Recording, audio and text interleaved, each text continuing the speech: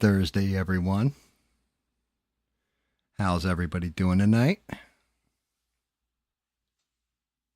I already got Sheree in the house. Greatest mods on these interwebs.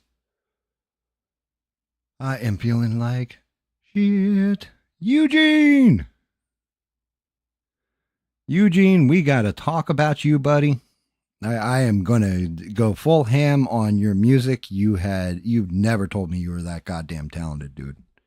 At first I was like, yo, is this all AI or something? And I realized I was like, no, it's not. He is making this music. The pictures in the background, everything else, the way some of the video lines up with the music, fucking fantastic job, Eugene. Definitely anybody out there wants to check out Eugene's channel. Right now, Sheree's driving. Whenever Sheree gets done driving or doing whatever Sheree's doing, which is cool. We are going to definitely pop your fucking link up there, and I recommend everybody check out Eugene's stuff. I'm going to say this like 3-4 times through the show. Eugene, I was like, I have an announcement coming up later in the show. I've already discussed it with a couple people, and I've actually kind of mentioned it on stream. But yeah, Eugene, I might have to partner up with you for background tunes, stuff like that. Just amazing job, dude. Amazing. Oh, never mind. I forgot. Greatest mods on the internet's one hand on the wheel, right? Probably like driving at like 85 miles an hour, just zipping through traffic and everything else. And flat out, she's just like, oh, Eugene, yeah, here's his link right here. Right here. And like I said, I'm going to shout that out a couple times through the stream. Try and get Eugene up a little bit higher in his subs or whatever. Hopefully he surpasses me because, man, his music is decent. I was happy to be his 50th sub, it looked like. I don't know if that's accurate or not, but yeah. Yeah, absolutely.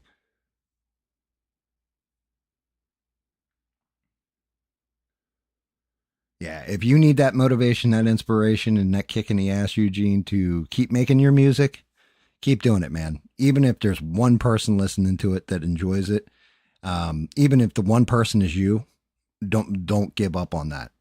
Don't give up on that. If you love doing it and it's something you're all about and you're enjoying, then do it. Yeah, you do it, and you just keep doing it with whatever quality. You're not, there's plenty of times. Remember, there's a reason I list some of my video, or not even just. It's not really the stream or anything else is listed as a fail, other than the one we tried on that Friday, and that was just it was bad. Everything that could go wrong went wrong, and everything else. But if I paint something and I don't like it, I mark it a fail, right? Because I'm honest. Like, look, I fail. Because my whole thing is showing that anybody can do this stuff, basically. And yeah, I 110%, if you're not happy with the song, you're not happy with the song. Maybe even throw it out there anyway. Somebody might be happy with that song. What's up, Bubba? How are you, bud? Yeah, I guess I should do away with my logo now and get it back to that point where I go, here's the thing. Now I have a slight problem. For the past 2 days, my hands have not been working right.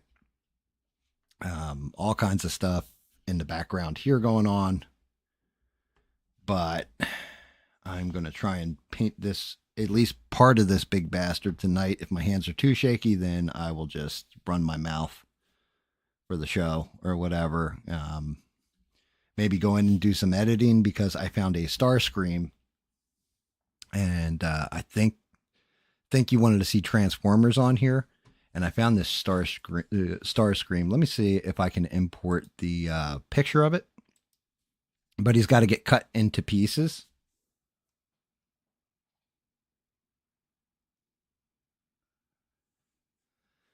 And let me see if I can find this. I thought I took a screenshot of it for some reason. But yeah, I'm going to cut him down so that I can do each individual part because it comes out as one piece. Let me blow that up real nice and big so it's on screen. And I'll just put it up here temporarily. Here we go. So this is the Starscream I found. I found a model of it. I don't know who did this. I'm going to have to give the creator credit. It's an amazing sculpt to it. Starscream landing, like looking like he's about to blast somebody. But I figure if you look at the wings, I'm going to have to cut them off individually. Then go in and cut each arm off, cut each leg off, cut it off right around the blast port where the fire's coming down, and create links between everything. Put in stuff like that's the whole thing. Well, that is the whole thing. With the thing, I had to do the same thing. What's up, Stevie-O? Good to see you, brother.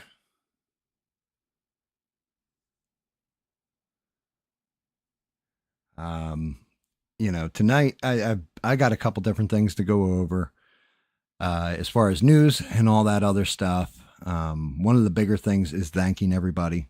I'm not going to lie, saying thank you to a lot of different people, and it's going to be a little sappy there. Don't worry, I'll return to my normal asshole self after. But in the interim, there are quite a few people that I need to say just a thank you to, including every one of you guys who are tuning in. But yeah, so this is the Starscream. And then basically what's going to happen. Let me get rid of that completely real quick. Remove. Yes, I'd like to remove it. All right. So the thing was all one solid mass. And then I actually use a program called Blender and had to cut the pieces apart, put these connecting pieces on. And that's what I'm going to be doing to the Starscream too, so that I can tear it apart like so. Makes it much easier to get in like here on this belt line, the ribs, everything else. It's a pain in the ass if I don't cut it apart first.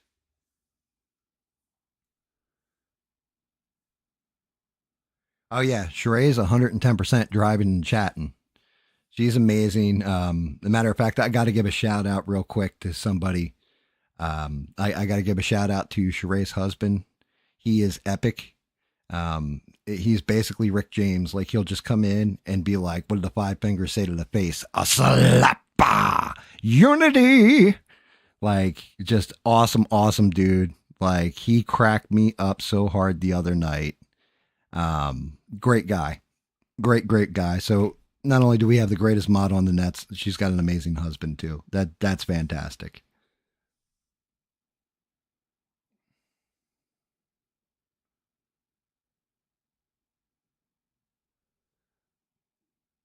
Yeah, Bubba's always tripping.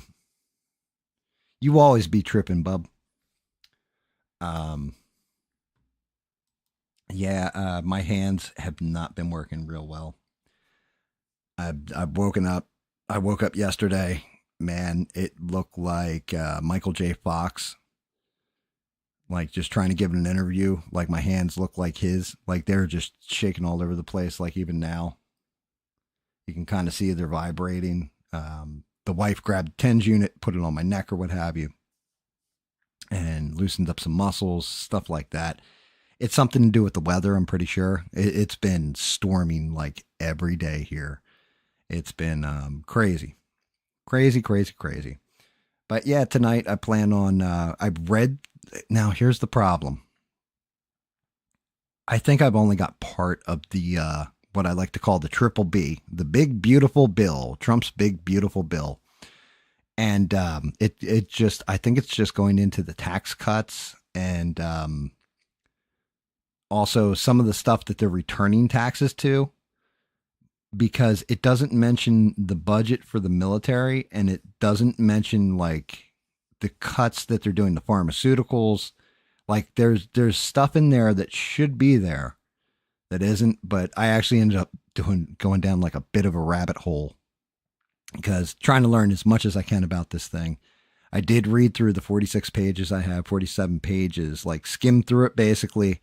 I was like, okay, that makes sense. They're doing this, that, and the other thing.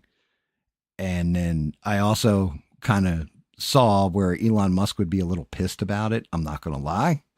But I also think he's pissed for other reasons. And yeah.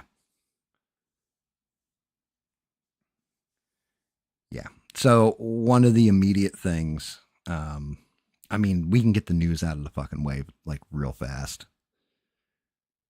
And I'll wait and see if my hands are stabilized, and then I'll start painting or what have you. First things first, like I said, again, shout out to Eugene. I went and checked out his channel. Fantastic.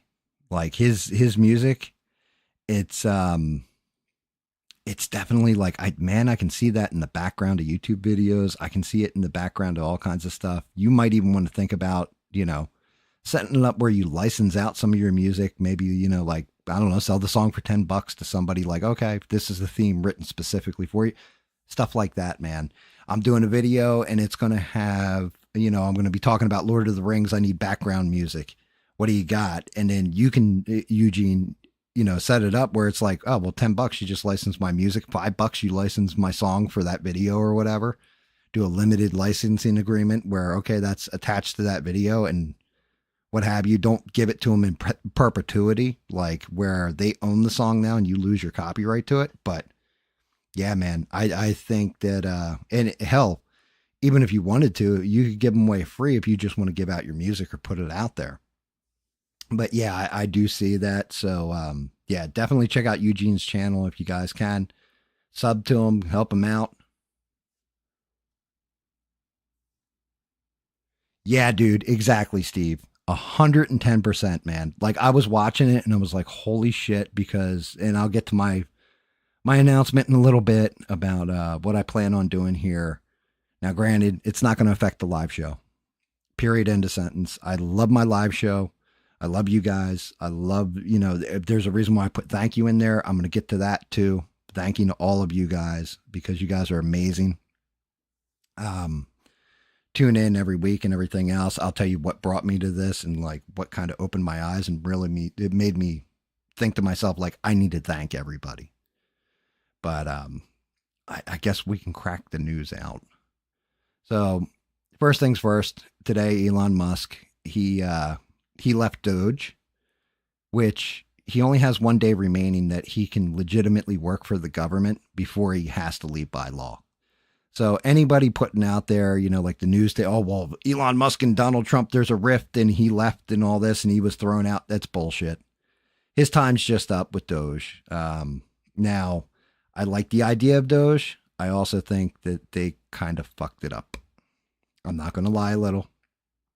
I actually think it cost Elon more money to do Doge than he saved us, because originally it was supposed to be 2 trillion cut off, and then it went down to 1 trillion, and then it was like they announced 400 billion saved or whatever, but between the court injunctions and everything else against them, it's about 150 billion. Now that may sound like a lot, but when we're 35 trillion in debt, it's a drop in the bucket. Like, it was mild at best. So they've got a lot of work to do to get to that 2 trillion.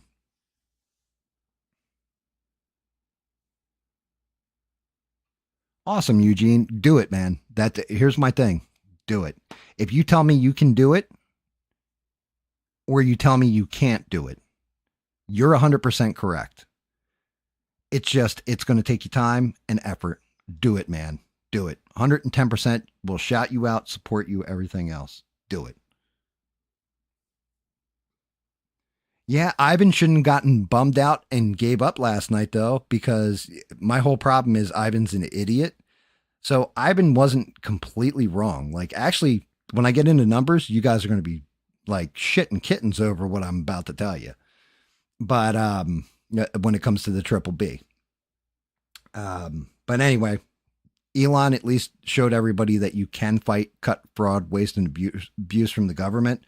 But the bureaucracy is brutal. And he bit off more than he can chew and didn't realize just how hard the swamp fights back. I think that was Donald Trump in his first term, too. Of course, we got the Macron story with his wife's like mushing his face, like smacking him. This is what cracks me up about it. So, of course, that all went viral. Macron's, I guess, PR people came out and said that that was a Russian deepfake at first. Like, what? What do you mean that's a Russian deepfake? Like, it was bullshit, like complete bullshit. It got proved to be, his PR department failed on that one. Like, oh, well, no, that didn't really happen. It was just Russia used AI and made it look like his wife pushed his face or whatever, or his husband or whatever the hell that, Brigitte is. But no, that really happened and everything else. Nobody still knows why. But anybody who says that's Russian disinformation, tell them to go pound sand because you know the truth. And yes, you're right, Steve. Doge didn't really do anything. Like, it exposed certain crap that can get cut out. But when it comes down to reality, you need, and I don't know which department it is, but there's one that works with Congress that actually goes line by line through the budget. And in order to make meaningful, serious cuts, they need to go line by line through the budget and go, what the hell is this even doing in here? Cutting it completely out of the budget and lowering the budget. They need to cut the budget off of our government. Our government is a monster that's just growing and growing and growing. Honestly, I was hoping it was going to reduce under Trump, and I can understand the thinking of Donald Trump when it comes to this kind of stuff, but it also doesn't compute to me because if ifs and buts were fruits and nuts, we'd all have a Merry Christmas. I think the saying goes. Um, but yeah, so we have that going on. The Macron thing, right? Ben Shapiro. No, actually, I'm not even going to get to Ben Shapiro, just yet. Let me see.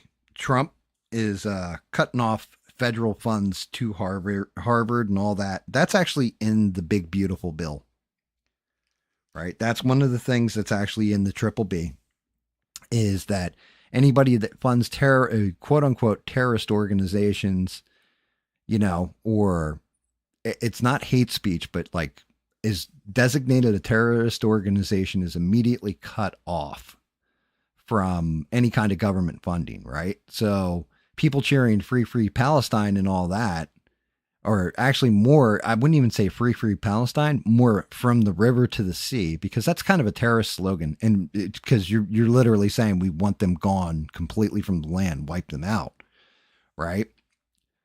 And I think people chant that don't even know what the fuck they're talking about in most cases because it's like what river, what sea, and they can't even tell you. But yeah, it'll cut funding to Harvard or what have you, but it'll cut not just Harvard, a lot of other institutions. I think this is a dangerous thing in the BBB, to be honest with you, because when we look at it on its face, it seems good, right? Like to me, it seems like you're saying, hey, look, we're not going to support terrorist groups, all this kind of stuff. The problem is who designates a terrorist group? So let's say the Democrats take control, right? Let's just say they take over next election cycle. They turn around and they say all MAGA supporters are terrorist groups. Well, then the government can pull funding from everybody that has supported Trump, MAGA flag, whatever. Oh, no, it's a terrorist group. We're designated a terrorist group. It's a dangerous slope. Like you may have done it for good intentions, but you have to look at the way laws and everything else that you're putting in there can be used against you. And I think it's an oversight on his part to think, oh, well, we're always going to remain in power. Like, okay, if it's one party control in a monarchy, that might be one thing. But when it switches back and forth as frequent as our government does, that's a dangerous thing, especially because just think about hate speech, all this kind of shit. You put in there a terrorist. Okay, well, you know what? They're not insurrectionists anymore. They're terrorists. So because they're all terrorists, we can take any kind of, oh, you got funding going to your business? Sorry, we have to cut that off now. They can screw a lot of people with it.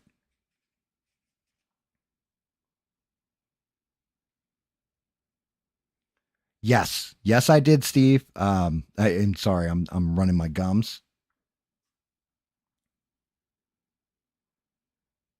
with a picture of their families and says tread lightly.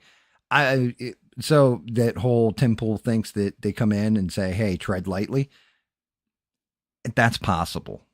And I will talk about the Epstein thing because that just happened today with Dan Bongino. And honestly, I feel much better after watching him that he's telling the truth. Like, I think he's actually telling the truth. Now, if they altered the information before they gave it to him, that's one thing. But I do think he's actually telling the truth. I'll get to it, though. Let's see. There's no way you get the access Tim Pool has without being on the take.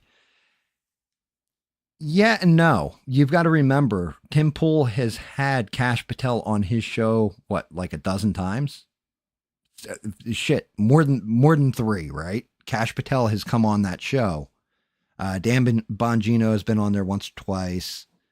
A lot of, even Donald Trump was on there once, like maybe for 15 minutes, but he was on there once. Don Jr.'s been on there a couple times. So Tim Pool actually does have, and he's actually been in that guest seat in the White House press corps. So Tim Pool does have some access to the White House, even if it's low-level access, but he might also have a direct line to Kash Patel, like, yo, Kash, what's going on, or what have you. But yeah, at the same point in time, remember, this is the same cat that has been screaming civil war for how many years that basically, yeah, we're in a civil war. We're in a civil war.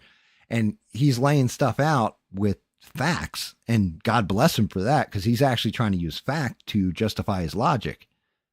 The only problem is you have to, it's a soft civil war. It's a cultural war. It's not an actual civil war. And, you know, because he likes to use the example of, well, you know, Antifa killed a Trump supporter out in Oregon and all this other stuff, blah, blah, blah, blah, blah. And so there you go. There's one enemy combatant. Yeah, no, I hate to tell you this. Living in South Kakalaki, where the Civil War actually started, it was a fucking massacre. It wasn't just one dude dying. It was a lot of people dying, including the people that came to watch that day. But yes,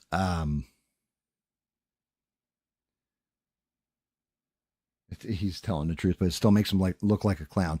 So the whole thing is, the one thing that Dan Bongino, I watched the interview today, and what made me feel better about things as far as he and Kash Patel go. Kash Patel, like, one, you can't tell everything. Like, you can't go in there and go, here you go, guys, here's all of it, because that's just not how our government works. I wish it worked that way. I wish that was the way shit went. But you can tell they're like investigations, Congress, all this other stuff. Like the Epstein list of the actual, his client list. That's what people want. And I still have yet to see any news organization go say to him, like, look, we don't give a fuck if Epstein actually did kill himself or didn't. I don't care about that. We want the list of names that they were selling to. And we'll never get it because, I'm not going to lie, probably some of your heroes are on there. You know what I mean? Like, people you thought were really good people are probably on that list, and that's why they're not releasing it.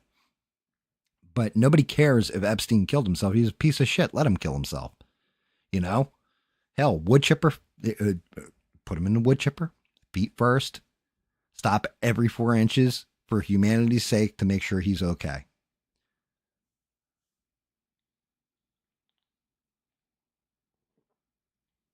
It's just the way it is. Some things will never change. Yeah. So, but Dan Bongino said this. He goes, I don't want you guys to take my word for it. I don't want you to trust me. I'll show you what I'm looking at, and you decide for yourself. But yes, he says that there isn't Epstein offing himself, like actually doing the act, but it is the time frame from him going into a cell by himself up until they found him, apparently. So I guess the cameras that were on the cell are dead, but him going into the cell or whatever. Now I want to see the camera myself. See if you can see the entire lane going all the way down. Not going to lie to you. YouTube has a feature right now where if I play copyrighted music in the background, they can digitally go back and digitally erase it. I've done it with video editing. I can go back and digitally erase myself, my background, whatever. What our technology's there. So maybe they erased somebody out of there and handed them like, here you go. Here's the file on this. Here's the actual videotape. I don't know. I can't tell you, but I can tell you it's whatever Dan Bongino has seen. He honestly, earnestly, I believe he believes whatever he's looking at is the truth.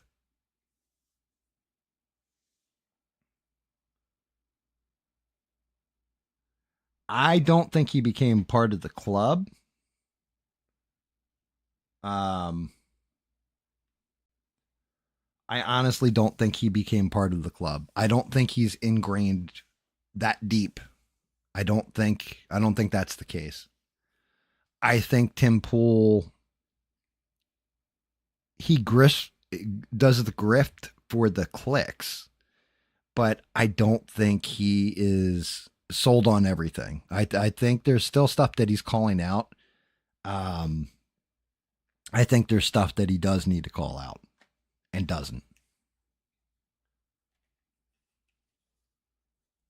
And Steve, you're not wrong. It could be AI, right? Like I said, dude, I work on, I can take my old laptop, which is like 7 years old, and I have a program on there, and I can use that program and I can digitally erase stuff in the background and patch it so that you didn't even know the person's in the picture. There's people that do that with Photoshop all the time, and they have no budget. They have no, you know what I mean? Like, I'm not rich, I'm not wealthy. But if I had the, I don't know, a couple $1 billion from the government, I'm sure I've got better software that can just do that shit for me with 2 clicks. As a matter of fact, back in the day, there's an old movie, and I can't remember, maybe it was Mark Harmon in it, but it had, oh God, what's his name? Sean Connery was in it. And they had like this videotape where it was called The Presario, and they were chasing this murderer, and they had the videotape or whatever. They got the videotape to this chick who does special effects or whatever, and she looks at it, brings it up, and then basically she's like, "Oh no, right here I can see the digital dust on it from where somebody went and changed the face that you're seeing on the reflection." And then she actually fixes the face for it.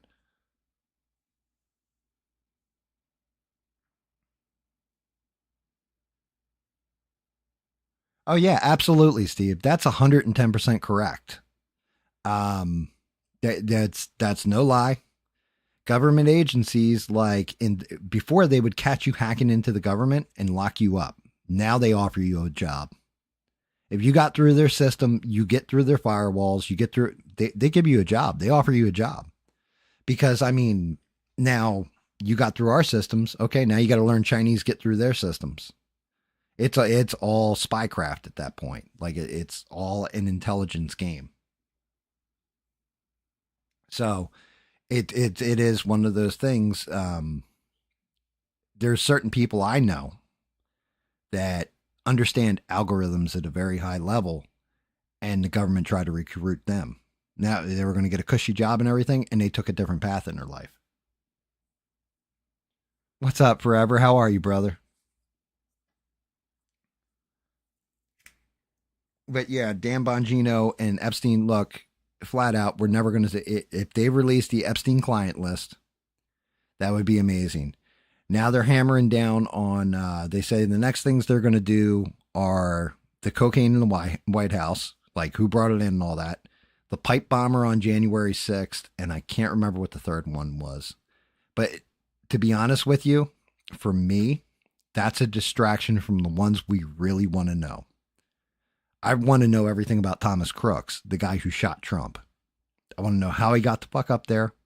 I want to know how there was so many security failures that this man was able to get on a sloped roof, a slightly sloped roof, get off that many shots, you know, kill people in the crowd, wound Trump, cut his ear or whatever with the bullet, whole 9 yards. How that seems to me like, well, that's still fresh. That shit just happened. So how are you not coming out with that information like lickety split, you know? How are you not releasing like a manifesto and just getting to the bottom of that one? Because that one is happening right now. Instead, you're going back to the stuff that they shut down the investigations on, reopening the investigation. And yeah, I'm sure they are getting leads and they are trying to get to the bottom of it. Would I like to know about this stuff? Yes, I would. Is it as vital to me as an Epstein client list or anything that is like, look, here's the definitive JFK. This is who did it. No, you're throwing shit out into the American public and people are picking from it and choosing from it what they want to believe. Hello, Devin. How are you? So I'm going to get Devin some popcorns. Yeah, he's always been talking about that pipe. I want to know about the pipe bomber. Well, that's great. That shit's super important to you. I want to know why the Secret Service failed that day.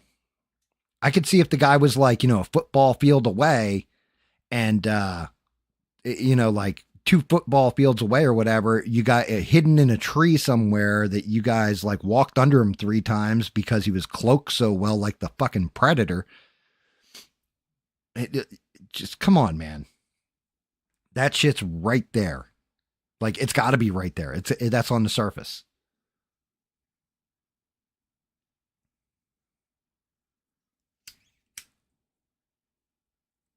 Give me this. Give me the ones like, okay, the cocaine in the White House. Think that's kind of important because say that was anthrax in that bag, not cocaine. Somebody was able to smuggle it in that close. That's a dangerous precedent that somebody was able to get into the White House with that shit. Now, granted, after much thought and everything else and deliberation, I said this to Steve last night. I think it was. I think it's legitimately. It's probably Zelensky's cocaine, and he brought it there to kind of honeypot Hunter, like go get high with him, because Hunter had all that influence on Joe and was so close to him to help get more money to Ukraine. Like, I think it's some shit like that we're going to find out with it.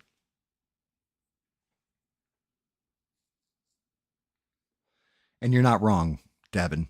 The whole thing was when it became clear that Joe Biden was going to be able to beat him at the ballot box, they knew their backup was Kamala Harris. At that point, you kind of need to eliminate Trump any way you can. And yeah, you didn't. Like, you failed. You failed twice. Yeah, Steve, I can't. Maybe it was NKM I was having that conversation with. I thought it was you for some reason. Shout out to you, Steve, for promoting the channel too in the live stream last night. That was hysterical.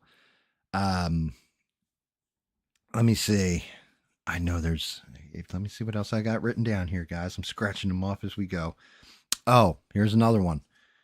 So Trump and Rubio has been doing like 5 different jobs or some crazy shit like this. If he looks tired, there's a reason he's tired, right? But Rubio basically announced there's 350 people at the National Security Council, which is actual deep state, like neocon, start wars shit. Rubio is cutting it by half at least. So we're talking 175 people out of it. That's awesome. You're cleaning the swamp, right? Here's the catch. If you read further in the article, apparently they're going to put them in different positions. So you're not actually clearing the swamp at that point.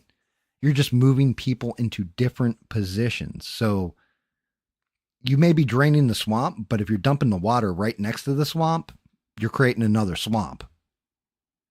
So it's good, but it's bad.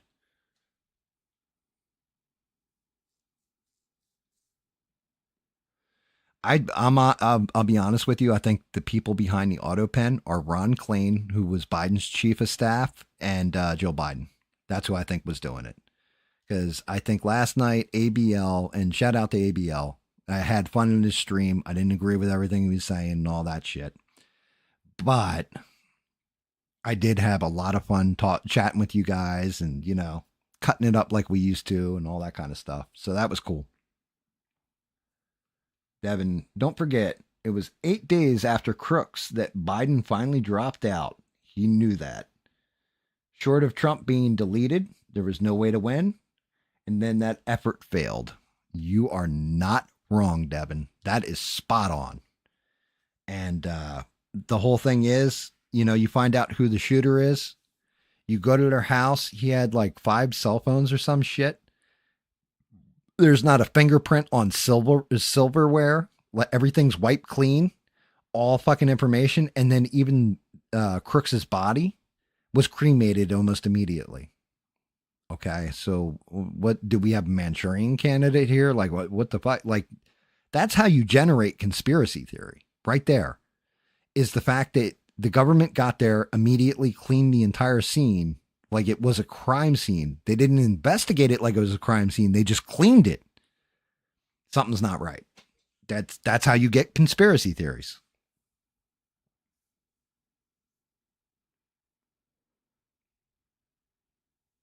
Yes, you have to hit all messages if you want to see the good shit on your phones, guys. Um, I think what do we got watching? Looks like 80 you guys. I'm going to take a break from the news real quick because this was something I wanted to say right off the rip, but I wanted to make sure everybody was in here, or a good chunk of people were in here. Usually we've got anywhere from 8 to 20 people watching, right? At this point, I'm a small channel. I've been doing this for less than a year on these lives. I have videos going back like 2 years or something like that, but I took a whole entire year where I didn't put anything out. And I started doing these lives because, in a Discord with Devin, Bina, Sheree, Mister, I said, yeah, I feel like I should live stream and I could paint my stuff and all this. Six was another one that was in there with us. And all of them said, yeah, do it. We think it'd be great. I don't know what your voice even sounds like. At that point, nobody knew what my voice sounded like. And they're like, do it. And I launched the first one. I figure I'd give it a shot.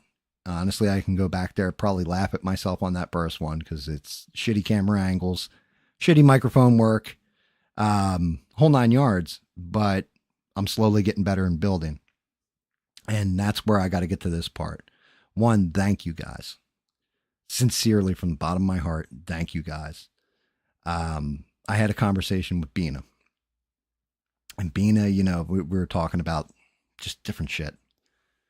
And Bina said to me, she goes, I work 2 to 3 jobs, kick my ass at work, and I take my spare time and I log in and I listen to you to relax, chill, and forget about everything going on for a minute. Sheree said to me, look, because I told her, the second part of this announcement, the thank you and then the announcement or whatever. I told her what I was planning. I told Bina what I was planning. I told my wife first before anybody else. Because, I said, what do you think of this idea? And my wife was like, yeah, you need to do it. I believe in you. Bina said, I believe in you. Sheree said, I believe in you. Right? Thank you guys.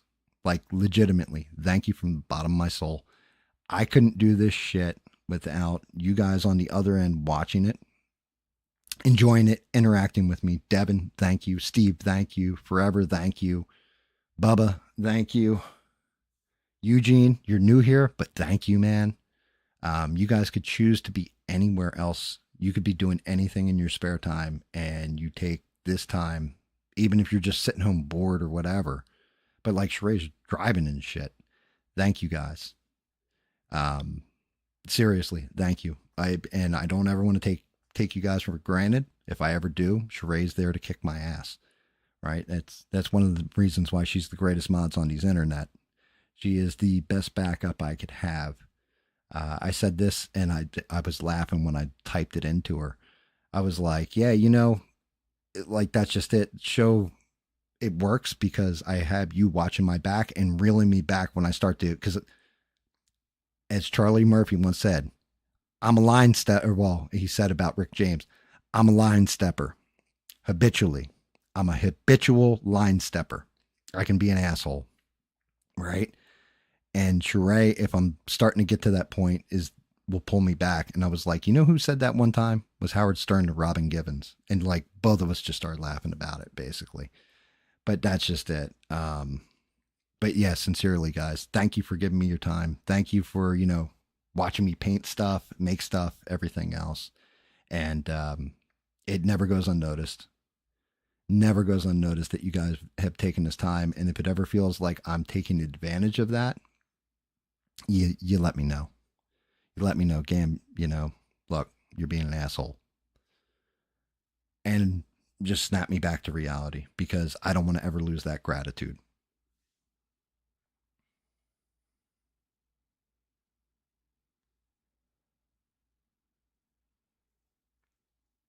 Yeah, Devin. It hasn't been a year yet. It's been 8 months. I looked at the lives, like how far they go back, and it looks like it was either ass into August or early September was my first live stream. So we're coming up on it. And yeah, time flies. The older I get, the faster that shit goes too. One day there won't be a GAM to talk into a microphone or paint shit or, as I like to say, talk shit and paint shit. Um,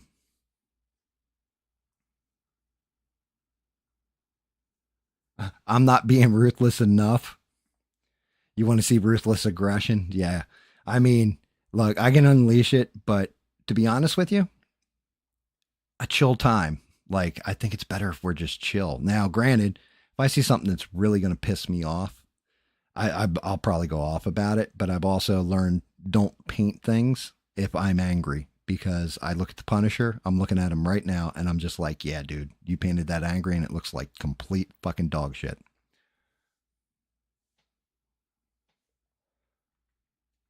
But yeah, and shout out to Beans because the way she put it to me, like, honestly, I like it hit me in the feelings. Like it really did. I was like, damn. Like I didn't even think about it like that, you know? That you're using me as your downtime. But that kind of goes into the other announcement, which I have in the works and I'm working on. I still have to do graphics for it and everything else.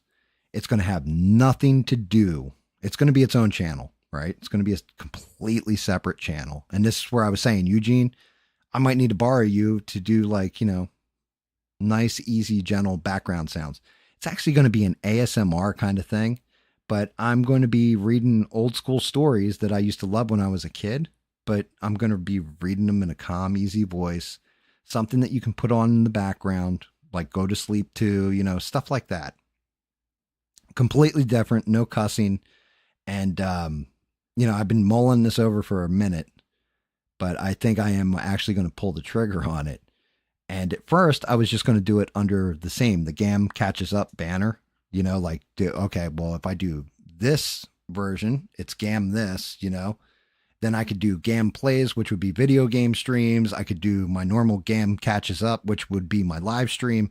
And then I'll do this other project that I'm working on. And Bina is actually the one who fucking said it to me best. She goes, you do realize the moment that you put that out there and you kept it under the same banner that some liberal would be watching it, like some blue-haired chick would just tune in for the story or whatever, then go, oh, let's check out one of his live streams, and you would get fucking canceled. They would like flip out on you and I was like, oh yeah, that's a good call. So it's got to be its own thing and separate from this channel, but I'm just letting you guys know I'm working on that on the side too. Like that's another project that I'll be putting out. Oh, I know. When she said it to me, I was like, oh yeah, you know what? You are not fucking wrong. Cause the whole thing is, it's not even like I'm a huge Trump guy. Cause I'm 2 seconds from taking the piss out of him over this big, beautiful bill and all this and giving you guys some actual hard data and getting into that. But, I'm not a hard Trump guy. I'm just right in the middle on everything. Like I am. I'm kind of middle of the road. I feel some stuff I lean left, some stuff I lean right. Call out different things, what have you. Like I just call balls and strikes. Like I call it like I see it. You can disagree with me. You can agree with me. It's all good. You guys are all entitled to your own opinion. We got First Amendment. There's a reason. And I actually believe in the First Amendment. You're sitting there and you tell me, oh no, Gam, you're wrong on this. I'm not going to silence your voice and ban you from my channel, right? I want to hear your voice because maybe you're going to say something that's going to influence me. Maybe I'm going to listen to something you've got to say, take it to heart, and do better things because you guys interact with me and say things. If you tell me like, look, man, like, here you go. Here's an example. When I started out, my camera angle was, and hopefully I don't knock the camera down, was about up here like this and down like this the entire time I was working, right? Couldn't see shit when I was painting it. Camera got low, camera got even like this. Why? Because now you guys can actually see the detail on the figure, the detail on the painting. If I'm fucking up, if I'm not fucking up, whatever. The background is black. It used to be white. Why did all these things change? Because different people said different things to me. Bina's one of it, like, God bless Bina. She's one of them that said, look, can you do multiple camera angles? I said, hey, let me see. And I tried hooking up multiple cameras. I didn't like the way it looked. I didn't like, I'd have to adjust lighting for each shot, the whole 9 yards. And I didn't really like it. But I did move it lower and got it more even. The background, the white was reflecting so bright into the camera that you couldn't see what the fuck I was painting. So it's just little things, but different people suggested different stuff. And because you guys suggested different stuff, I was able to change and fix it. It's the same thing with the, I'm not going to lie. I stole this chat thing from actually ABL. And I did it because if you go back to one of the videos where something happened and for whatever reason I lose the chat, the live chat doesn't turn on.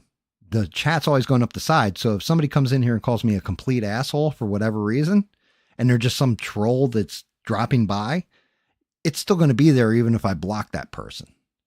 So there's always a running record of the chat because I don't want to silence anybody's First Amendment right. To me, that's embarrassing. I can't say that I'm absolutely for the First Amendment if I'm not protecting the speech that I don't like.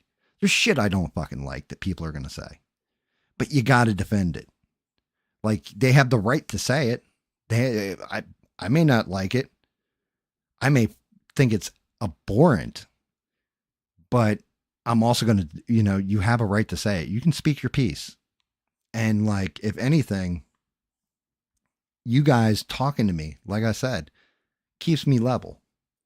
Having Sheree, knowing that Sheree's there, like if I start to go the fuck off and Sheree's like, Gam, dial it back. I see that in the chat. I'm going to dial it the fuck back because she's my voice of reason.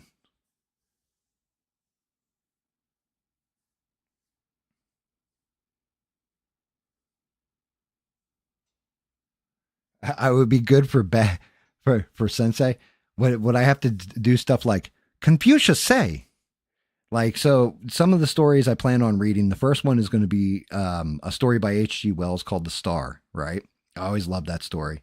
I've got some old books that people probably like, shit, I looked up the one book. If I were to buy it on like eBay or whatever, it's like a $500 book or something that I used to love when I was a kid that got banned out of schools. I'm going to be reading stories out of that one. I plan on reading like The Art of War by Lao Tzu because I always loved that.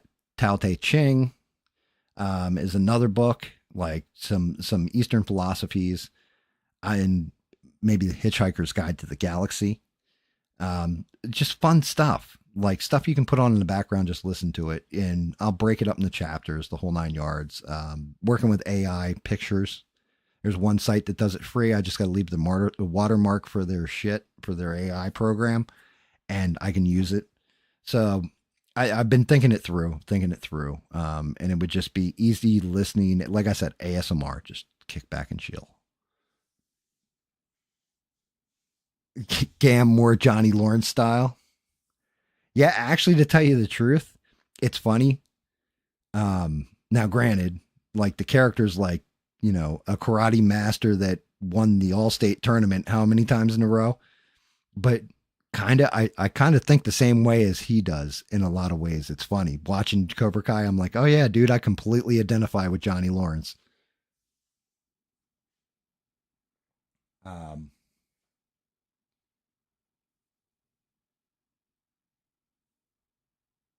Wait, Devin, is it a happy birthday time? Happy birthday to Devin. Happy birthday to Devin. Happy birthday to Devin. Congratulations, you're 25.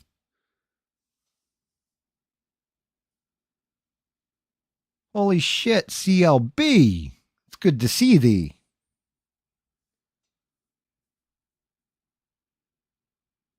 Yeah, I mean, so the whole thing is, if it goes back to forever, you're saying like kick $20 to Google AI or whatever. There's plenty of programs where I could kick them money, but why when there's free ones that do shit pretty good, you know? And I don't need anything super intensive. I just want it as a background picture or what have you. Stuff like that.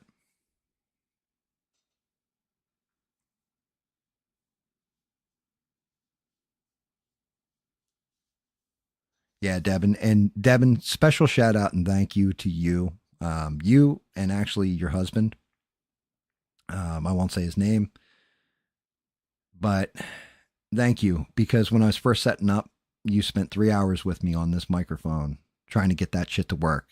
And it was like one of those old cell phone commercials.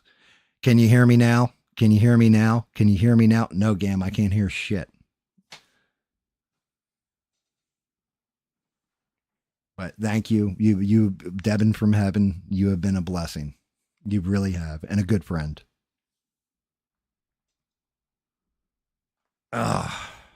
So before I go, I'm like trying to wrap up the news here or what have you. Um, so yeah, where the fuck was I on my news? Let's see, what was the last thing? Oh, Rubio cutting the National Security Council, but just moving them different positions. So basically, eliminating the swamp but keeping the swamp at the same fucking time, right?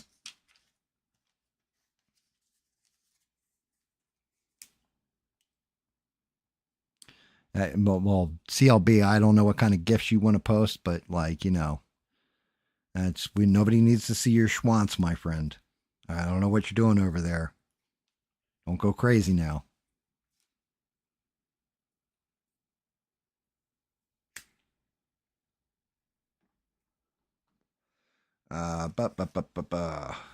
Actually, I can go into that.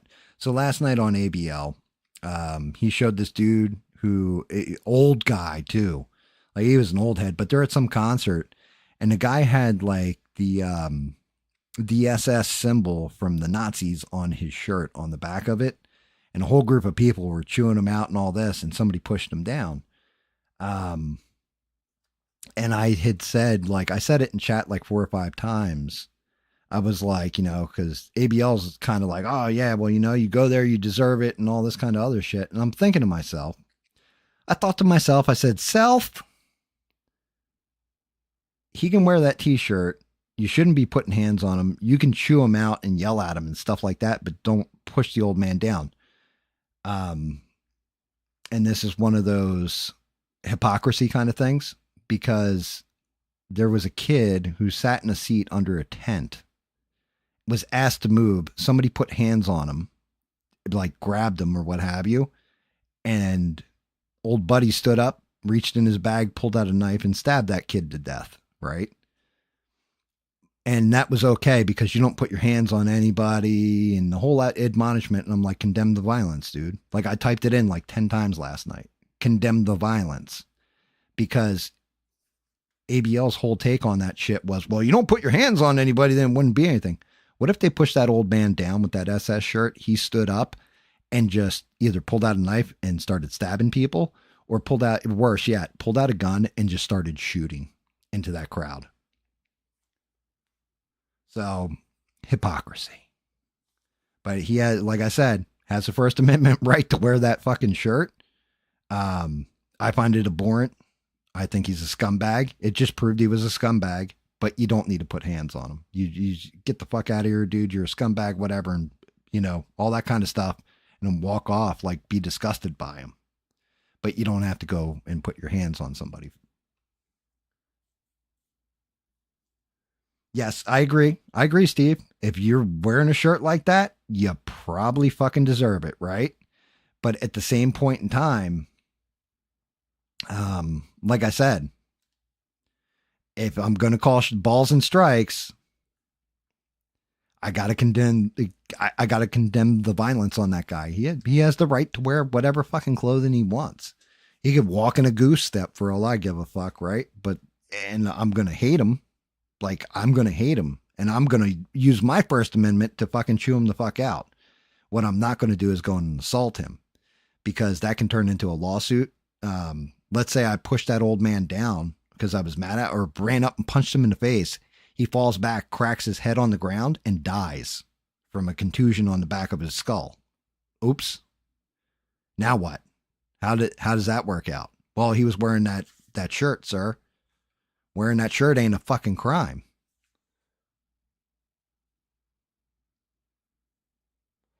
That was the whole thing I saw too. At first, I thought it was something like that, Sheree, like Kiss's SS or Slayer, right? Like Slayer used to have a skull shirt with the little SS symbol on the thing too. Not because they're into Nazis, but it's just an aesthetic. You're not wrong, Steve. I agree with you. You're not going out and looking for you're looking for either you're looking for to either start a conversation or start trouble or whatever. You know what I mean? But at the same point in time, okay, and I'm going to play devil's advocate here because I don't own any Nazi fucking shirts. Shit, my grandparent, my grandparent, yeah, actually, my mom's side and my dad's side both fought World War II to kill those fucking goose stepping, paper hanging bastards, right?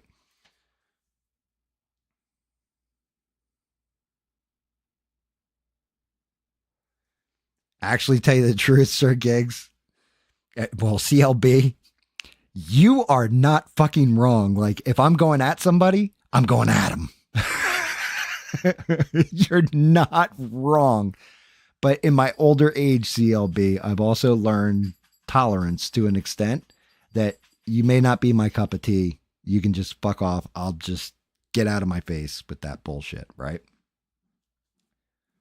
Um, because a lot of the swastikas that they hung up in the streets and stuff like that, they were all on posters and stuff. That's why I call it paper hanging.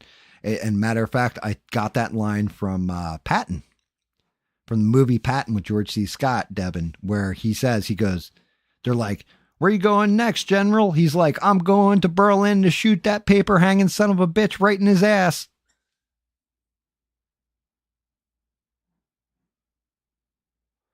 But here's the thing, Steve. Now, you have a bunch of people at a concert, and a guy shows up in a MAGA shirt, and those people do treat him the same way they just treated that guy, right?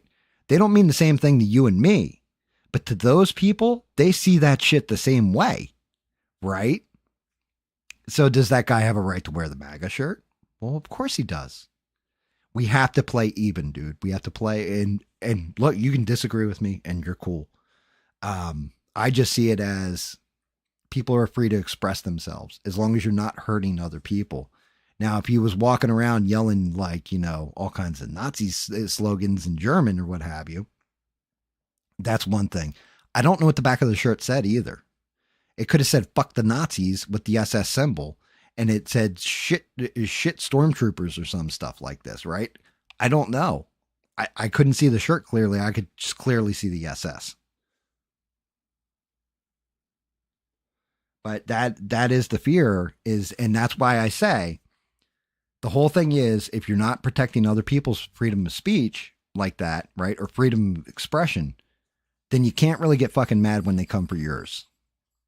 Because eventually it is going to come around to you. They are going to find whatever shit you love and destroy it, like Star Wars.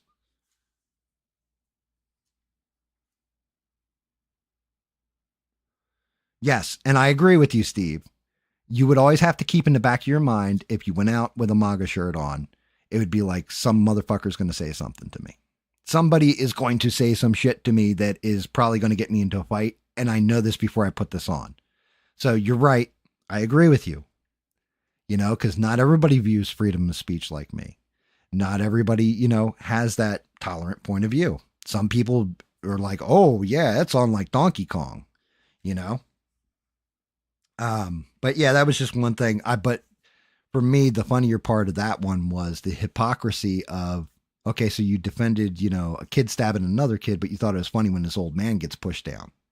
Well, you both did some stupid shit. Neither one of you deserved to, hurt a person or get hurt. That's just my opinion on it. What's up, Duke? How are you?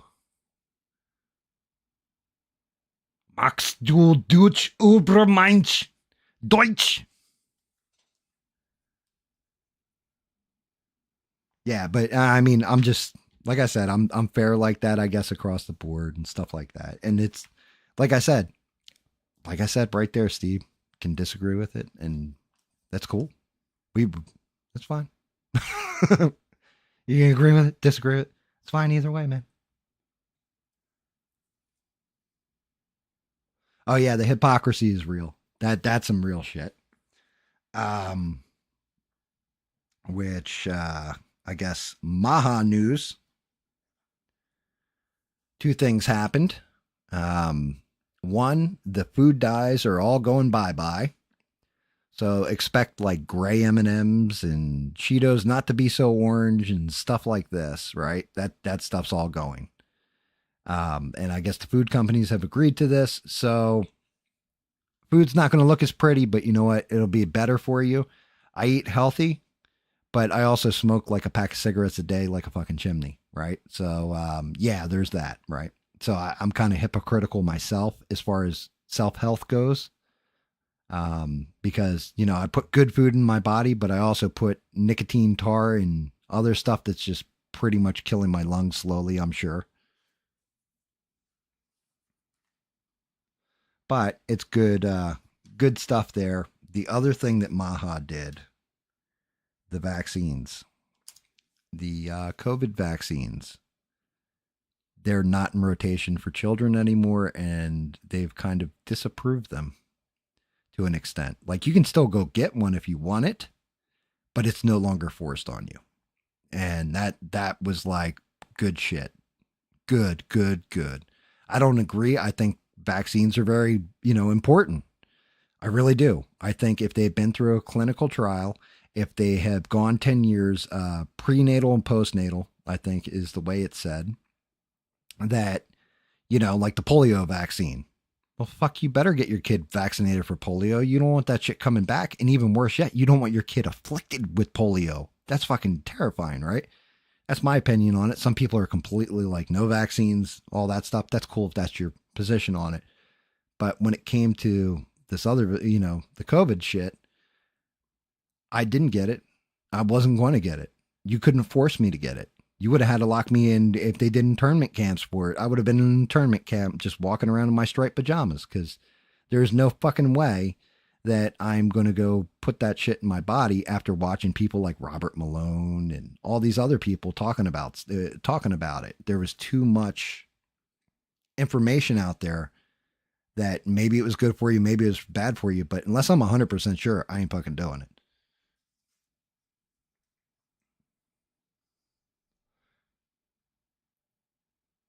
Yeah, I got to get on to Copenhagen. Nah, dude. You serious? I already rotted my teeth out with whiskey. Do you think I really want to fucking like do dip? I can't do dip. I tried once, just not my thing. I'll smoke my pipe is cut down on my cigarette intake. And I don't even smoke like the good green stuff through that pipe. I smoke actual aromatic tobaccos through it or what have you. But that cut down on some of it. Like I don't because I don't inhale the pipe. Like you just swirl it in your mouth and blow it out or what have you for the flavor. But yeah, I can't do dip. Just too direct. Same thing with the Zen stuff. Like almost made me throw up. Yeah, Zen. I know a lot of people use Zen. It just it makes me ill when I tried it. Like it was just too intense, I guess. Yeah, forever. That's that bullshit right there. You weren't even healthy enough to try vaccinating.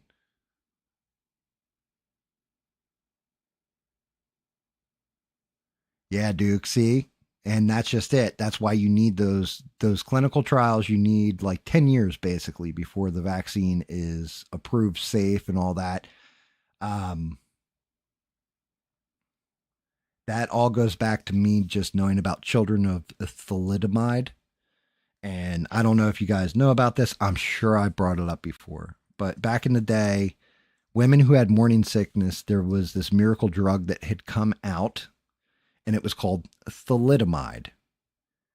And basically, they were taking it for their morning sickness, made them feel better, and then their children came out with birth defects in mass numbers. It's a terrible, tragic thing. I don't even. I recommend you reading the story on it, but don't look at the fucking pictures. Trust me.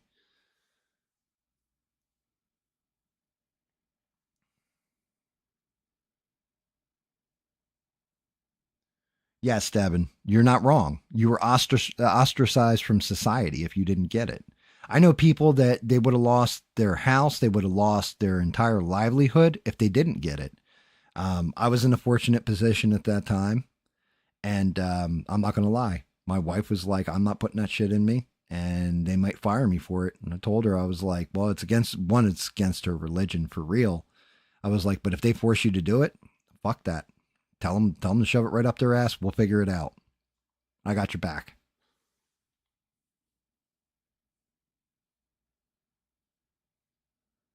What's up, Cataments? How are you? Welcome aboard.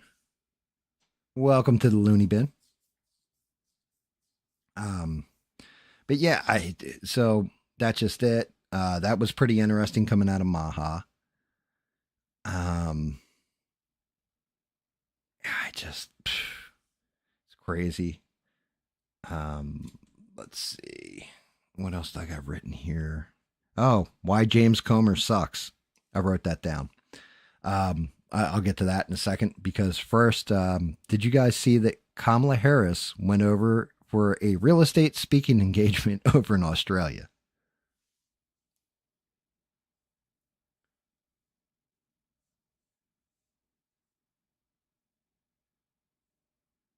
Yeah, but that's just it. Modern day, more people get lung cancer that don't smoke than do for some reason. So make that make sense. So she went over, and apparently there is videotape of every other speaker that they invited to this real estate thing in Australia, except for Kamala Harris. And then somebody actually got the video with the cell phone, and it was just one. I don't know what the hell it had anything to do with real estate, what she was talking about, but it was the typical word salad. She was talking about Obama, said he was like a student of history, and a student of history is one that knows history. And the history from that student's point of view is one in which we all need to fit together better, or some shit like this. Like it was one of those kind of things. And everybody in the crowd, nobody applauded. Everybody's just kind of like, what the fuck is she even talking about? But it's funny as hell. If you guys, want to Google the video or what have you, check that shit out.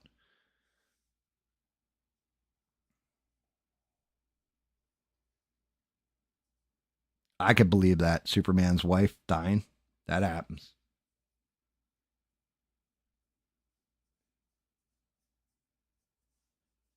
Oh, that's fine. No, I'm just Gam. I'm just that asshole who's talking shit and will soon be painting shit or trying to. Um, and then James Comer. Why does James Comer suck? Because he is back on Fox News and he's talking about how he's going after people and all this other bullshit and investigations and all this. I am convinced this son of a bitch does launches and wastes millions of our hard-earned taxpayer dollars doing these things, knowing that it's never going to draw to any kind of fruition, right? He was the one who went on Fox News and was like, we're investigating the Biden crime family and we're going to find all the evidence and we got all the bank transfers and all. He just went off about all this shit and how he was going to nail them out. And honestly, this man, like, he just, the only thing he found was his own ass with both hands. Like, that was it. He came up with nothing. Nobody was charged, nothing else. 3.5 years of investigations. We need to get the fuck away from it, get to actual investigations that are going to do stuff, or get shit done in Congress that is actually important, like cutting our government spending, balance the fucking budget, like come off this fucking witch hunt shit, because honestly, the American people already know that the family's corrupt. We already know. We just don't have the evidence. So you're not going to charge anybody with a crime. You're not going to screw anybody over. All you're doing is wasting our time so you can be on TV for a spot.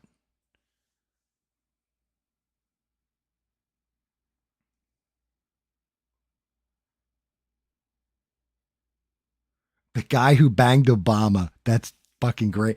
Yeah, dude. He was on Tucker Carlson, wasn't he? I think he went on like a Tucker interview. Anu, how are you, brother? Great to see you, man.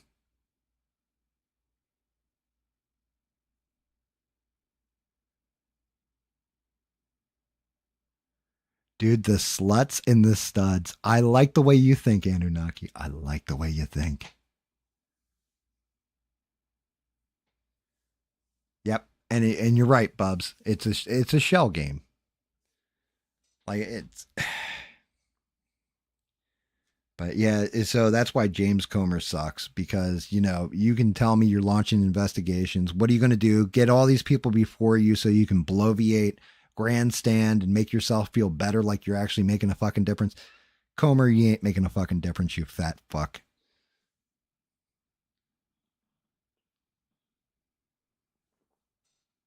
And yeah, Steve, he was. Because the whole thing was, I guess he thought, hey, they obstructed Trump, so I'm going to try and obstruct Biden.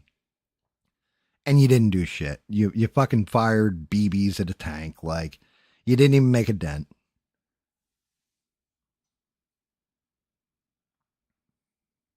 Well, it's the news part of it, Anunnaki. Then we'll get to the fun shit. You missed the whole part where I was, thanked everybody in the audience and, like went into like how grateful I am to all you guys for being here and watching me and hanging in there and all that stuff and supporting me.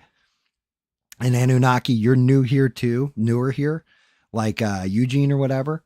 And I'm happy that you joined, and I'm happy to have the conversations with you. And thank you for your point of view to this show.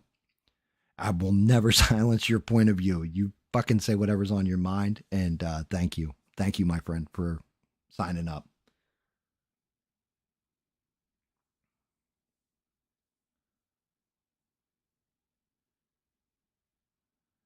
Yeah, CPAC. Um, so the last part of this bullshit, the last part of it, and like, I'm not gonna lie, guys, I'm sick of talking about it. I'm sick of talking about this subject, and like, I honestly felt like I shouldn't talk about it, and the more I thought about it, I have to talk about it, and I'll explain my logic and my reasoning with it. Um, so one, we're talking about hypocrisy with what happened on the show. Ben Shapiro is the biggest fucking hypocrite I've ever seen.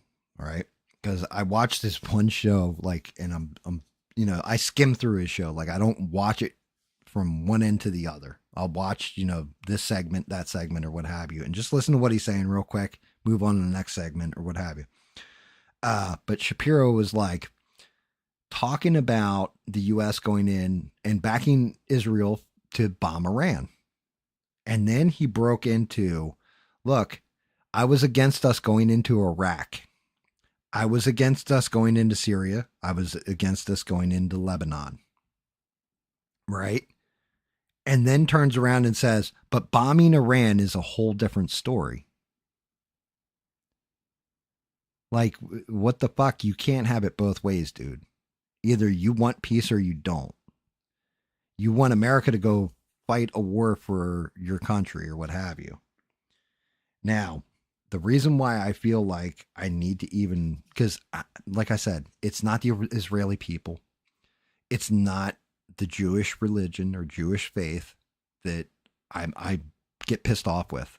I get pissed off with what their higher ups in the Israeli government are doing specifically. Starving people, all this other stuff. And, like I said, I was going to not talk about this, but then I thought to myself, everybody always says this shit all the fucking time. Well, if I was alive back then, I would have stood up against the Nazis and told them what they were doing was wrong. I wouldn't have gone along with it.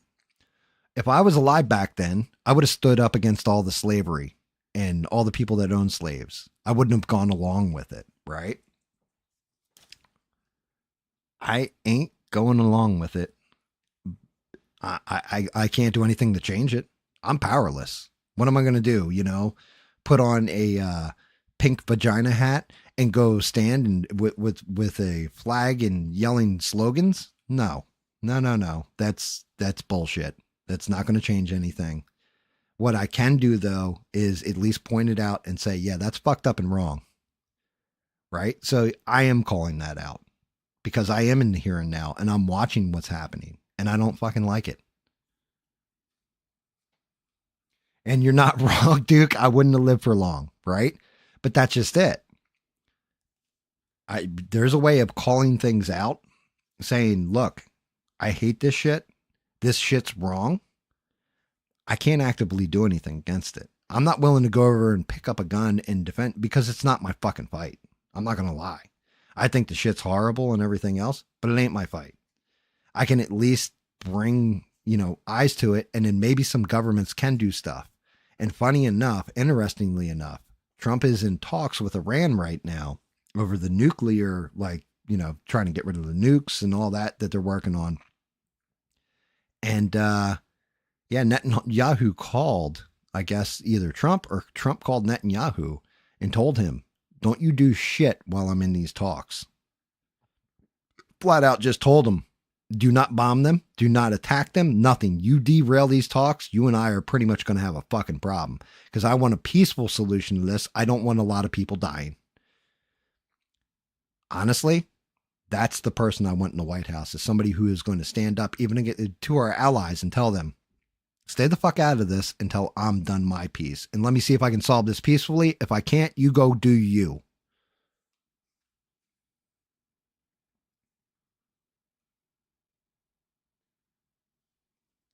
That's just it, Dev. So you're right. People can say that all they want, but those same people, are they actually calling it out? Are they actually seeing what's going on before their eyes and saying, yeah, this is fucked up? It's crazy. Piers Morgan has switched gears, right? Piers Morgan's now calling it a genocide. I'm not even calling it a genocide. I'm not going to call it a genocide. I think that, it's a land grab and they're displacing people, or trying to. I'm not going to call it a genocide. I think you have to annihilate an entire race for it to be a genocide for the most part, correct? They did that to some Native American tribes. That was genocide. They wiped the tribe to no one. There are plenty of Palestinians, native-born Palestinians, I guess you could say, out there in the world in different places. They're not all just in Gaza.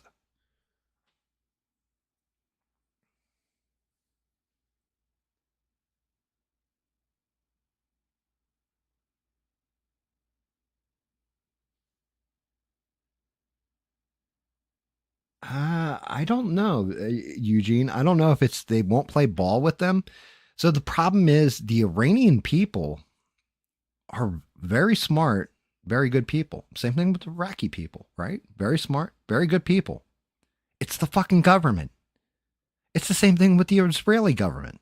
You got some really good people that are Israeli. Their government's fucked. It's the top of the government are kind of fucking batshit or warmongers or, we need to live by this ideology and, kill all the Christians or whatever the fuck, whatever sect you want to go with. And it's the heads of state that are the big problem. The bigger problem is we also know history has taught us that you go in somewhere and you take out and assassinate the head of that state. Something worse usually takes its fucking place, or even more destructive is it becomes guerrilla. Like it goes underground and then becomes like comes back at you, like Al Qaeda, ISIS, right? Those things were formed from different. They're like what Obama call what was it, Al Qaeda? Was it Al Qaeda or ISIS? He called them the junior varsity team. Only half your chats went through.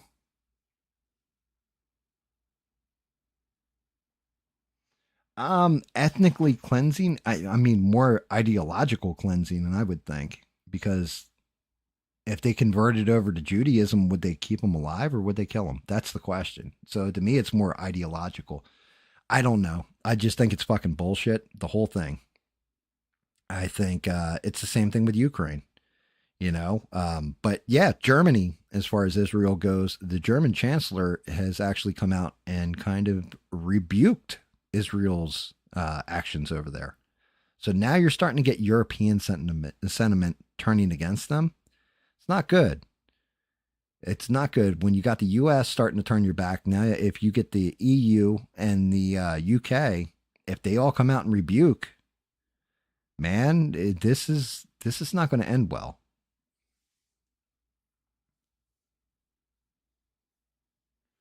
Yeah, I agree, Eugene.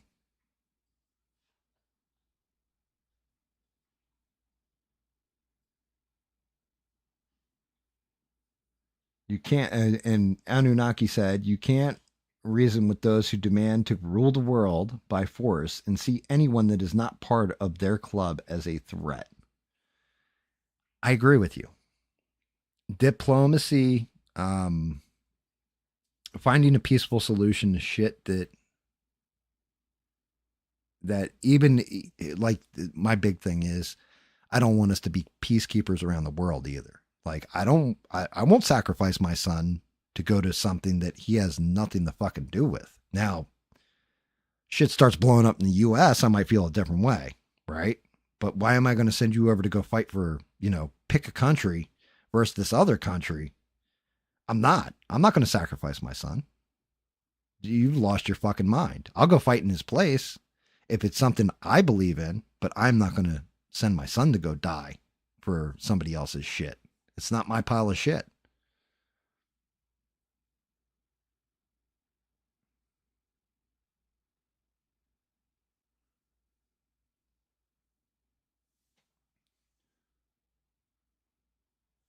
Like I'm not, and even I'll do you even one better. I'm not willing to sacrifice your son or your daughter to go die in some shit.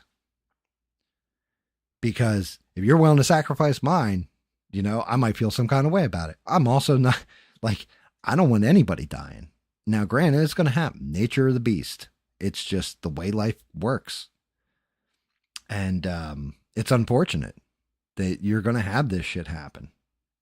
Clashes in religion, clashes in ideology or race or whatever reason somebody, goes to war with another nation, land grab resources, whatever reason. But there's usually a diplomatic solution. It's just a matter of we can get to one. Or in this case, our leadership, everything that Trump's shown me is he actually does want peace. The only thing that I can really call him out and call him an asshole for was I was kind of pissed he was bombing the Houthis, because it's like, yo, it's not even affecting our shipping. It's affecting China's shipping.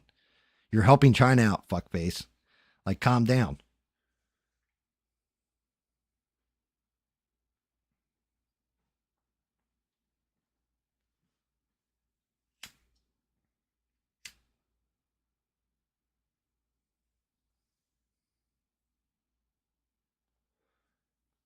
Um, yeah, I mean, I don't know if it was invented there, Anunnaki. I do know that if you look back, shit, they made an entire movie show and all that about a legendary slave who turned into a gladiator who led a revolt through all the slaves, and his name was Spartacus. And that shit was like in the Mediterranean. So I think ever since the beginning of the time, the strong have enslaved the weak to do the shit they don't want to do. The rich have done the same thing with the poor too in a lot of cases.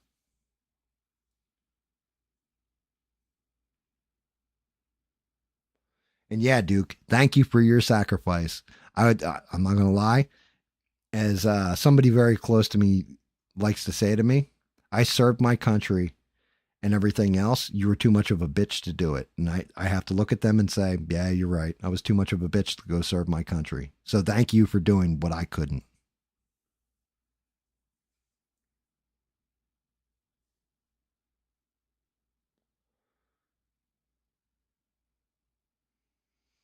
Um, Honestly, unless you're actual Native American, we're all imports to the U.S. Unless you've got like some kind of Native American trait, we're all imports. Whether you're white, black, Hispanic, Asian, you came here at some point in time, but the Native American people were already here. There was already people here. Now, how far back in that ancestry we go with it, I don't fucking know. I don't know. Do we go back to Neanderthals, Cro-Mags, and Homo sapiens? Like, how far back do we need to go?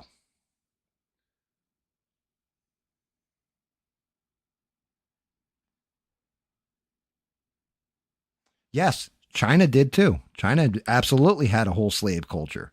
Hell, you had a whole serf culture where, like, I know Japan had it too. You had all that kind of shit. That shit still exists in places like North Korea. I know North Korea, they still have like an active slave trade where North Korean women that want to flee North Korea usually sell themselves into slavery to whatever country they go into.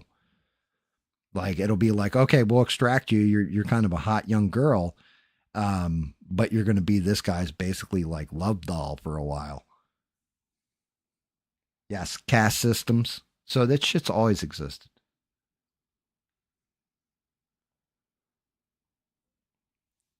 And look, we can all agree on this. Everybody is not created equal, right? Um, some people are going to be taller than you, shorter than you, stronger than you, weaker than you, smarter than you, slower than you. Um, you know, everybody's got their strengths, everybody's got their weaknesses, right? But I always look at everybody as an even, you know? Um, that's not to say like, like Jordan Peterson. Would I debate him?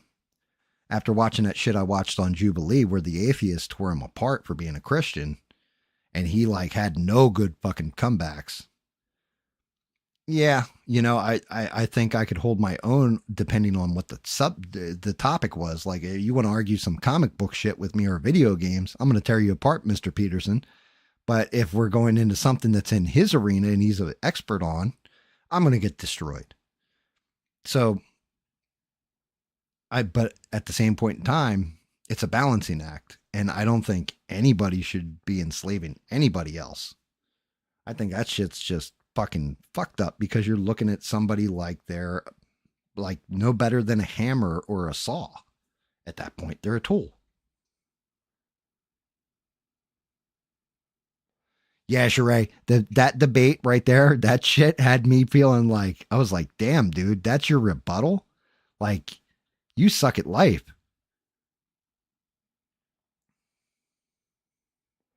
That, and you know what? You might be right. The whole thing is, if you go back and listen to everything that Jordan Peter, because honestly, it's that debate that made me start thinking, like replaying different debates that he's had in the past.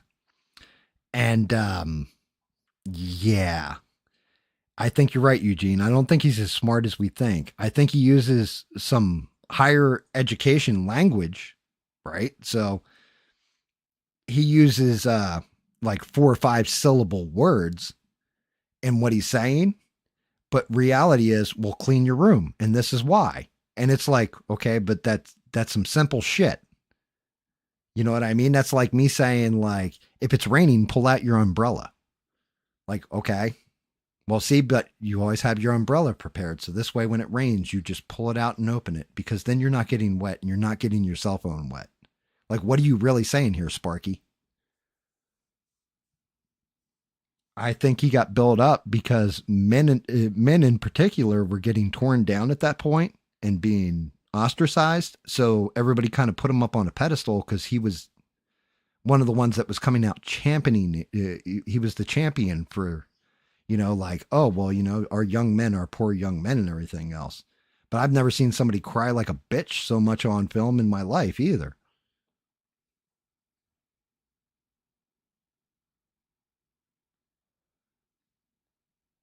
Yeah, I don't clean my room often either. You're not wrong. I mean, look, philosophy is great, but you have to prove your philosophy too, right? You can get into a philosophical debate over, is this 3D model actually here? Or is it simulation theory? Like you can go into a whole philosophical debate on the atoms that make it up and all kinds of stuff. Are you trying to sound smart or are you actually smart? And that's just it. I think it was a black eye, but I also feel that Jordan Peterson has lost a step or two since he signed up to Daily Wire. I'm not going to lie. I don't know what it is about Daily Wire. Andrew Klavan, Ben Shapiro, and Jordan Peterson have all like gotten worse as time's gone since they've been with that company. The only two that have been the same are Matt Walsh and Michael Knowles. I don't think they've changed at all. I think they're still the same people. The others have all like I don't know why either.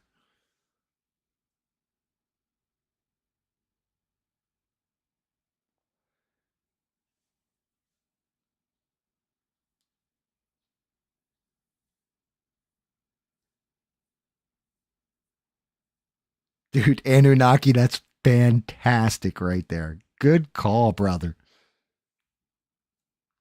Um, but yeah, Jordan Peterson got his ass handed to him. I'm sorry. Like people are like, oh, he held his own in that debate. I'm like, the fuck he did. Like, what are we? It's like watching Mike Tyson knock somebody out in the first round and going like, oh yeah, dude, that guy put up a hell of a fight. Like, dude, he got his ass beat. He's out cold on the mat right now, picking his teeth up. What are we talking about?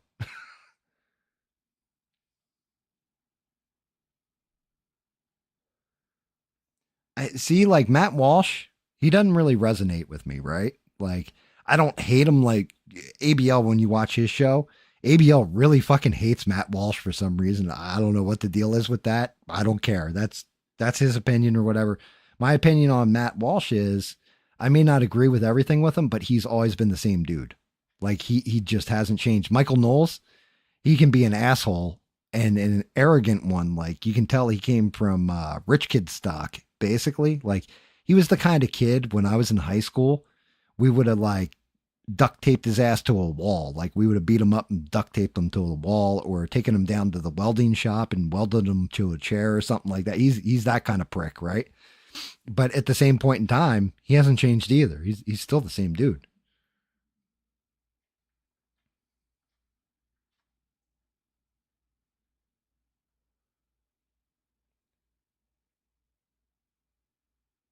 Well, of course, ABL called him a beta. I mean, the guy's only married with kids. And like, dude, Matt Walsh is the Wonder. If Wonder Bread was a person, it would be Matt Walsh. You would just have to like toast it a little bit for the beard, right? Like, he is so white bread, it's not even funny. But you can at least admire the man for his convictions and his stances, and they don't change. I can. Like I said, he's not exactly my favorite of all those hosts. Like Andrew Klavan used to be one of my favorites on there because I always thought he was fast, witty, and everything else. And then something broke in his fucking brain too. And I mean, so yeah, alpha beta, right? Alpha beta. Oh, he's such a beta, man. Like he'd probably tell you he's a fucking beta, but at the same point in time, he ain't bending to your will or your point of view. So what does that make you? Like, what are we saying here?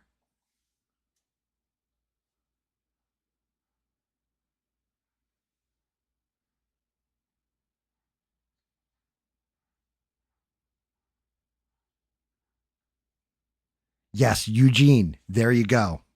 So that's just it. Eugene, you nailed it.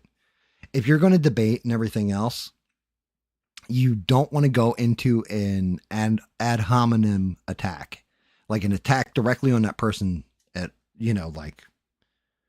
like that. If you're actually debating policy and stuff like this, debate the merits of the policy. And that's part of the problem, is that merits of the policy have fallen to the wayside, in my opinion, versus actually like going after the person. So, for example, why does everybody say orange man bad? Like, why did Democrats, orange man bad? Right?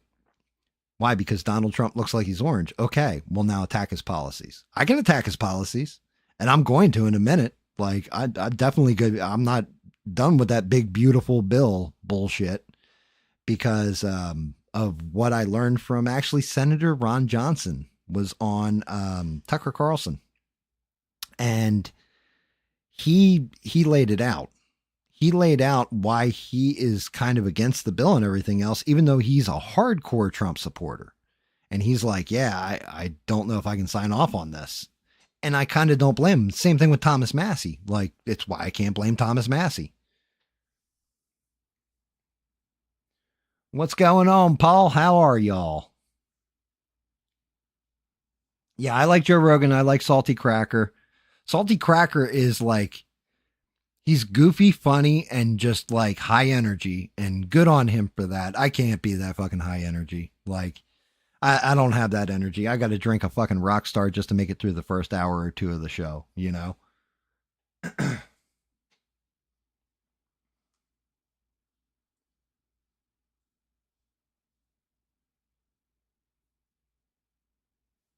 Fucking Duke, you get around, brother. You really get around, Duke Raoul.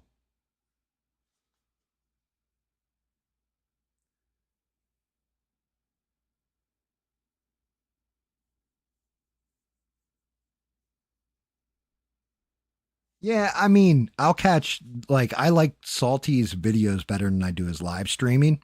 Because the whole thing is, and this is one of those things I appreciate about my stream, actually. Everybody's got different points of view on religion, on politics, on you name the subject. I think we all have a different point of view, but we'll point different shit out to each other. I just happen to be the one with the mic in the mouth, right? You guys listening to me talk, but I'll read your shit in the comments and I'll agree with you. Like, oh, yeah, you're right. You're not wrong.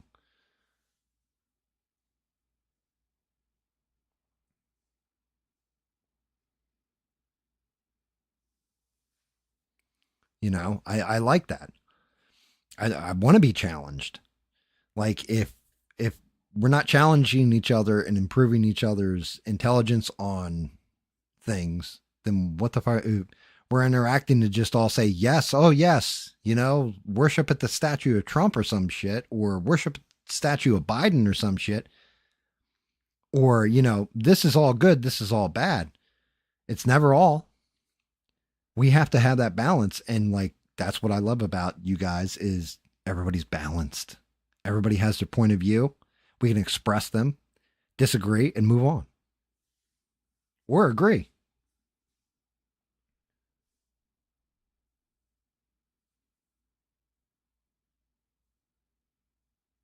I won't talk about streams I'm banned on. I'm banned on a couple. But what I will talk about is what I learned from Senator Ron Johnson on Tucker Carlson. So, Obama. We're going to go back to Obama. When Obama left office, his policies and his plans added $500 billion, 500, I think it was like 510 trillion or 510 billion rather, my bad guys, to our deficit year after year. Do you think Trump did better or worse than Obama as far as when his presidency was done? How much did he added to our debt?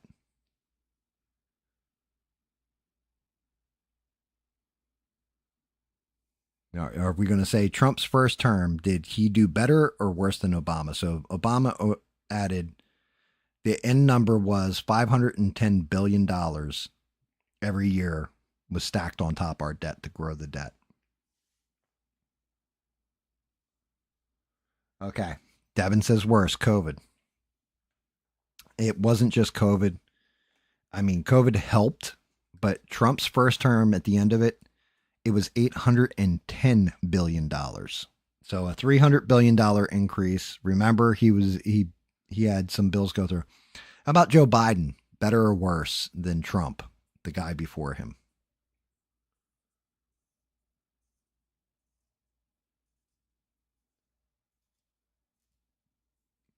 You guys think Biden did better or worse than Trump? Uh, so remember, the numbers now are 510. I think it was 830 billion, right? Under Trump. Joe Biden, $1.2 trillion.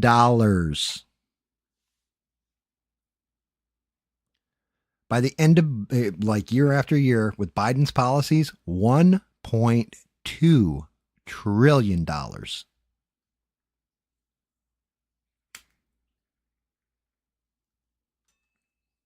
If you combined what was added to our deficit year after year under Obama and Trump won his first term, it's like $100 billion less in just Biden's term in office. That's why we got hit with hammered with so bad inflation, everything else. And now, granted, we're also coming out of the pandemic. You got to include COVID in there, just like you did with Trump, right? Because that was part of what spiked Trump at the end.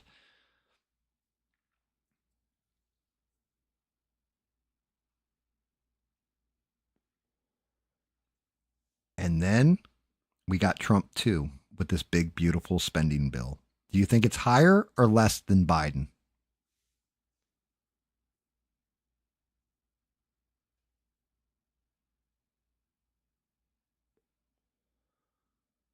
Do you guys think that, that if this big, beautiful bill goes into effect, is it going to be better or worse than Biden's 1.2 trillion?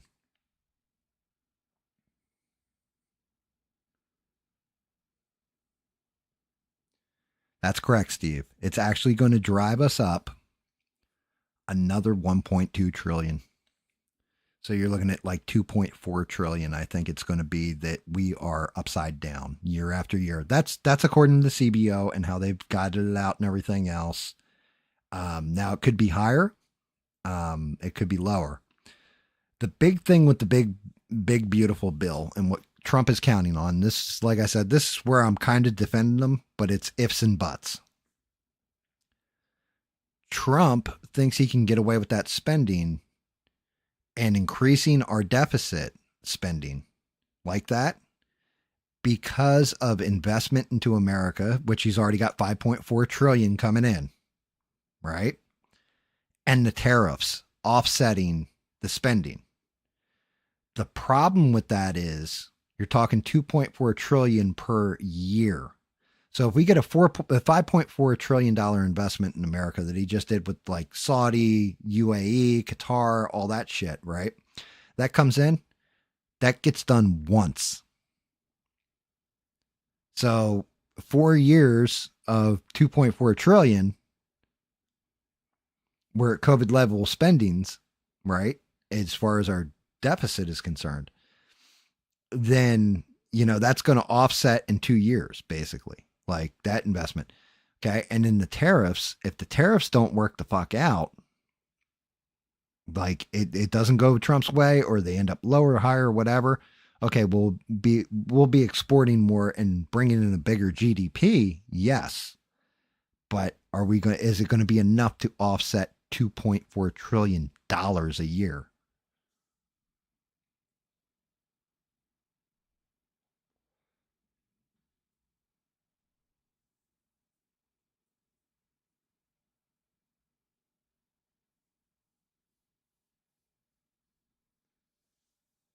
You guys, so wait, who are you guys talking about in the chat? Are you talking about like that coach or whatever?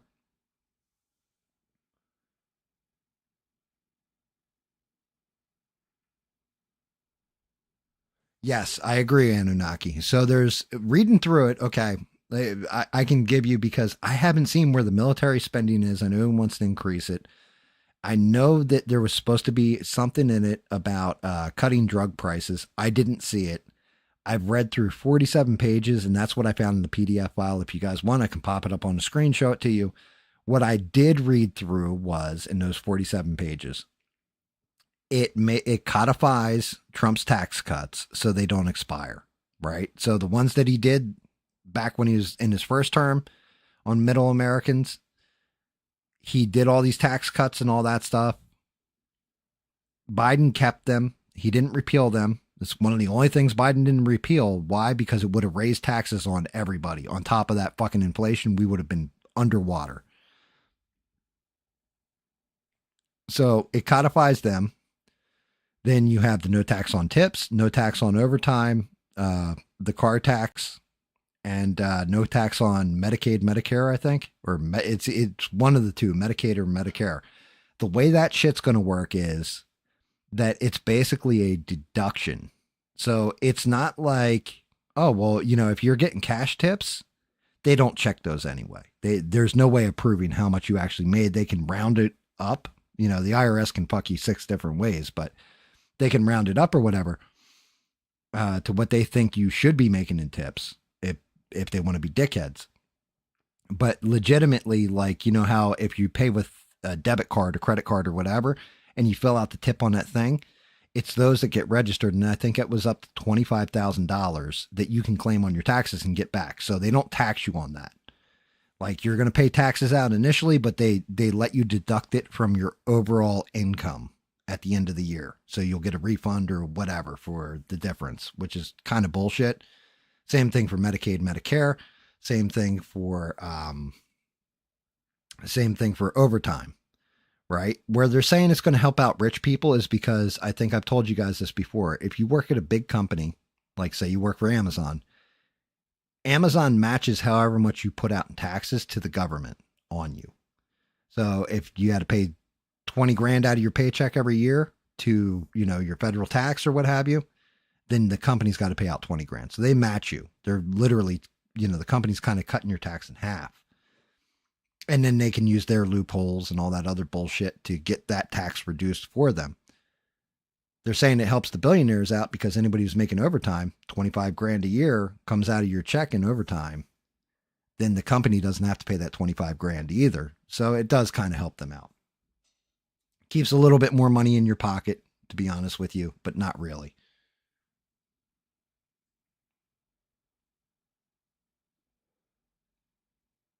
Yeah, I mean, and you're not wrong, Devin. He does. He falls in piles of shit and comes out smelling like a rose, but he's got to be careful because, like I said, $1.2 trillion is you added to our deficit. You said you're going to cut it. You said you're going to find $2 trillion with Doge. A lot of stuff that, remember, he won one election. There's another one coming. So you got to be careful with that because if it flips over, then it could be bad. The other thing that it did do that I did read in there is everything I was telling you guys about the illegals, how illegals are on Medicaid, Medicare, and eating basically taxpayer money for their medicine and everything else. You have to have a SOSEC card now for that shit. Same thing for SNAP benefits. All that's in there. So he did all this shit to cut the illegals from getting any kind of taxpayer funding, basically. Then, of course, the shit with the universities, the woke shit in the universities to cut that stuff out.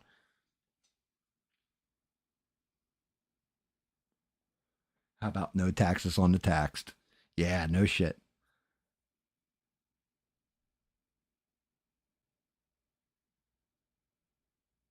Yep. And you're not wrong, Anunnaki. I agree with you wholeheartedly. Like, I'm critical. Like I said, I'm just calling balls and strikes and just telling you guys what I see. Because I'm not, I see everything in our government as flawed. Like, I see it fucked up. Like, I don't think they're on our side. What was it President Reagan said? The scariest words you can ever hear are, any American can ever hear is, "Hi, I'm from the government and I'm here to help you." That's kind of how I feel about all this shit. Because it's the truth. Like, government seems to get into everything and make it worse. Now, would I like to believe that? Well, actually, no, not what I like to believe. There are people that are doing good things.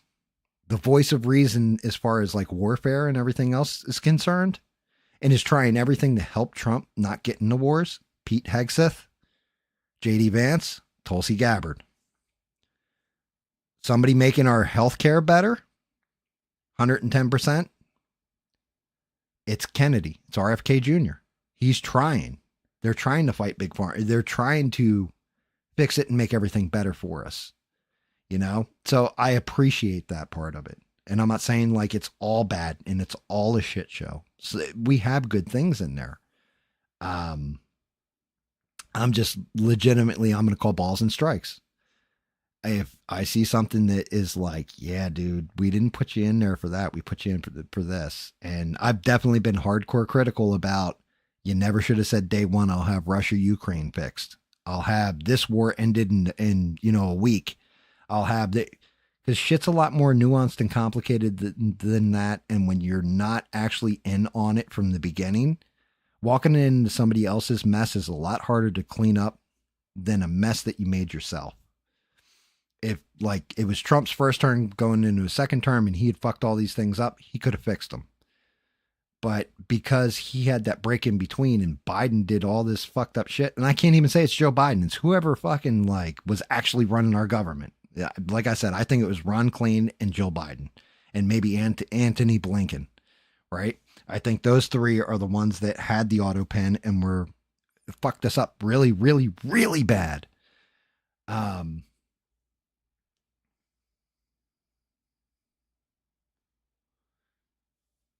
You see, like Kash Patel, I don't know. I don't know yet. We'll see what going forward, what happens. Pam Bondi's another one that I'm not real fucking impressed with at this point. And, like Kash Patel was touting, 354 pounds of oh God, what is it? Fentanyl nailed out, right? Like they've captured 354 pounds and precursors to make fentanyl and all this kind of other shit. That's great.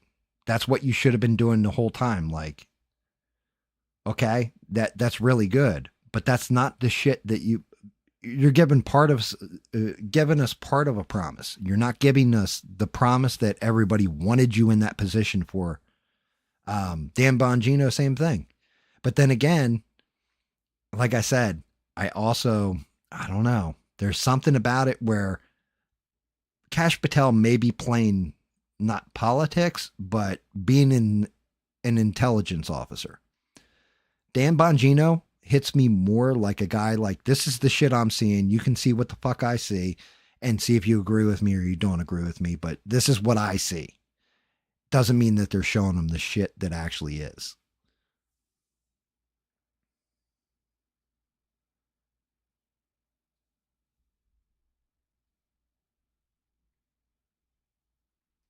Dan Bon Jovi. That's fucking fantastic. And I mean, hey, look, God bless him. God bless him, man. If he's telling the truth and this is what he sees and all that, I'm not saying it's not doctored or anything else, but you can only call what you see. It's like pro wrestling.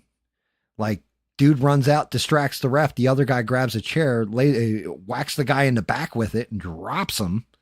And then throws the chair out of the ring. Ref turns around and just, heard the noise or whatever, turns around and just sees the other guy like, rubbing his hand or whatever, like he punched him and knocked him out. Ref doesn't know what happened, right? That's Dan Bongino is like a blind ref.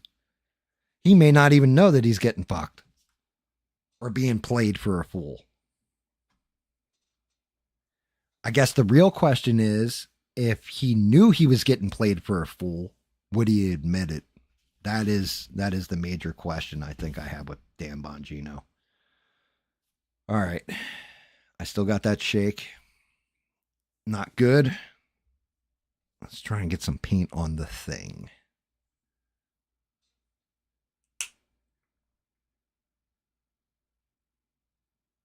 Yeah, Eugene. And that's the other part is, I know Donald Trump, his first go in there, he didn't know who to trust. They told him all kinds of shit. If you remember, there's a point in time where Trump said, I want all our troops out of Syria. And the general said, okay, yeah, we'll pull them out right away, Mr. President. And then pulled like 1,000 troops out. And he wanted all of them out. Instead of leaving 1,000 troops there like they said they were going to do, they did the exact opposite and only pulled 1,000 out. And basically pissed on Trump's leg, said it's raining, and Trump didn't know the difference.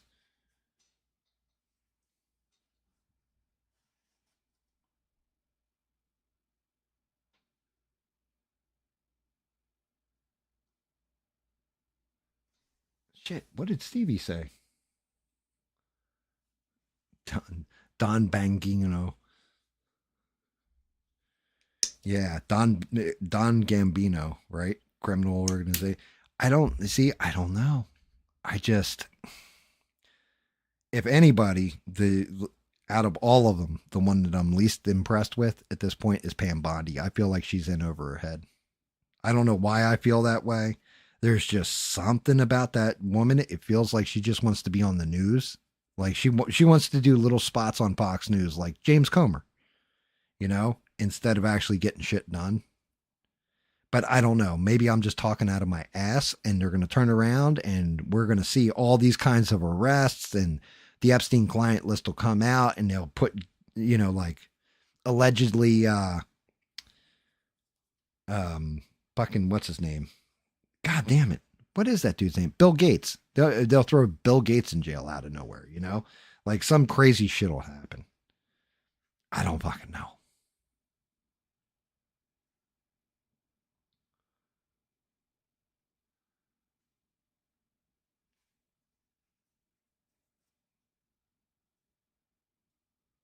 Yep.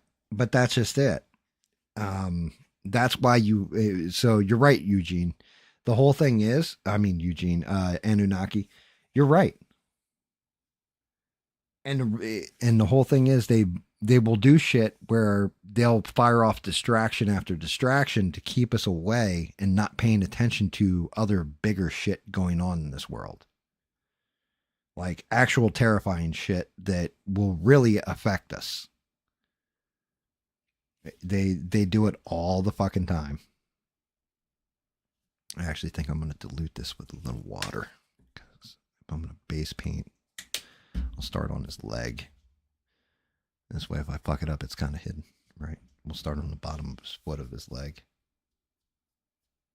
Let's see what I got going on here. Too much water. I can clear that off real fast.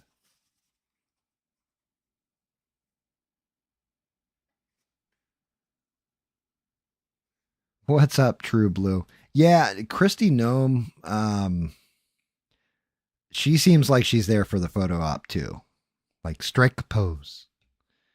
Tom Homan, he seems like that dude is the one guy that I probably would not want chasing me if I was an illegal in America. Like if Tom Homan showed up and I was illegally here, I would just kiss my ass goodbye, start praying to whatever God I believed in, and shit my pants and pass out on the floor.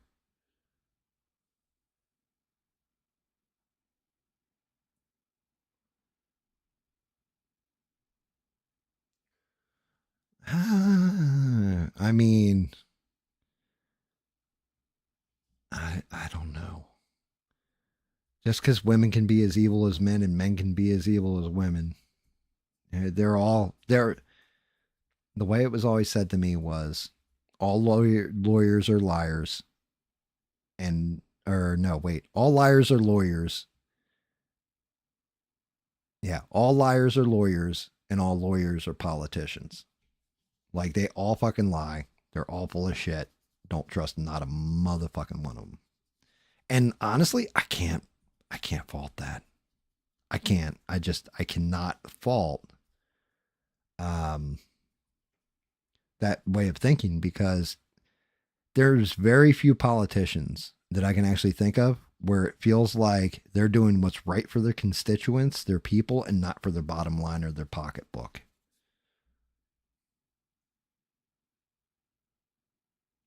It's actually close. It's the thing. The only problem is my hands are kind of shot, True Blue. So I'm trying to go gentle with this guy. because I can't grip right. I'm not feeling the brushes right. Um, and I guess I should fucking repeat the story of how I got this way. When I was in my early 20s, yeah, trust no one is 100% correct too. By the way, Anunnaki, you really can't trust anyone. Um,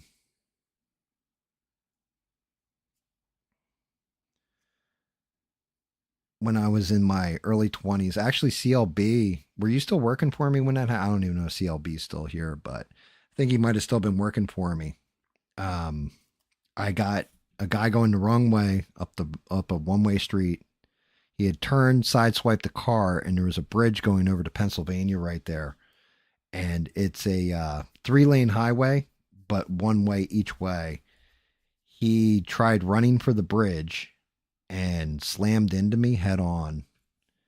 Damn near, it should have killed me, but I relaxed right at the point of impact because I thought I was dead. And it damaged my neck. And ever since then, I've lost most feeling in my left, and my right is, well, as I get older and the discs degenerate in my neck, it's getting worse and worse. And with all the rain and everything else, I don't know if it's because of the rain or what, but the pressure in my neck, I'm starting to lose control of my hands. That's the best way I can put it. Like I can't feel right. They're shaky, whole 9 yards. It sucks.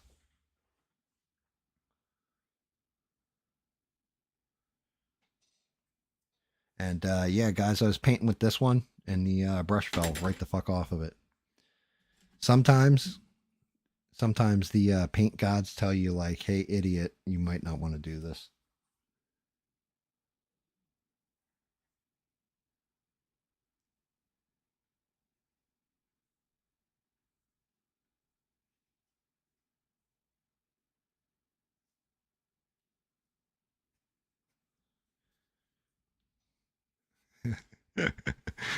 So wait a minute.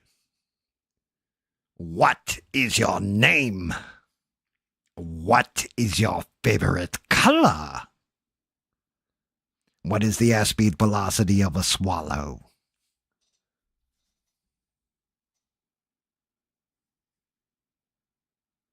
Nah, dude. The whole thing is, Duke, keep going until we can't. You know what I mean?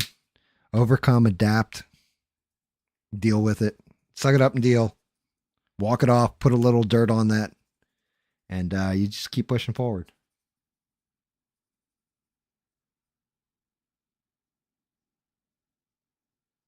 Oh, True Blue, you didn't know what my reference was? My reference was to Monty Python's Quest for the Holy Grail. Yeah, I hear you, Duke. I hear you there. There's going to come a point in time where my hands aren't going to work. And, that's why I'm kind of glad I got a mic in a mouth, because I'll just be able to still be sitting here talking shit. I'll just have to use my chin to move the mouse. That's all. We all get there. It's one of those things. But just remember, the pain's good too, because it reminds you you're alive every day. If you wake up and you're not feeling any pain, you better, check to make sure other people can interact with you, because you might not be with it anymore.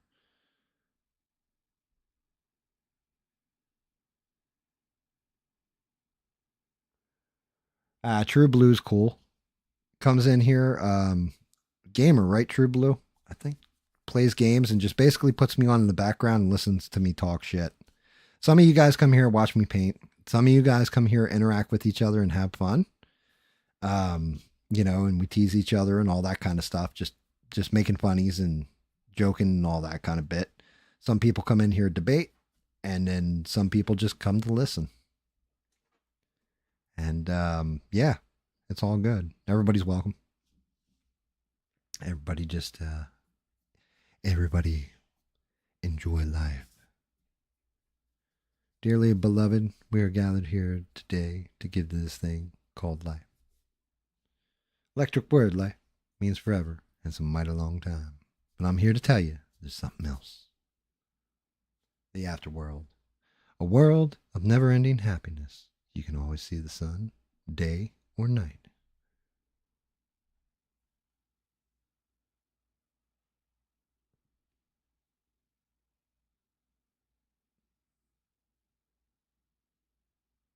You are definitely a redneck. That's fucking great. Oh, oh, that's a funny. That is definitely a funny. No, I mean, life's going to throw it at you eventually. You're going to get old. Something's going to break. We're not machines where you can just switch parts out. Maybe eventually we'll get there, but in the here and now, you know, yeah, the best way I've ever heard it put is actually the way my wife says it. Because, like, I used to be fucking obsessed with, oh shit, I'm getting old. Oh, this, that, and the other. And my wife used to say it to me all the time. She goes, you realize beauty fades and plastic crumbles. And I was like, God damn, she is not wrong. It's not wrong. You can either accept it and keep running with the ride or, get off the train. But I'm going to ride it till the wheels fall off, have fun, um, make fun of my shortcomings and all that kind of stuff. Like, like I said, you guys need a milkshake? Just hand it to me when my hands are all fucked up because I'll shake that bitch. I'll shake it. I'll shake it like an angry mom who gives her baby SIDS.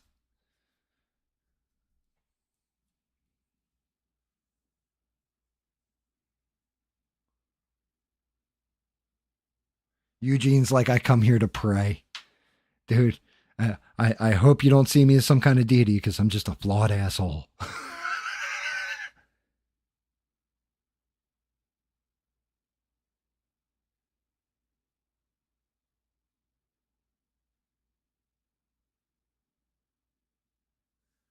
Jesus Christ.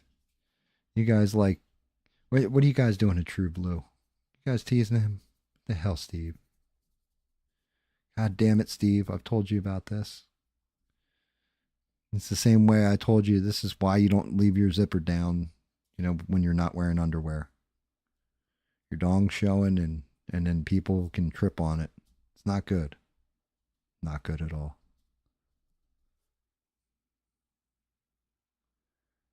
You're shitting me. Are you serious, Eugene? Is Sydney Sweeney really starting to sell her bathwater soap? What the fuck? What is this world coming to? There's some guy out there paying buying like 6 bottles of it and just drinking it, right? Like I can't remember. There was somebody else. I don't even remember what the girl's name is, but she did that shit. She was like a streamer or something, wasn't she? I can't remember. I can't remember who it was, guys. It was definitely pop culture, and she did the same damn thing. She was selling her bathwater. There was another chick that was selling her farts, and I was like, "What? What is this? Like, what dude buys a bottle with a fart in it?"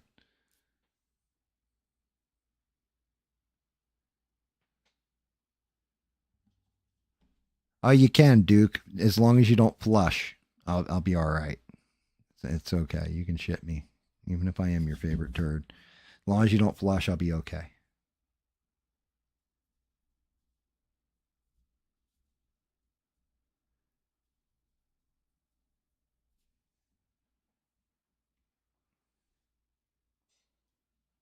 Yeah, dude, fart in a jar, 200. But just think about it. Like, who the hell one would buy that and sold out of them? Like, was sold out. Like, how? How much money do you think that woman made that did that? Like, it had to be in the millions, millions of dollars. And what that tells me is, even at $200 a pop, let's say a million. You know how many farts that is to get to a million? Like that woman must have just sat there eating like cans of beans and chili and like all kinds of shit. Like what are we talking about here? Like a $200 fart in a jar. When is that? Like $200. So what is that? What is that? 50,000 farts she would have to sell.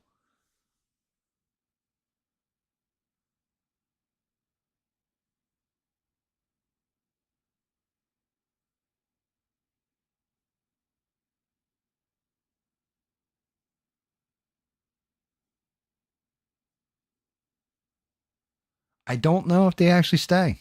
I don't know because I would never buy one to find out, let alone open the lid on it. Like, you lost your mind.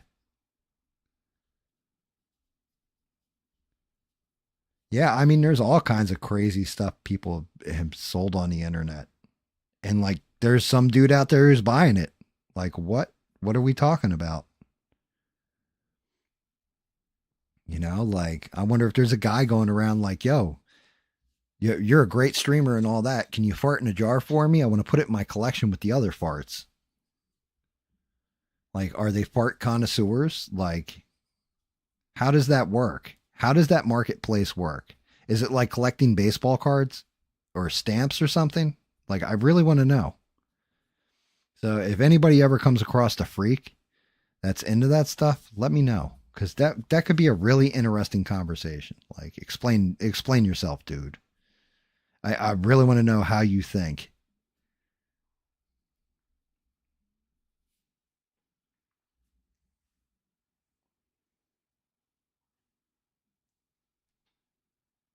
Yeah, exactly. And that's just it. What's the resale value on a fart in a jar? Like, if you never broke the seal on it, like this is a 200-year-old fart from Amaranth or whatever I think that's who it was. I think it was Amaranth for some reason. But this is a 200-year-old fart in a jar. And it's exquisite. I had two of them. I opened one, and I'm telling you, it's aged to proper. Like, is it like wine where you can sell that bottle of wine like Don Perignon? Something like that, or champagne, or well, what is Don Perignon? Isn't that a champagne? I mean, technically, it'd be a sparkling wine, right? But is it like that? Like, I don't understand. Like, and granted, if it had any kind of monetary value, I still wouldn't buy the fucking thing. But what are we talking about here? Like, how do you even get? How do you even get to a point where you're like, hey, you know what? Like, I'm sitting here in chat or streaming or whatever, and I'm like, hey, Sheree, I lost all my savings, all this kind of stuff. They're going to take my house. I need a plan to come up with money. I think I'm going to sell my farts in a jar. Like, and then somebody on the other, like Sheree's on the other end going, you know what? That's a brilliant idea. Like, who the fuck comes up with shit like this?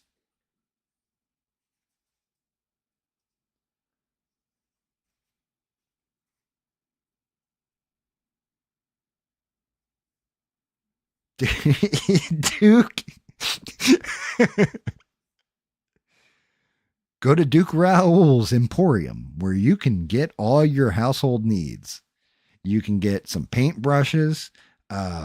You can get some of these, like, here's some paint thinner. And I threw in every order over $100 gets a free fart in a jar.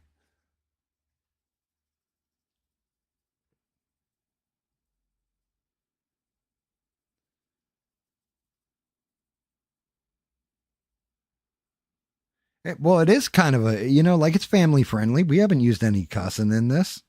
Talking about farts in jars. And they're a real commodity, apparently. Like, who the hell, like, I just want to know the person who buys something like that. Because, like, legitimately, like I said, if you sold, if my math's correct, and even if it's not, it's even worse. Like, it's even, but like 50,000 to get to $1 million. And if you've made $10 million or, it just, that's what, 500,000 parts in a jar that you sold. Like, if it's $1 million, then it'd be then you would just bring it up by one. So You made $1 million. It was 50,000 farts in a jar. If you made $10 million off of it, then it would be 500,000, right?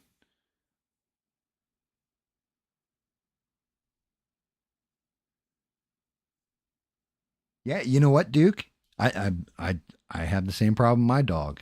He gets blamed all the time. Um, and yeah, you're not. Who just said that? Guys buy feet pics. That's the other thing. I'll never understand that one. I mean, look, I don't understand OnlyFans, right? I don't. There's all kinds of sites on the internet where people are doing, showing much more and doing much more for free, right? And I guess the site's paying them for driving traffic or the ads they run. I don't know how that shit works either. I don't understand those business models. But all I'm saying is on OnlyFans like model, it's like you got just common. This is a girl who drives a school bus, for example, and she's doing this, and some dude's like paying her a lot of money to see her do whatever. Like I don't understand it. It doesn't compute to me. It's like, why don't you just go out and get a girlfriend and get her to pose like that for you then? If that's where you're at with life, okay, well you can't get a girlfriend like that. Well, there, Las Vegas prostitution's legal. Go there. Go do your thing, but do it in part. Like, get something for your money is what I'm saying here. Like, well, I guess a fart in a jar is a souvenir, but go get your money. Go get your money's worth.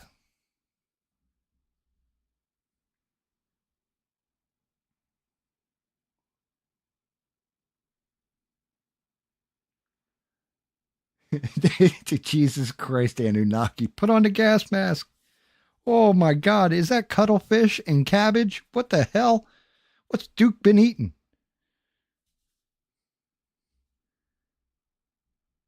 Yeah, like, I don't know. I guess I'm just being silly, guys. Just being silly.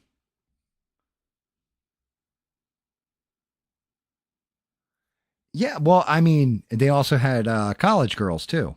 Every year they would do the hottest party schools, right, in Playboy back in the day. And they would have the girls in their college attire and all that stuff, like wearing their Letterman's jackets or what have you. That's fine. We also didn't have the internet at that point when he used to do shit like that. There's a reason why the Playboy doesn't exist anymore. It's because the internet exists.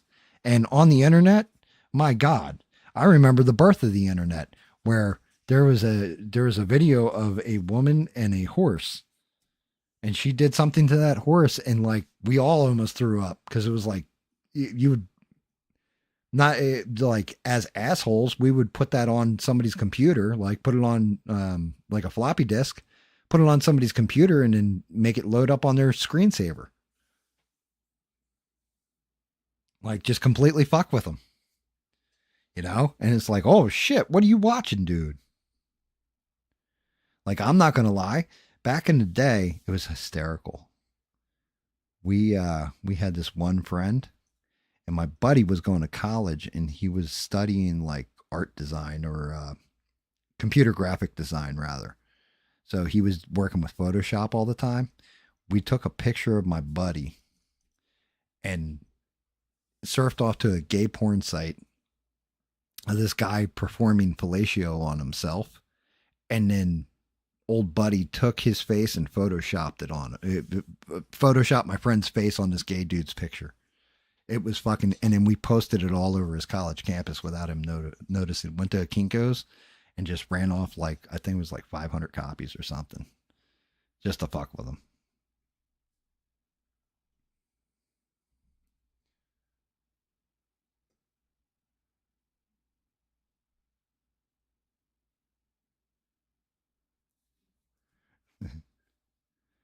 Just, oh my goodness. Yeah, just I don't understand. Like, I get loneliness. I understand that. I understand, you're not felt anymore and you can't go out and play the field and all that stuff. But man, get something for your money. That's all I'm saying. Get something for you. Get the best bang for your buck. I think it's ironic I said it that way and a little punny, but you know what I'm saying, guys. You know what I'm saying.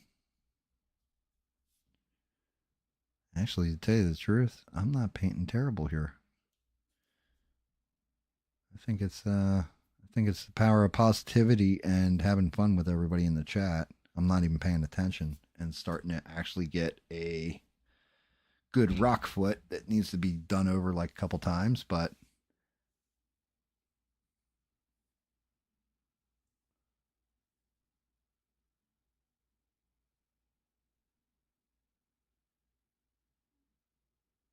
oh, Jesus Christ, Steve. Are you kidding me? Like, what the fuck, man? Like, what is wrong with people? People are fucked up. Like I said, I ain't gonna shame anybody, I guess. If you're making your money, God bless you. You know, you could people have definitely spent money on a lot worse. Um, but I just I don't understand the market for things like that. I just don't. Like, and in a way, it's kind of disturbing that, you know, there's people out there that are into that shit, I guess, but I can't really pass judgment on them. Everybody's got to each their own, I guess I'll say in this scenario. I'm just saying for me personally, like, yeah, nah, can't do it. No, sir, I didn't like it. I wouldn't like it. Not something I'd be into.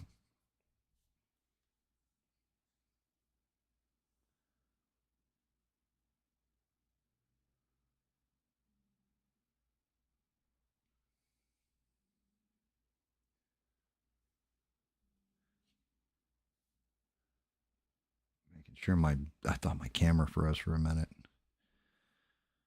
Oh, I'll tell you this much too, guys. Launching the other channel, it's going to be weird.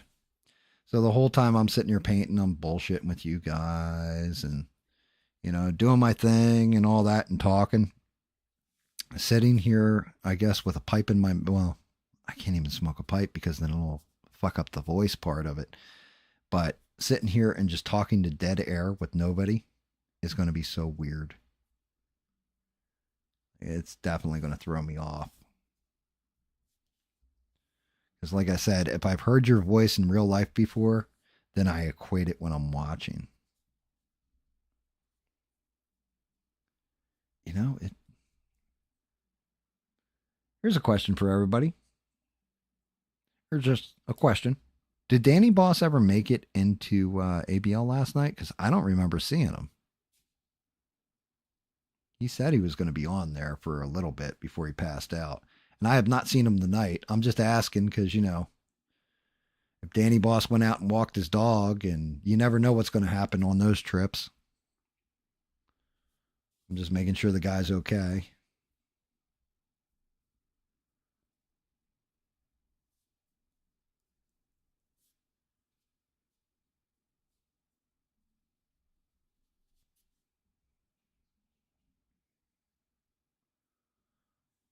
All right.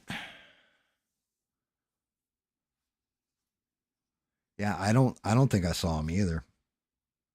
I always check in on people whenever they, you know, like if somebody's here all the time, like I'm happy, you know, I'm happy to see everybody. But it's also like Steve, for example, disappeared for what, like a month or two there, Steve? And like every stream, I was just like, I hope Steve's all right. I ain't seen him in a minute. I hope I didn't piss him off or some shit. And I don't think it's anything like that. It's more just I worry about you guys. I worry about you if I don't see you. Throws me off. I saw Shaquille Oatmeal at the very beginning of the stream, like before the stream started, and then you know how normally like I disappear or whatever, he disappeared.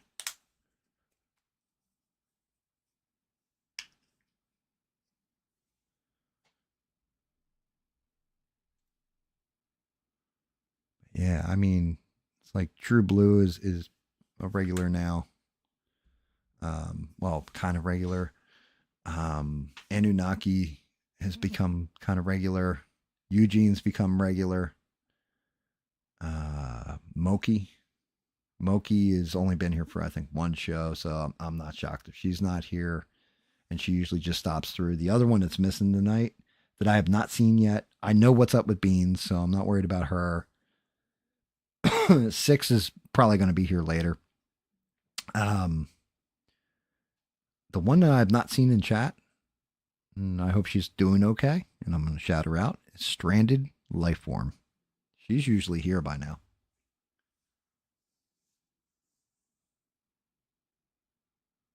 I mean, for a rock monster, thank you, Anunnaki. Um, it's still got to get touched up because I'm going in with a little bit darker now on top of it. Tightening it up because I can still see splotches through. I'm going to tighten it up with a more like pumpkin orange and then go back to a lighter orange on it. I just really wanted to get that light orange down as a base so that it's stacked right. Like build it up and then deconstruct it and build it back up again. And then there's Smurf, and Smurf comes in. And he's just like, "Hey guys, what's going on? It's Smurf. It's good to see you guys. Yeah, yeah, it's awesome. Here, I'm here. I'm not queer, and if you are, then it's all good." Stranded was here Sunday. Yes, Stranded was here Sunday. But that's just it. Like I said, it's not like I'm keeping tabs on you guys, but I do watch because I don't want anything bad to happen to you. I want you guys to be doing good.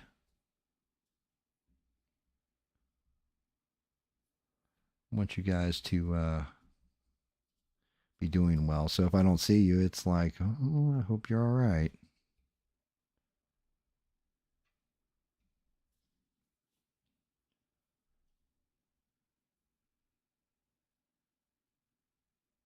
Yeah, maybe. Hey, good on her. Good on her. I have no idea. I has no idea. I mean, he's all good in the hoods.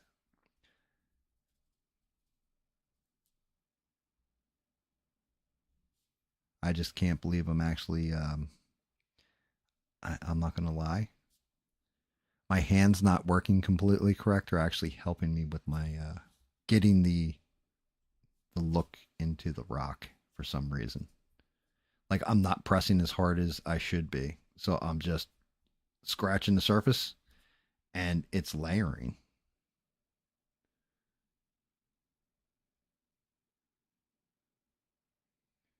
Anunnaki, it's always a pleasure to see you, man. Have a great night. Thank you for dropping in.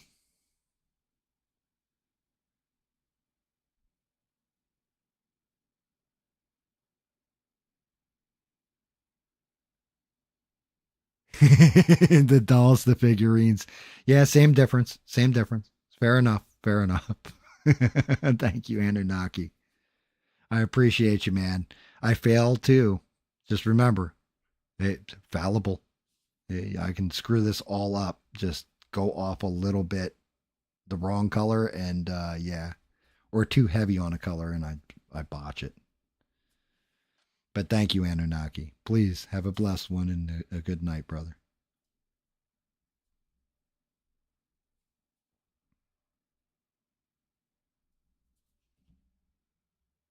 Oh,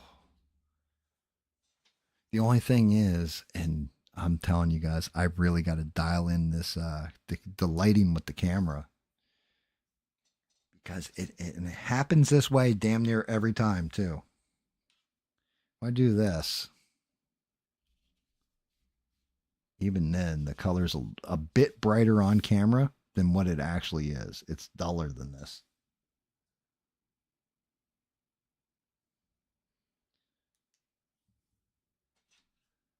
Ah, ow. Damn, put my shoulder back in. Getting old sucks, guys.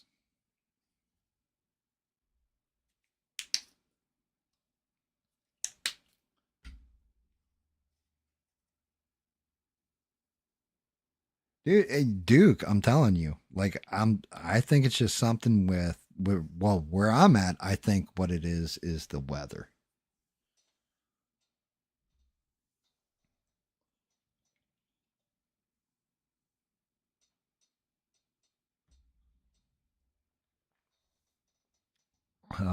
I do. I think it's the weather.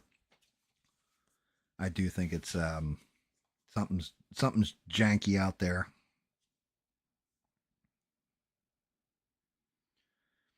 Here's the other thing, guys. Why I'm gonna have to fix that shit.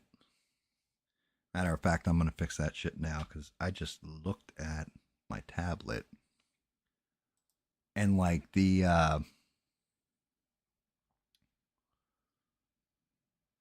that'll edit that. I don't know why it's doing this, but it's always showing that Mega Man picture now for my streams. Every goddamn time. Let me see. Let me go into stream settings. And I can't change it until the very end. So I'm going to have to fuck with it and figure out why it keeps doing that. It's a pain in my ass, though.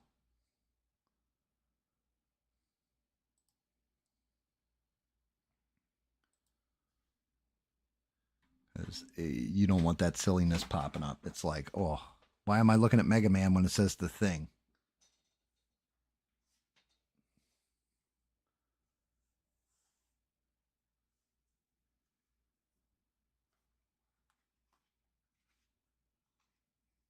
17%. Dude, I live on the ass end of a swamp in South Kakalaki near the ocean.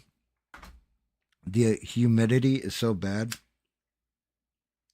It's unreal. When it storms, it's off the chain.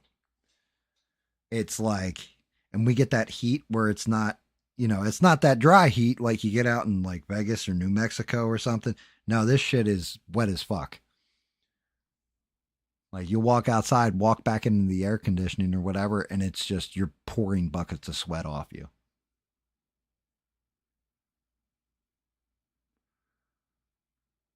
It's a good thumbnail. I mean, hey, look, it was a good thumbnail when I was painting Mega Man, but when I'm painting the thing, kind of screws it up. I have to change it after the fact because usually it just shows pictures from the stream, or it used to. I did something and messed it up. And honestly, it's been that way ever since I went and used YouTube's AI to go edit out Lunatic French from that one video.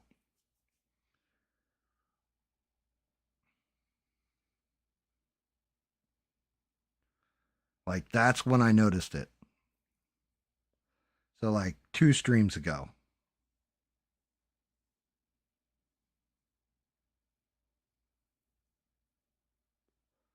Yeah, like 2 streams ago, I think that shit happened.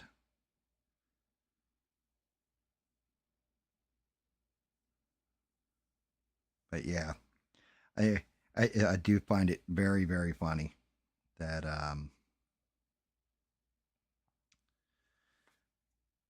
I'm just like I know who's usually here and who's not. You know what I mean? Like interacting with people.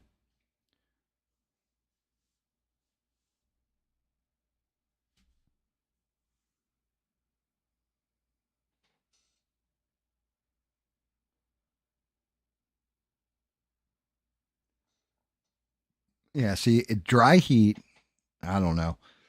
Dry heat is odd to me now. Like I remember going out to Vegas every year for the managers conferences, and like the danger with that would be I would be walking around because they'd always give you like this little backpack thing from Lucas Arts for video games for the store managers, and I'd be walking around with this backpack and it held a 12 pack of beer. So I'd walk around with a 12 pack of beer slung over my shoulder. Now, granted, it got lighter as the night went on, but walking around and drinking and sweating and just having your sweat evaporate off you, I would get a couple beers in and start feeling some kind of way. I'd be like, ooh, that's hit me a lot harder than normal. And I started carrying a thing of water with me because I realized I'm like, oh, I'm dehydrating.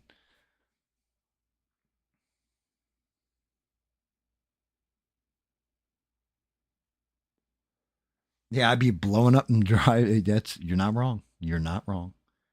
Um, yeah, dry heat's easier for you to deal with. I can understand that, especially if you've got a lot of joint pain and bone pain or whatever. Dry heat is actually a lot easier to deal with. And you want to move up to the mountains in Virginia? I mean, that could be really cool. Just get away from everybody. The only thing is, I I don't know how good the internet would be. I'm not gonna lie. I don't. For me, it's like when I bought my house for the first 7 years I lived here. I've owned it for 10. First 7 years that I was here, the best internet I could get was DSL. 7 megabits per second up and 3 megabits per second, or no, seven down, 7 megabits per second down and 3 megabits per second up. I could barely play video game. Like anything I did was like, oh God, please don't crap out.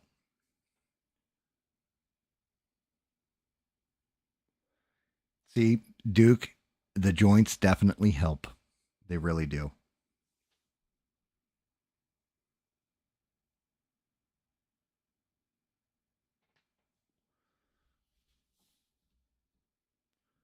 They really, really do.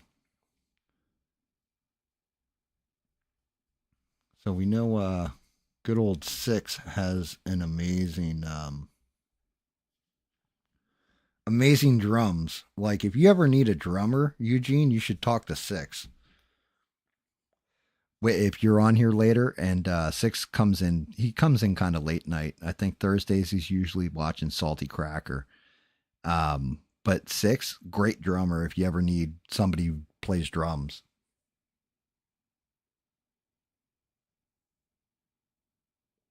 I don't have it, dude. Medicinal weed is not even in South Carolina. Like you go to jail. Like they just take you right the fuck to jail for weed here.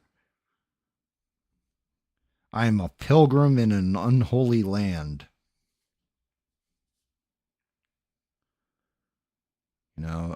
What's that saying? Big rocks, little rocks, right? Nope. Nope, not even. That's just they don't fuck around. And yet I still smell it everywhere.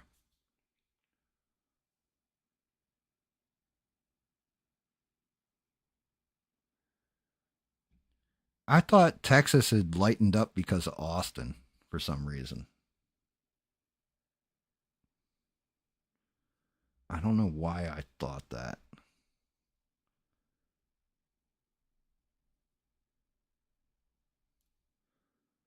But I thought Texas had gotten a little bit lighter with the weed laws.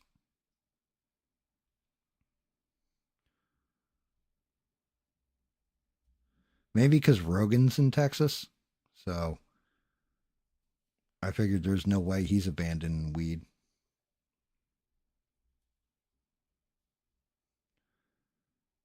That's just one of those things. Like I said, weed would have been legalized everywhere if it wasn't for all the fucking stoners.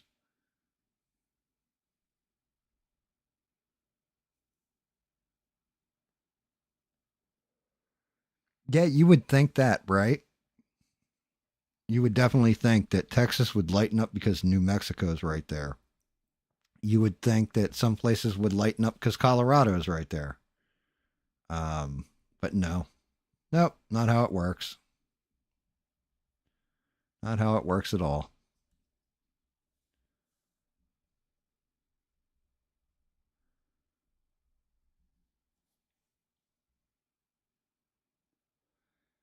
Yep. Yeah, I know Texas has. So did when I was out in Oklahoma. They had that too. I was like, "What the fuck? You just drive through and they hand you the beer?" And he's like, "Yeah." What? But who the fuck wants to live in Oklahoma? I was out there. It was like, "Oh, there's a storm coming." Oh shit, when's it gonna hit us? Tomorrow sometime. Like what? Like you just open fields.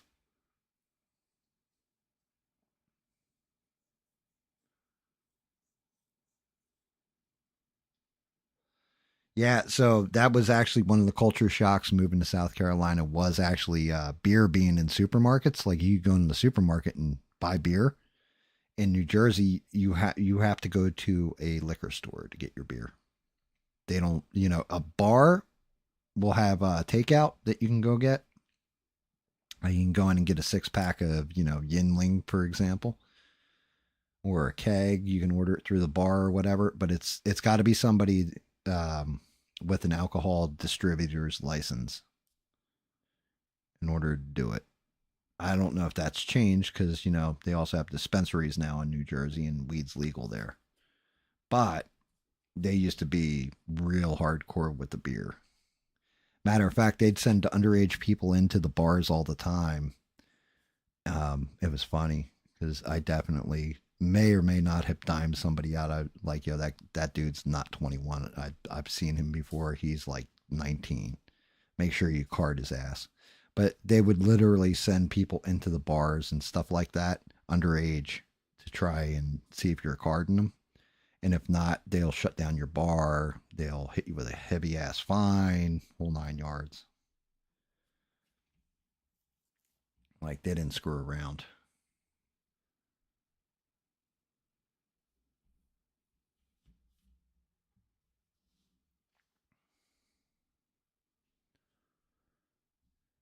Oh, back to the original color. Oh no, that's the new one. This kid old thing's leg painted back up.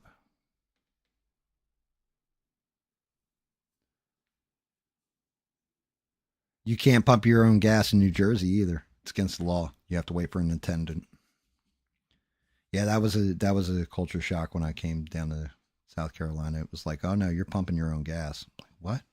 The attendant's not coming out. What the fuck's this about? What attendant? What are you talking about? Like you go in there, tell them how much you want on which number pump you're on, and pump your own gas. Like what? You mean there ain't a dude here who's gonna wipe my windshield and all this? Like what the fuck is this? New Jersey was like full service as far as gasoline.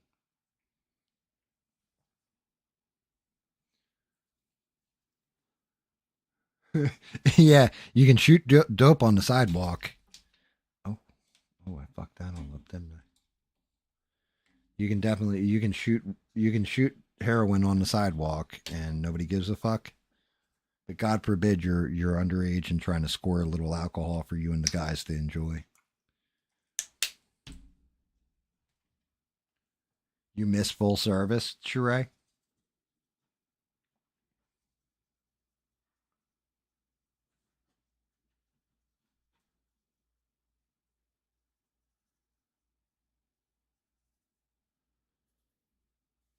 Huh.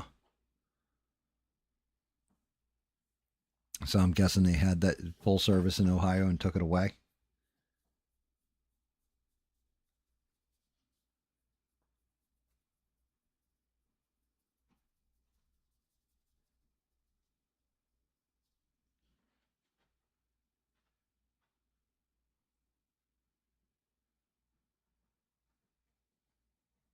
They tried gambling and hard liquor in convenience stores. That does not sound like a good combo at all.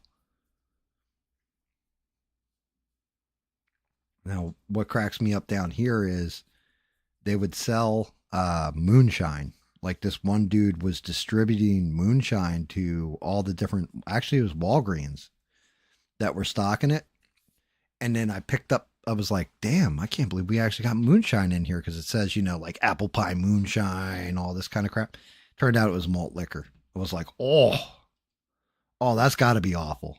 But then again, Walgreens also sold Mad Dog 2020. And I was like, I haven't seen this since I was like in high school. What's next? We going to start carrying boons? Like boons or Seagram's wine coolers? Like what the fuck?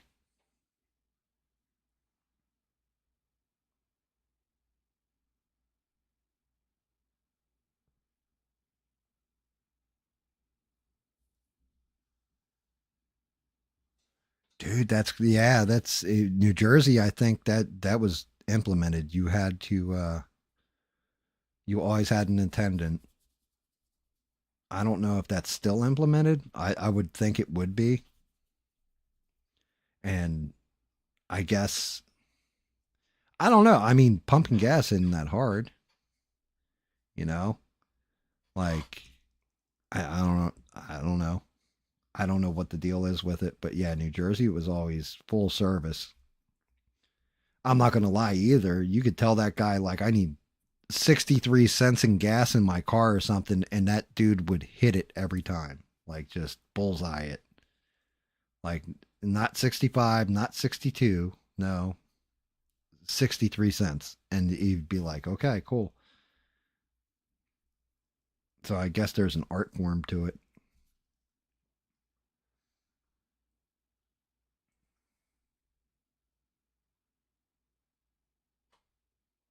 Yes. Yes. Actually, to tell you the truth, there is a I don't think it's my county. I think it's the next county over from me. They have blue laws where you can't buy alcohol on Sundays and you can't sell it. That's crazy. That's just like, okay, what if you need, like what if you worked all day, you didn't get done till a certain time, and now you can't buy alcohol? What? It's like, oh, but I can drive 10 minutes up the road, and yeah, they'll just give me the alcohol then. What's the difference? I mean, shit down here though. I swear there's more churches sometimes than there are people. You know, um, weird shit like that, where it's just got all this kind of different stuff. I didn't know this, but out where I live, there's actually a mosque not far from my house. I didn't even know that shit was there. It's like way back in the woods. Just odd. I'm like, really? Down here in like South Kakalaki, like this is Jesus country. Like people don't fuck around.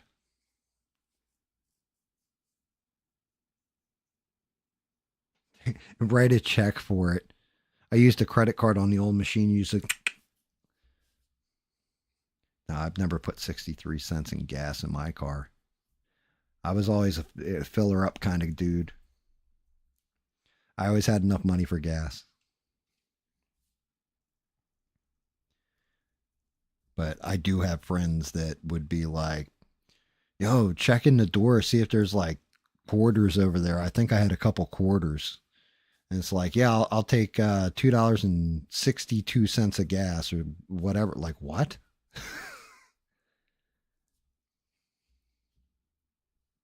Yeah, I always try to keep my tank for the most part full, because you never know when there's going to be an emergency and you're in a rush, and it's like, oh shit, I jumped in the car, take off. Oh, I'm out of gas.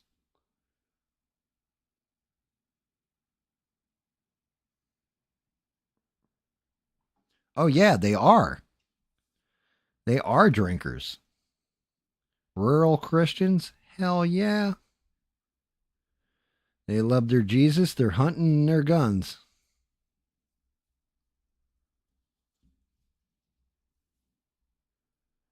And they always go to church on Sunday. I had a whole conversation with my buddy Bagum. We were talking about it, like north versus south and everything else, and like how people in the north perceive people in the south, and it's funny to us because we're like, hey, you guys are all fucked up there, and they're like talking to old friends, and they're like, what do you mean? Like somebody will walk over and hold the door for you and be like, there you go, have a nice day. And they're not doing it because they're checking on you to make sure you're not going to steal something from the store, like an employee at a store. They're doing it because they actually want to help you find shit, and they hope you have a nice day. Like,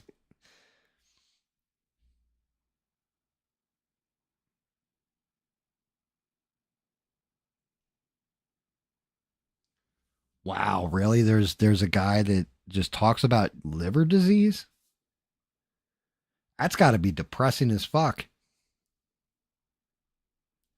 You know, I talk about how I fuck my teeth up drinking alcohol, and I play it for laughs because it's funny. Like I find it funny that I fuck my teeth up, and I think I look goofy as shit. But yeah, if you're like, let me tell you about my cancer, guys. You guys are gonna be like, what? What the? This is a depressing ass stream.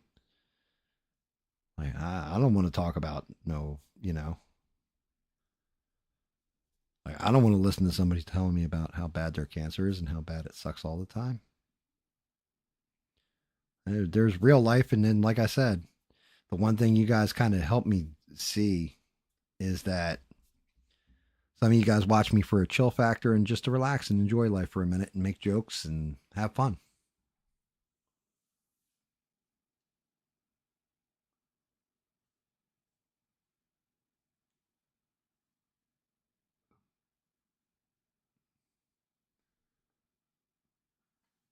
Yeah, I love the fact that Duke calls it soda slash pop because depending on where you are in the country, it's soda or it's pop.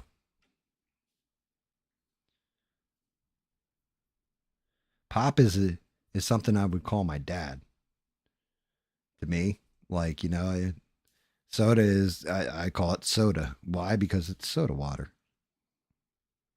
I mean, I guess the bubbles make it pop, and that's why you would call it pop. I don't know. Origins of things sometimes can be interesting when you investigate them a little bit.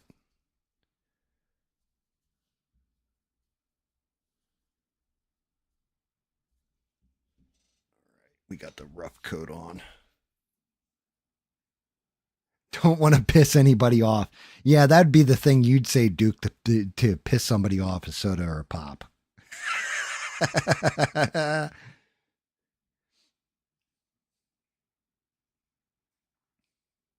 Let me tell you about my erectile dysfunction. Yeah, yeah. I mean, hey, look, that shit's gonna happen to you eventually. The older you get, well, maybe not.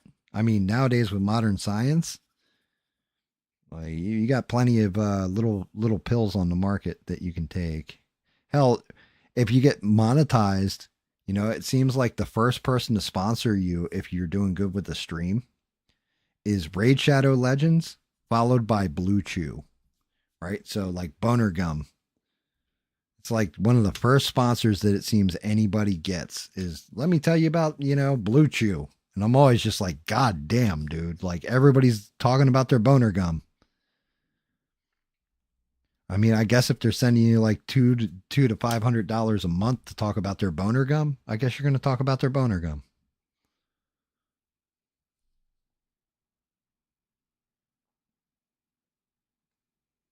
Yeah, and you know what? You're not wrong.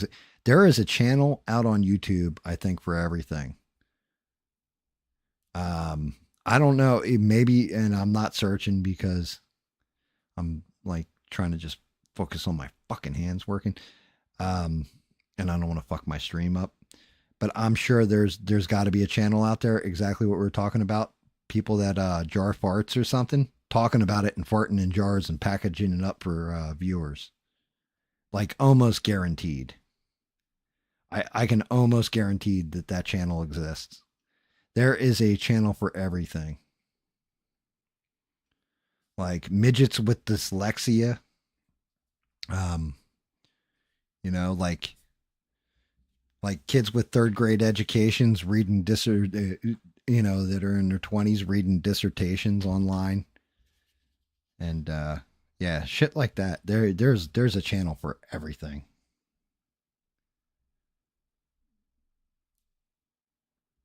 Just everything.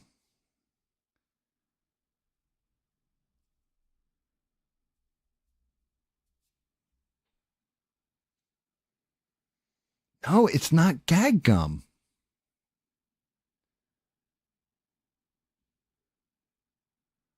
No, it's not a gag. It's this stuff called Blue Chew, and apparently, like I've heard the advertisement so much, I can tell you, they always say the same shit.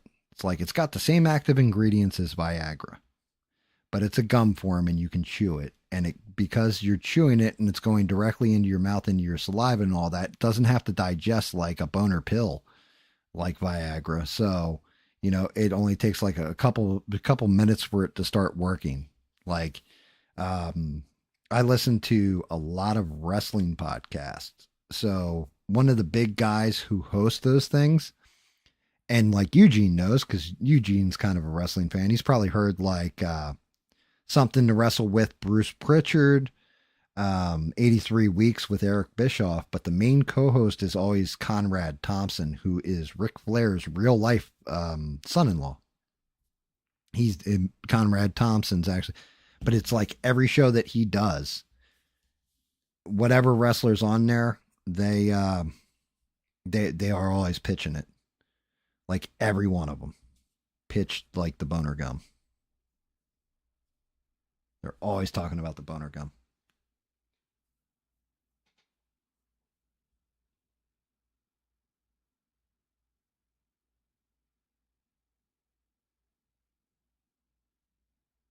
What? You're shitting me. Really, Steve? There's actually that there?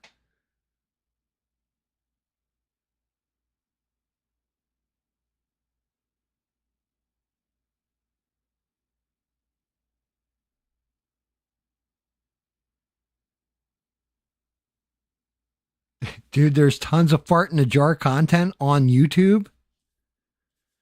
So wait a minute, let me get this straight. I just want to make sure I'm okay with this and I understand what you guys what so it's all right to show yourself farting in a jar and then selling it off on YouTube, but it's not okay to question the effective nature of a COVID vaccine. Is that what we're saying here? Like, what the fuck is this world coming to? Like, it's okay to. There used to be all kinds of porn on YouTube too. I know. I know there was a. I remember seeing something about it where there was a huge crackdown on it, and that's pretty much why all the like big time streamers or whatever the hell you want to say they are all like prawn, and they don't say rape, they say grape, and because they're dodging around code of conduct, when really if you're paying attention to the code of conduct, they're not going to ban you for saying those words. They're going to ban you for using them in a certain context.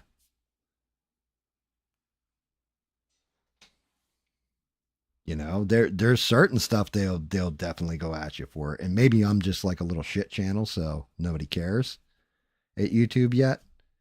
But I know they come after me for music and copyright and shit like that all the time. Like, oh, you played this song in the background at this point in time in your video from this point to this point. Like, man, what about the people that are doing political commentary and playing like 2 hours of Fox News?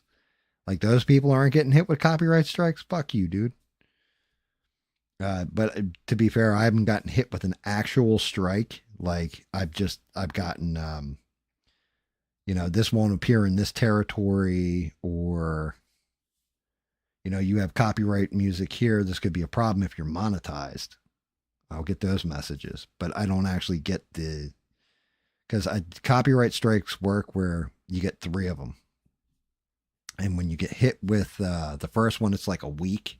Then I think it's a month, and then they take your whole channel down for actual physical hardcore violations of community guidelines and copyright strikes.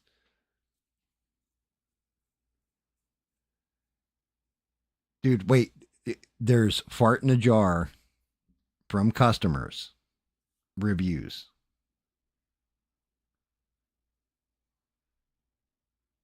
Like, what the hell, dude? You mean like unboxings, like when you get like a one of those loot crate kind of things? Like, let's open it up and see what's in here. What the hell is wrong with people?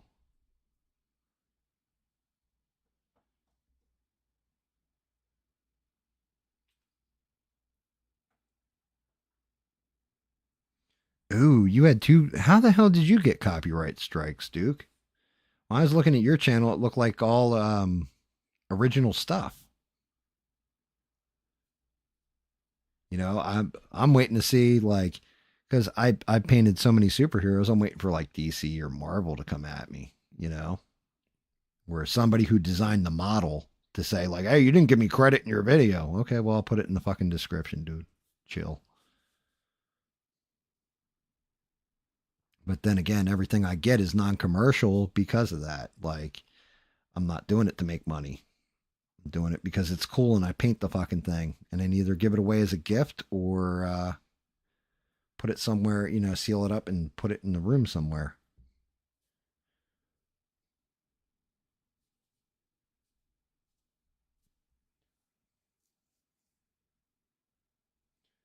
Oh yeah, well, so this is one of my well, all right, I'm of two minds on this.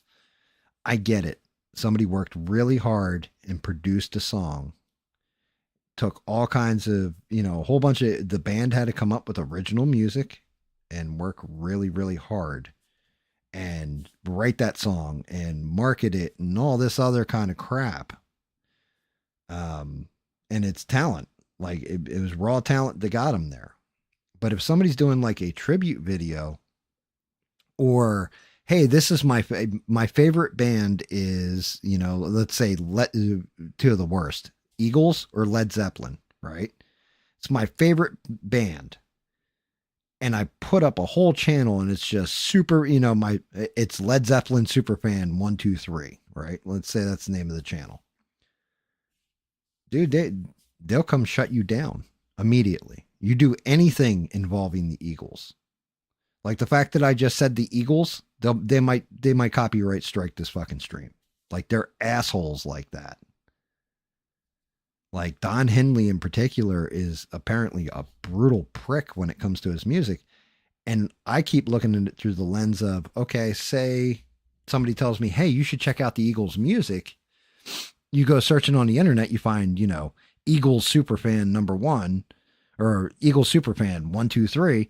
You click on their shit and they have like tribute videos and, you know, like different stuff with the band in concert that they went to when they were, you know, back in the day with a little 8 millimeter camera or 35 millimeter camera and filmed it and all this shit and pictures of them with the band. And it's like that kind of promotes that band. It makes you want to like, oh, wow.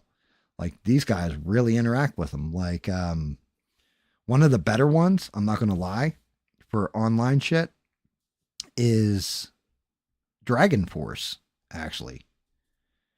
Dragon Force because the guitarist for Dragon Force, he's on. He's on like Twitch or whatever, and he's got a pretty decent stream and all that. And he's always really like he'll go watch somebody's video that they did as a tribute to him, and be like, "Oh, that was really well put together," or "I didn't really like it." Watch people play the song, whole nine yards. Like that's how you should be towards your fans.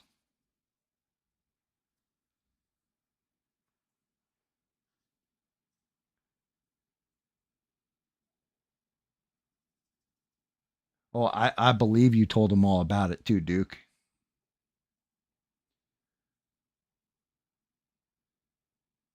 Yes, the Star Trek. I'll tell you one of the killers, Eugene. They did this, and I can't remember what the hell the name of the video was, but a dude did the fight scene from New Hope between Obi-Wan Kenobi and Darth Vader, and they did the entire fight scene out. They used CG. There wasn't AI at the time, so it was actually like two guys acting it out and kind of like duped the face of Obi-Wan on, you know, and all that like old school Alec Guinness and Darth Vader and all that. And I mean the fight is amazing. Like it was just so well done. It was like, God damn, that's what the fight between Obi-Wan and Darth Vader should have been. And like Disney went after that guy so hard. But I think fan backlash, because so many fans had seen it, that they let him put it back up.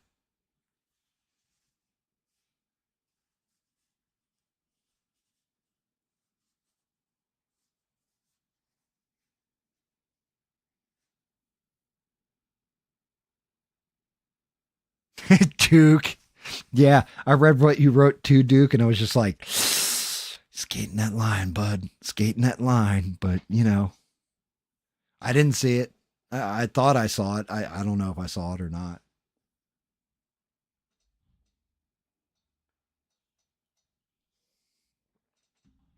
You had a dem moment? Nice.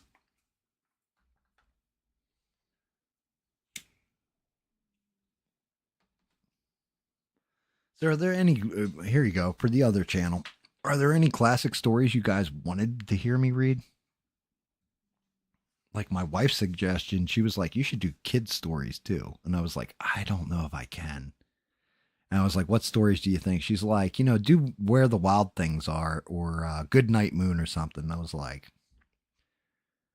I got this feeling I'll start reading Good Night Moon, like, Good Night Moon.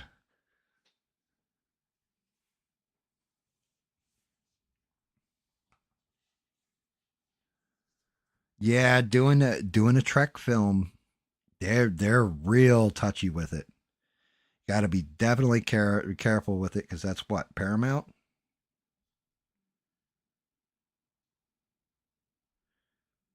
Is it Paramount?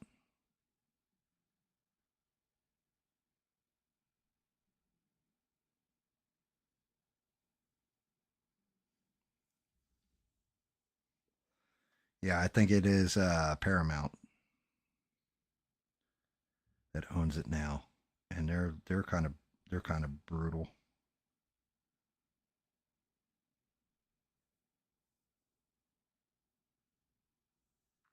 Yeah, I mean Disney's brutal. They're definitely like assholes about stuff. I don't know. I mean, if I were Disney, anybody who's posting anything positive about MCU comic books, like Marvel Comics, Star Wars, any of that shit, I would let them put that shit up as much as they want, as often as they want.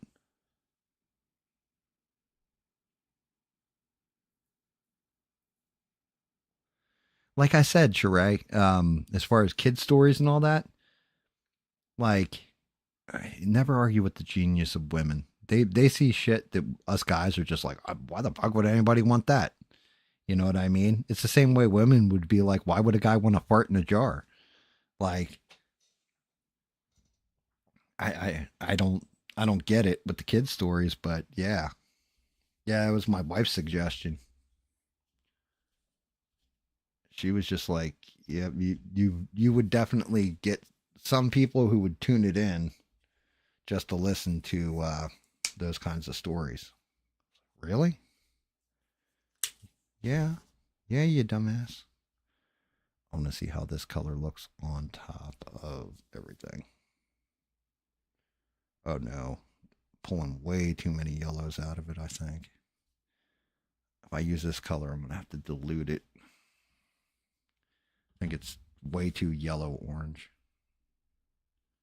Like it would be a decent highlight, but I think I need to go darker than that.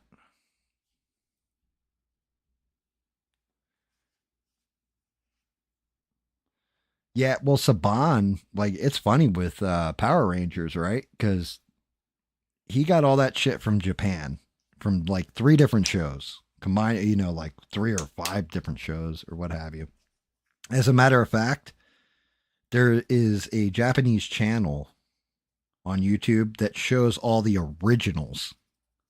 Like it's all the scenes from the Power Rangers from back in the day. And it's like, but it's actually week to week. It's not just like random adventure like how Power Rangers were. There's actually a story that goes along with the whole thing. And then he lost the rights to it at some point, Saban, and then got it back. Like the company that bought it from went broke with it or something, and then he got him back. Like it's a crazy ass story.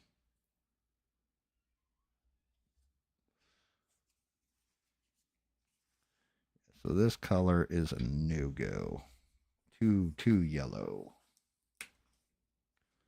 I need to lean more towards a red than a yellow. Like this one looks like If a rat ate nuclear waste and then pooped out its intestines, that color yellow or orange rather.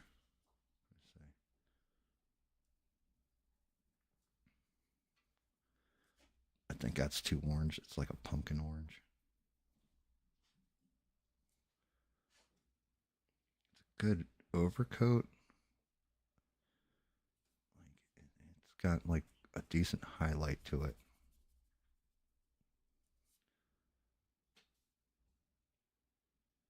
I just think it's a little too much.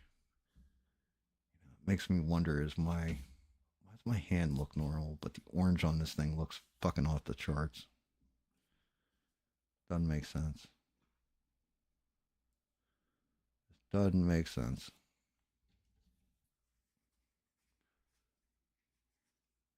Oh shit, what's going on? How's it going, Beans? When the hell'd you get here?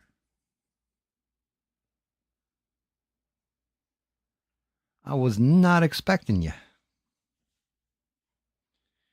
I know you'll watch it on the replay. As a matter of fact, I even said you'd probably watch it on the replay, Beans, but you have to catch GAM's thank you speech.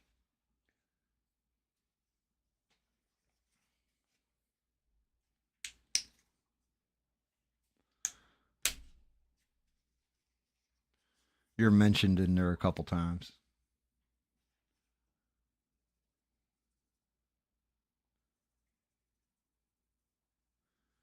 Thank you, Beans. Appreciate that smash like. I know you got stuff going on, so I'm actually surprised to see you. That's awesome. Thank you. Thank you for dropping in.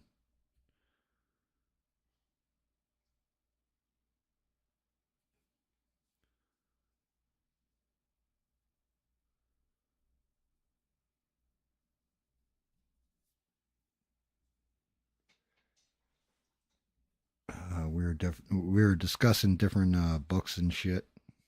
Well, actually, no, we've been discussing all kinds of stuff and like weird out there stuff that we're just having fun with.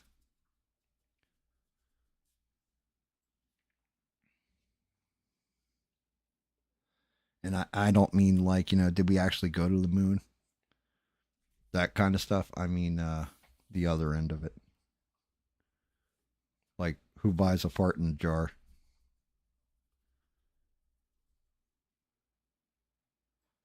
Yes, that was actually one that I planned on reading 20,000 Leagues Under the Sea. It's a great book. Jules Verne. That Journey to. What else did Verne do? It was Verne, wasn't it? I think it was Jules Verne. He also wrote Journey to the Center of the Earth. The only part that I would have a little bit of difficulty is they go into the actual species names on some of the fish. So I'd have to practice the species names before I got to that part.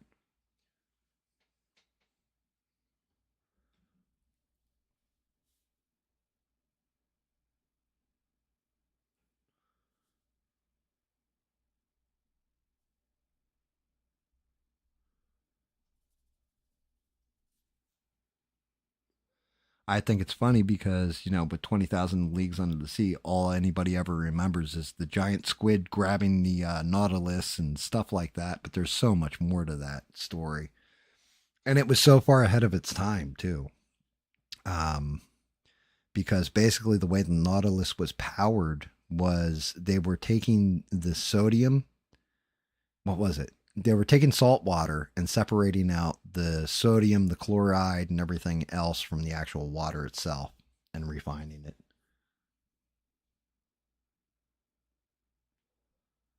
Yeah, there's a couple of them. I had named a few. Um, like I said, I've always been H.G. Wells has always been one of my favorites. And there's some stories that people don't even know, like The Star is one. That's why I'm going to start with that one. But then you have the ones that everybody knows and or thinks they know because they watched an old movie. So, for example, like War of the Worlds, Invisible Man, Isle of Doctor Moreau, and the Time Machine. Time Machine's a cool one too.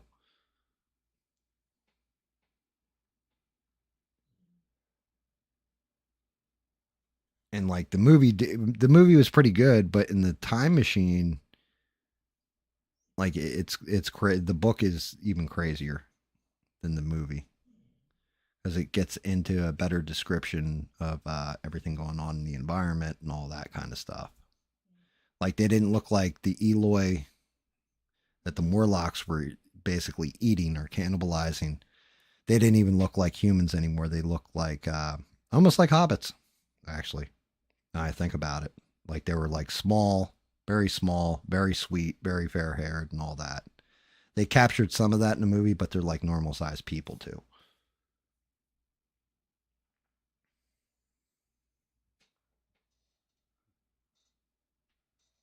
Oh shit! Here we go. Let me.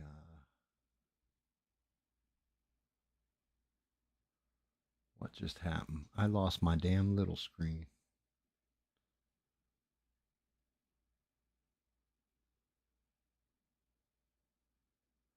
I definitely. I'm definitely thinking about switching this shit up. I still can't believe this thing is set up the way it is.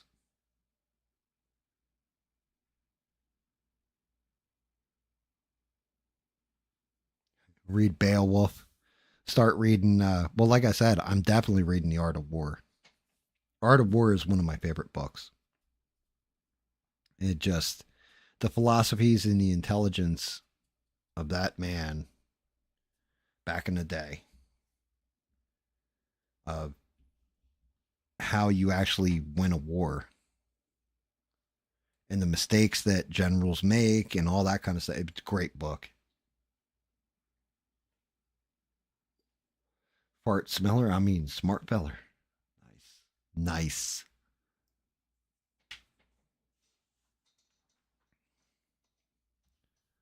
That very nice. Let me see. Orange is this? Canyon Sunset. For some reason, I think it's going to pull too high on the red scale.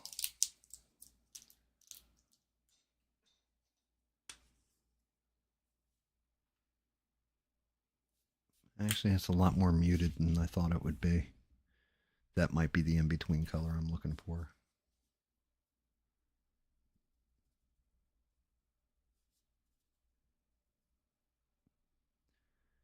Yeah, I also thought like maybe Lord of the Rings. That could be a good one. Like the whole series of books, The Hobbit and all that. I would skip the Cimmerillion. I can't make it through the Cimmerillion. I can't. As soon as it starts getting in the lineage and it just keeps going and going and going and going, it's just my eyes start crossing. Aragorn, son of Arathorn, son of Triborn, son of Gornthorn, and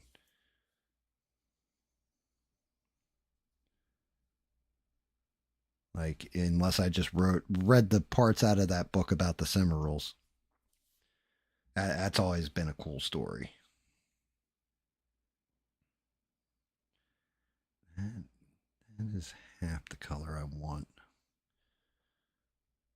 A base coat and then over again.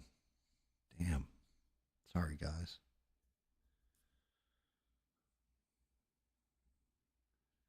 The Alchemist.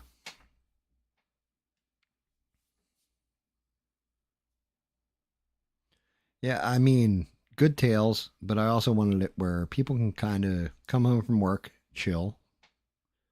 You're going to sleep or whatever, you can't sleep. Throw on a book in the background. And I'm sure there's plenty of channels like it, but you never know. You never know. It'd be a fun thing to do. Plus, it forces me to revisit classics and not be lazy. Because being lazy is real easy to do, especially nowadays.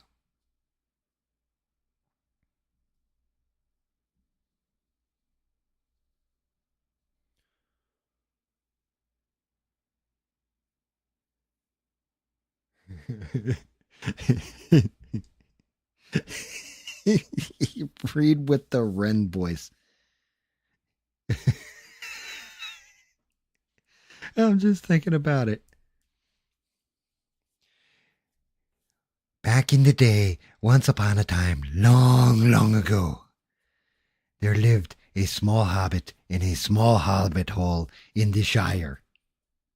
He had mighty incisors.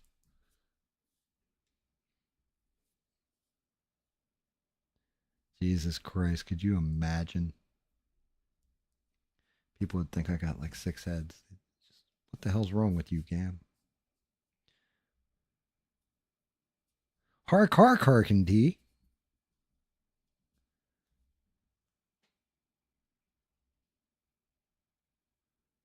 I don't know.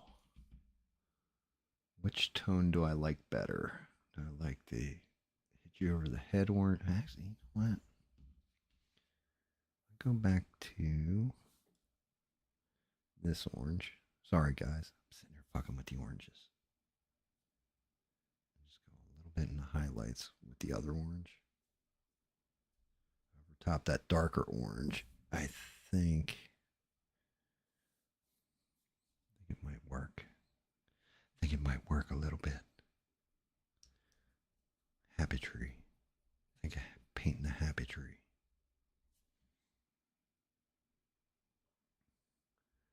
You can't stop laughing. And he, yeah, like, just think of it. Just famous lines from a book, just read by Ren Hoek.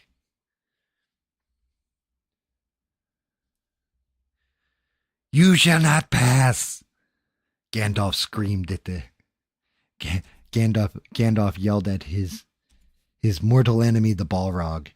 You shall not pass.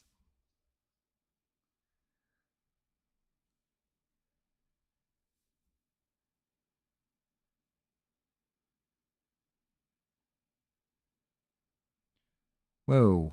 Yeah, okay, hold on, Eugene. Who upset you and why? Or is it like personal? Somebody upset you, right? Then you can have a conversation with them. If you're cool like that and good like that, and, you know, there's plenty of people that I pissed off and pissed me off. And it depends. It really depends. Is that person of major value to you, or are they not? Are they just somebody that you're like, yep, you don't really add anything to my life, so. Or is it somebody super important to you that hurt your feelings, you know? God damn, my hand.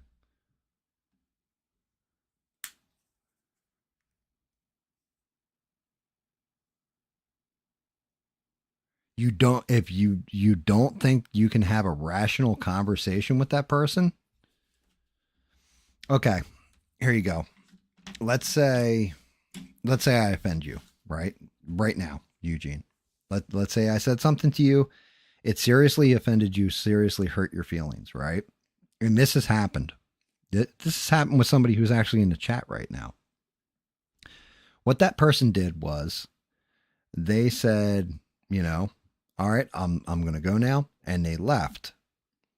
Didn't say anything to me about being mad, but I had to reflect on it because that person was important to me. So when they left, I asked 2 other people that were in here when that happened, you know, did I say something out of hand? Did I say something wrong? There's a reason why Bina was my moderator and Sheree is my moderator, right? Because I can trust both of them with their opinions. There's a reason why Devin, I know she watches everything going on. I can ask her at any point in time, did I say something out of fucking pocket? Did I say something fucked up? And if I did, right? And they say, look, you know, yeah, this is what it sounded like to me. You may not have meant it that way and everything else. Well, then I had to go to the person and apologize because I was out of, you know, but that's because I value that person. If you're saying the person is crappy and you can't have a conversation with them, do they actually value your fucking opinion at that point? That's the question. If you can't have a rational conversation with them, then do they actually value how you think or feel?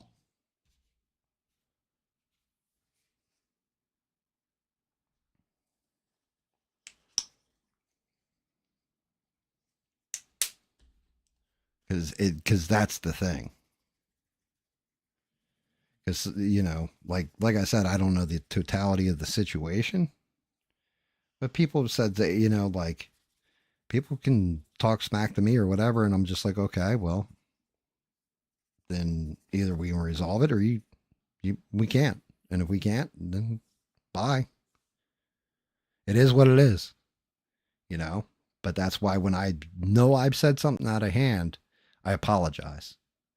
If I don't apologize, it's because I've asked other people that were around me when I said something. And if it was a personal one on one, I know I'm wrong. I try to correct it as soon as possible. Does that make sense or help you at all?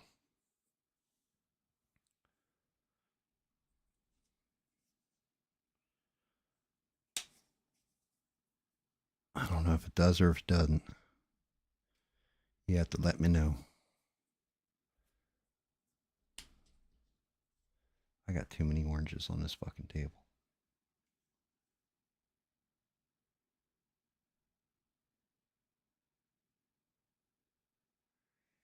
Then how the hell, like, it gets turned around on you even though it had nothing to do with you?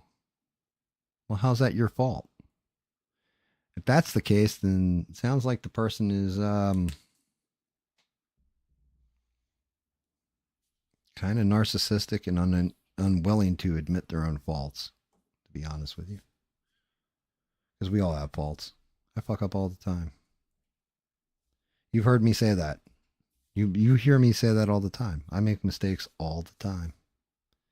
And if the whole thing is, if you feel like you made a mistake and there's, is there anybody else around to talk to say, hey, did I make a mistake here? Right. But you're asking that question because you have a feeling like you could have.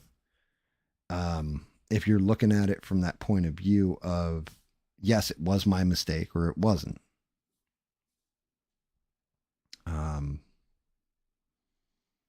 If not, and it's just a one on one kind of thing, and you made a mistake, then you got to look within yourself and say, self, did I fuck up here?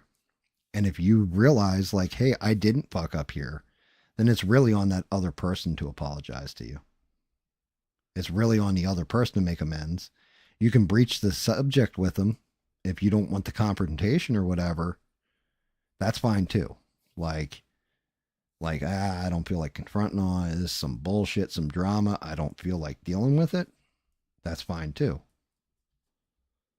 But you either squash it and all that, or you just move the fuck on. And it's really, it's up to you as an individual to figure out which one works for you.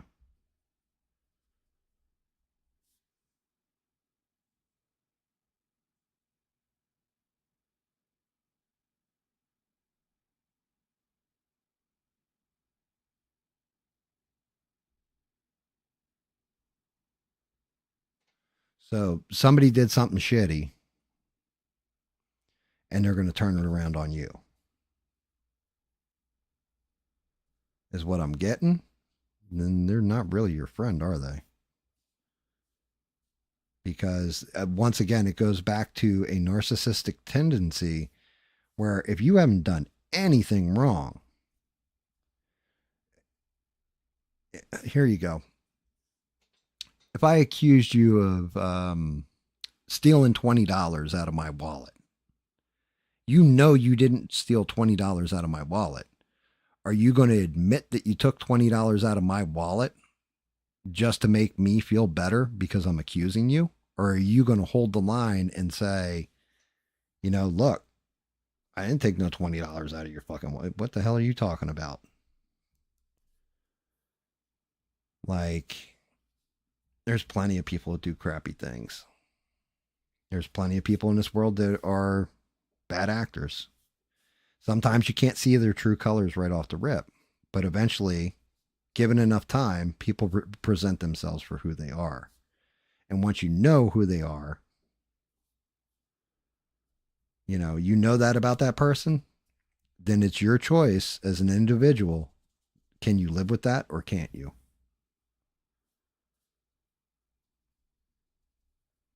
I mean, like I said, I'm an old ass man, so there's been plenty of people that been here for a cup of coffee and gone.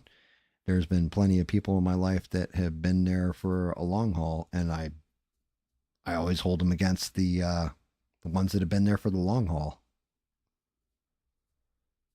You know,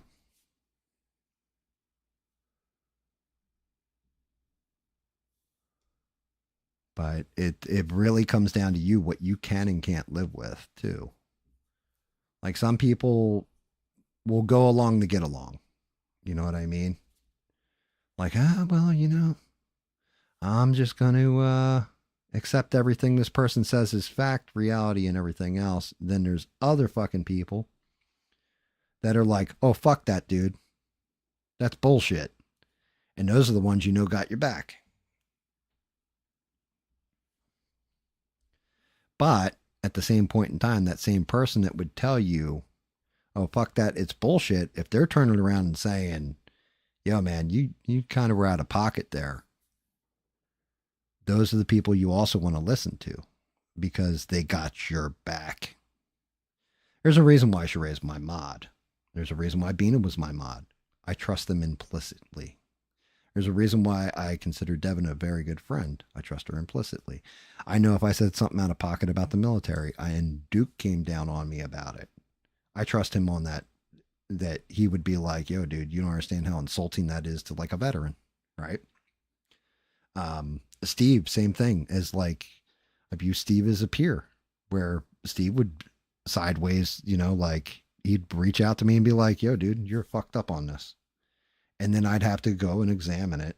And I would either come back with a response of, this is why I don't feel I was fucked up on it. And Steve might agree with my point of view, but if I was actually fucked up, he's going to stick to his guns.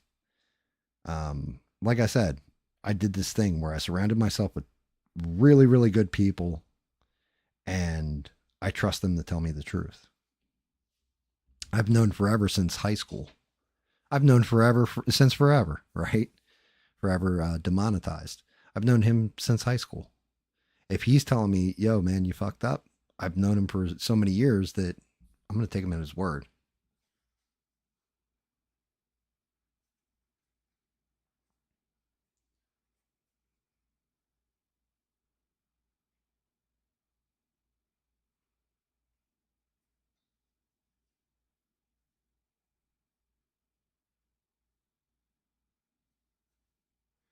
All right. So you said in the past, I called out a friend and they turned it around on me, even though it had nothing to do with me, but they were being crappy to someone I was cool with.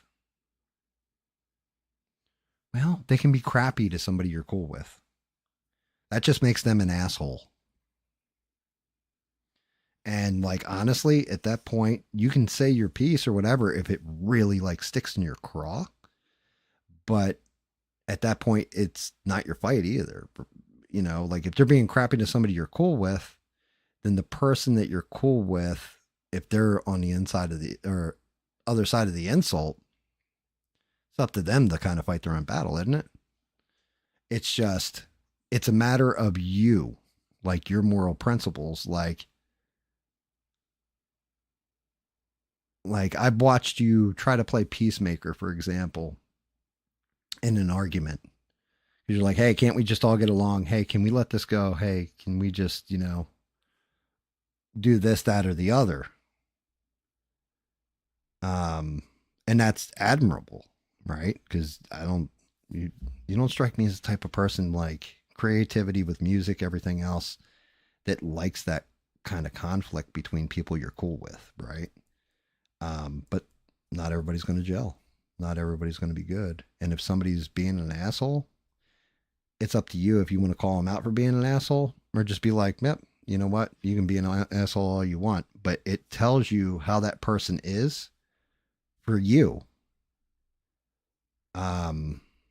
It tells you how that person is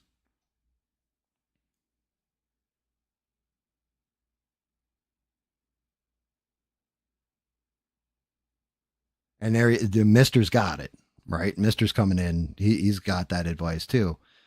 Speaking of which, Mister, at the beginning of the stream, I don't know if you even want to go back and watch it or not, but I did say thank you to you for when I first started this shit because you know you're in the unofficial ABL Discord or whatever. It was you, Six, Beans, Sheree, um, Danny Boss. Like I went through all you guys and just thanked you because you guys believed in me.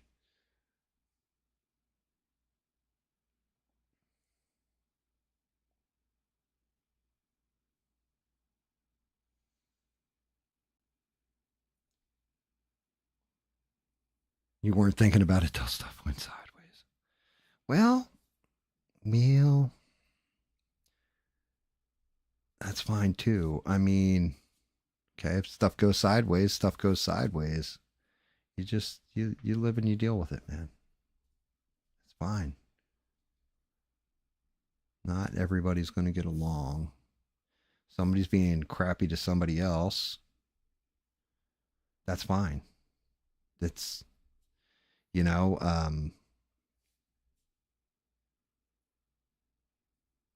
I watched somebody on here who will remain nameless who was very, very close with somebody else. And I watched this shit happen in front of my eyes. Right? This will just tell you a little bit about me. And I didn't really have a problem with it was between two people. One of those people has always been cool to me and always there for me. The other person, basically confrontational and was actually in the wrong. The two of them are best friends. Were best friends. And out of nowhere, because there was a minor issue, one person completely just ignored the other person. Didn't like cut them off, just pretended like they were dead. And the person who did that to the other person hurt that person's feelings. Well, shit, that's a lot of people at this point. Long and the short, I sided with that person who's always been kind and there for me. And I don't like that other person now because I see the way you treat your friends, if that makes sense.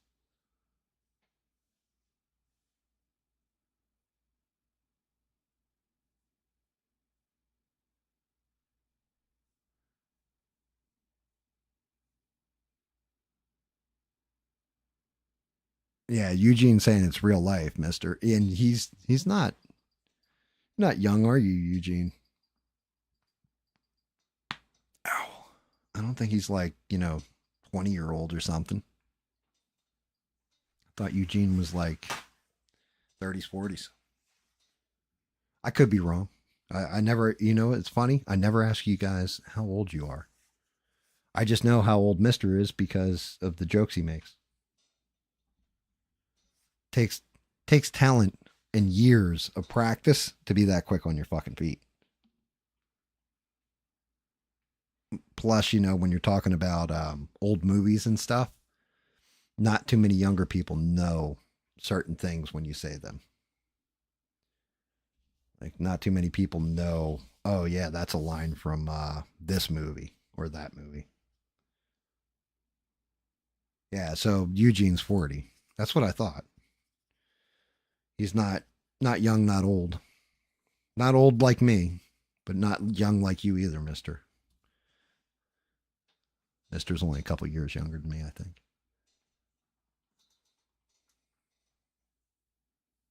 Yeah, Mister's 47. So yeah, you're like 3 years younger than me, mister. But yeah, I mean that fucking sucks. The worst part is that you got put in that situation. Like, I'm not gonna lie. That is kind of the crap part to me.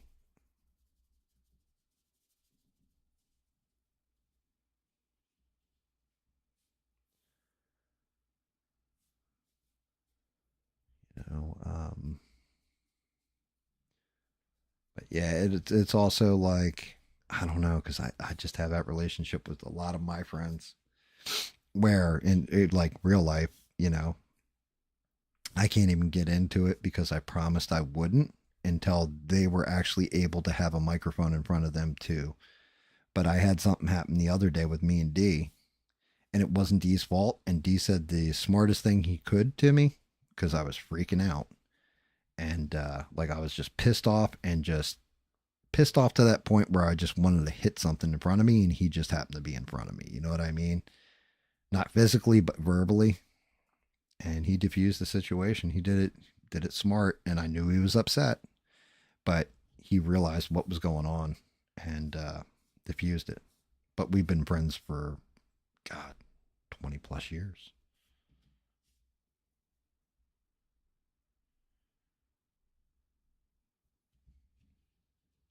See how these legs look on Mr. Thingy here.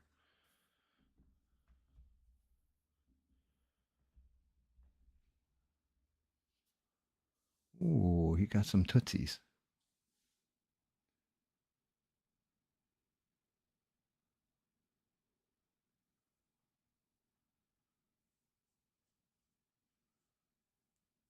Yes, people can be sensitive, and some people have very fragile egos, like seriously fragile egos, where you're just like, man, you've got skin thinner than tissue paper. You know what I mean? Some people are like that.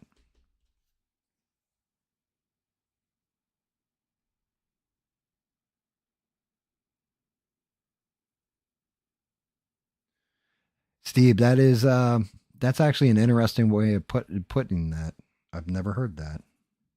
But that's actually a very good way of putting that, giving people their space so they can roam away from you.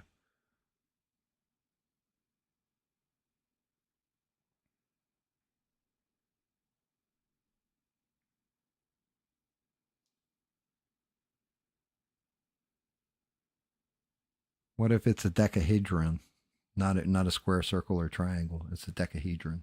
Does it still work then? Fucking Mister. I think you're coming at it from the right angle, though, Mister.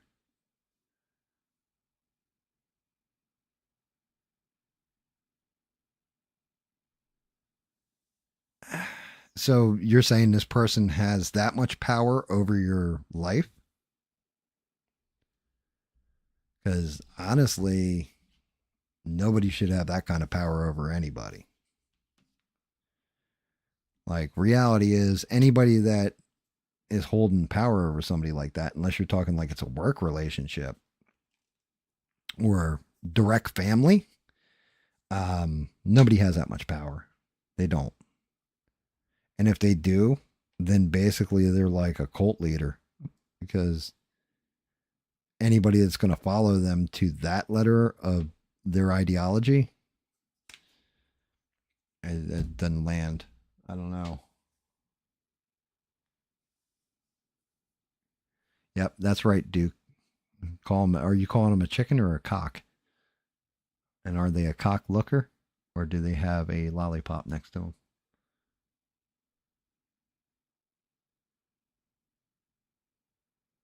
Holy shit, Steve! I just read that. I just pegged you. No homo. My God, I haven't heard that since I was like 15. Actually, I lie. I probably said that shit not long ago when I said I love you to one of my guy friends. I love you, no homo. That's Duke's logo is a rooster.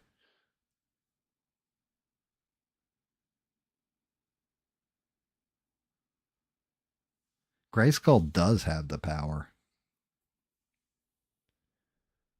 I have the power, He-Man. Do do do do do do do do do do do. He-Man.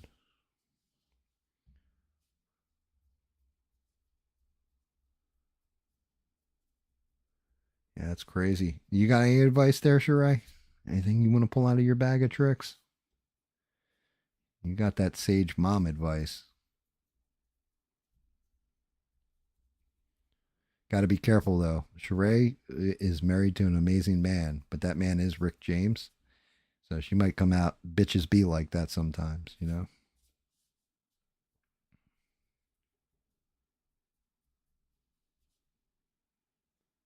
No Cuomo. That's fucking great.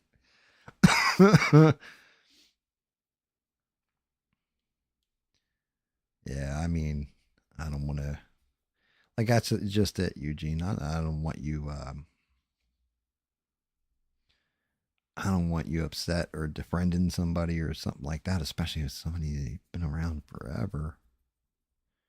You know, I mean, like I said, the sad part is you can't even sit there and have a conversation with them. That's weird.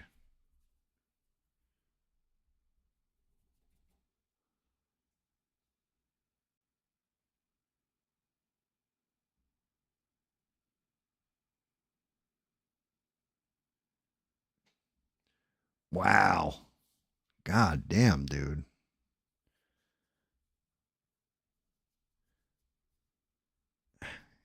They have that kind of power. Like they control your career.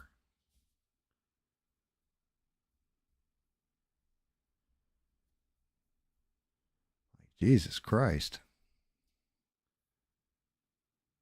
I mean,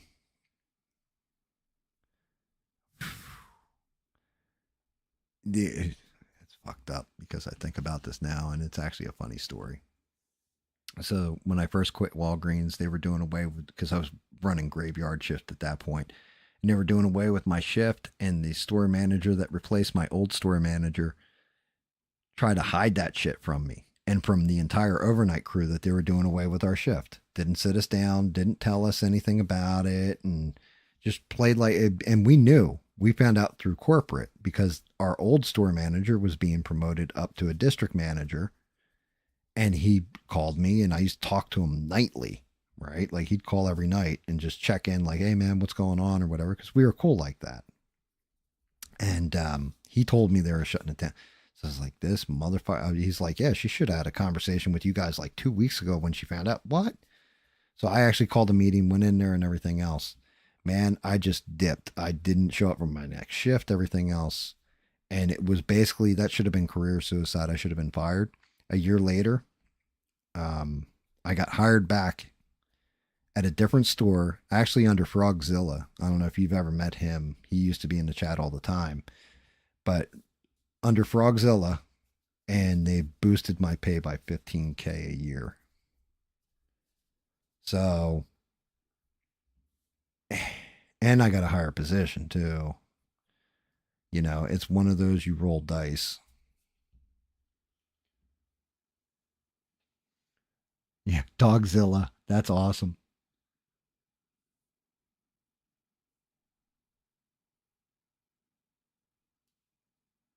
And you're not wrong, mister. You don't mix business with pleasure.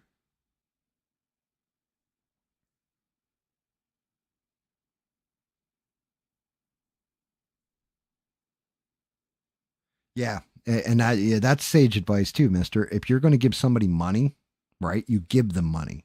You can say, hey, I'm going to lend this to you. And then give them like, $100, $20, whatever the fuck. But know that you gave them a gift. And if they don't pay you back, you got to be all right and just writing it off like, well, I'm never seeing that fucking money again.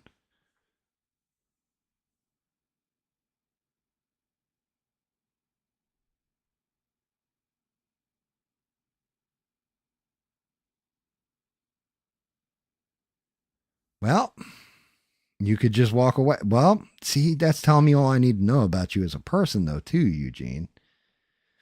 Like, and this is where I was saying it comes down to you. Can you live with yourself? You know, can you live with that kind of anger? Or how are you going to look at you? Like, are you going to respect yourself? I guess is the way. Like, when you lay down with a very promiscuous woman, like, are you okay with that? Like, can you look at yourself in the morning and go, oh, I can't believe I did that, but it was fun. Or is it going to be one of those things like I fucking hate myself for this? Because it's really what you can and can't live with. Like, I don't have to live with those consequences, so I could advise you and say, oh, this is exactly what I would do. I am not going to face those consequences. So you are. You know what I mean? So looking at it from you, and that's why my advice will be I can't tell you what to do. I can never tell anybody what to do. I can tell you the way I see it and everything else. You can make the decision for yourself if you should do something or you shouldn't do something. You're a grown up. You're a grown ass man. And you know, I don't envy that decision in any way, shape, or form. I don't like that decision. That you have to even make that kind of call or decision. I don't like it. It's rough.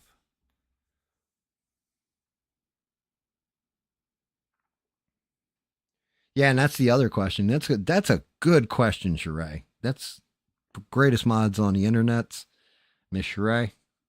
Mister, make sure you smack the fuck out of the like button too, would you? I don't even know why. Like I was watching I actually watched Joe Rogan with AJ from Y Files on. AJ Gentile. And he was talking about it. He's like, when I started YouTube, he's like, it was like the hardest thing I ever did. He goes, and then I'm watching all the videos and stuff, and they're like telling you, giving you this advice about smack the like button and be all hyper and energetic and everything. And then he was like, I tried it, it failed. And then I was like, fuck it, I'm just doing it my way. And he's like, and I took off like a rocket. And I was like, yep, that's the way you got to be. You got to be honest to yourself when you're dealing with shit. But yeah, I mean, and that's why I'm saying my advice to you is you already know the answer. Um, it's just if you lock in, like, can you live with it or can you not live with it? Like for example, and I'm not calling him out for it. Mister does not like fucking conflict a little bit. He sees it as wasted energy. Holy shit, why do I even got to deal with this? He doesn't like it at all. He would walk away from from that and just be like, I'll be the bigger man and walk the fuck away. And, fuck both these people. Because it's not worth my time or the drama that's going to go on. Save that drama for your mama. Me, I might give you a piece of my mind if I really value you as a person. If I don't value you really at all, then I'm not even going to, I'm just going to not even blink and just be like, yeah, I'm done. That's cool.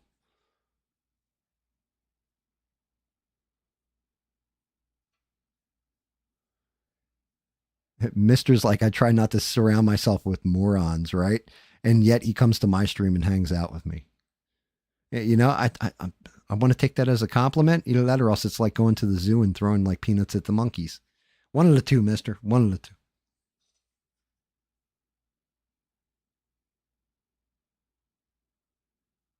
Yeah, you watched the AJ stream. He was all right on it. He had some funny like stuff that he said on the Rogan stream. I just I don't know. I was 50-50 on it.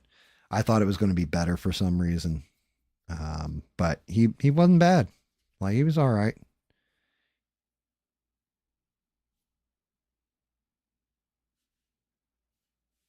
Yeah, like I said, some stuff the fight is there to save the friendship, mister. You know what I mean? That's the way I look at it is if you're arguing, if you're showing me like you're willing to put up an argument, the friendship might be worth saving. If you're not willing to argue it out or discuss it or any of that stuff, then the friendship don't really matter to you.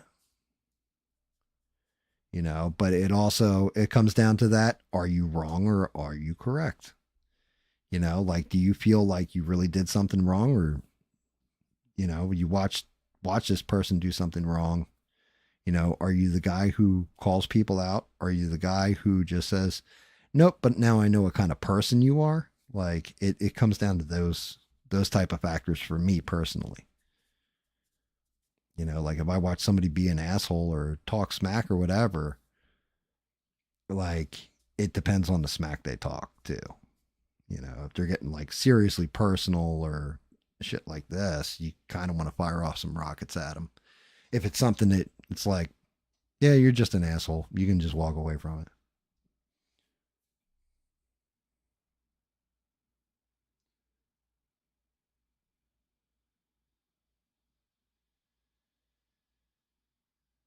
It was good, Cam. Just a fish is going to slap you. Listen, people. Um, yeah, I understand that, Eugene, and that's what I'm saying is that's rough. That's the roughest part for me is do you think there's a way to get those opportunities some other way though? You know?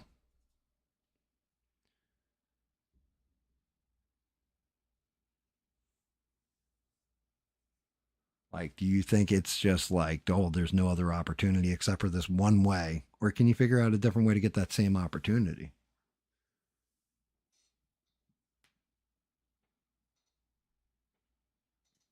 Yeah, Steve, you're not wrong. It is. It's a lot of wasted energy.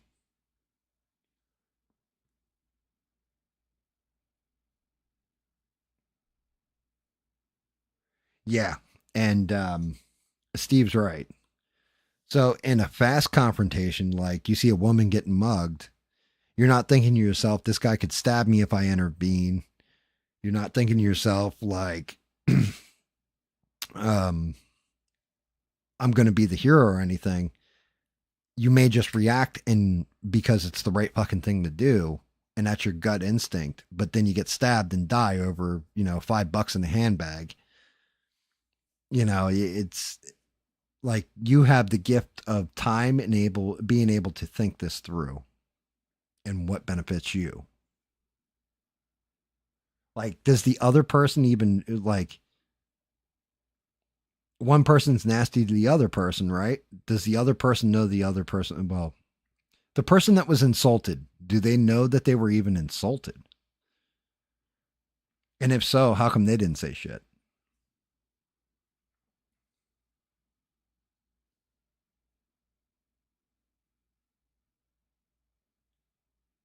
Yeah, that's a good way of putting it too, Sheree. Like I'm actually liking this. This is an interesting ponderance and getting to hear all the different voices like chime in. I know where Duke Raoul stands on this. Just punch him in the dick, call him a fucker, and walk away.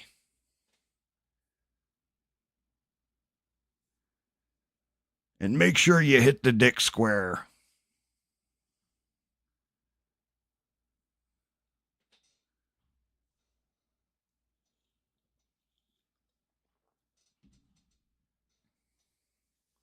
And then when they're laying on the ground, you just spit in their face.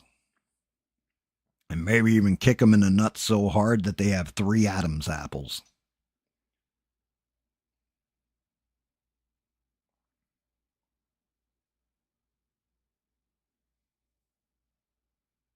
Well, not just that. It's also, Steve, you don't know.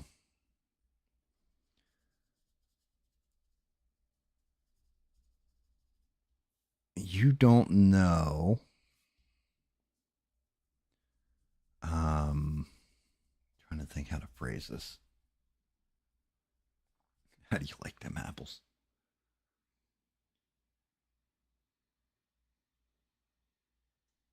Yeah, that's what I'm saying. I can't put myself on the chopping block for someone who's not right. But and that's why I'm asking the question: does one person even know that they've been insulted? Like, is it some shit that is in confidence and private, or is it something that like does is there a reason the other person isn't doing anything? Like maybe they're keeping their silence for a reason.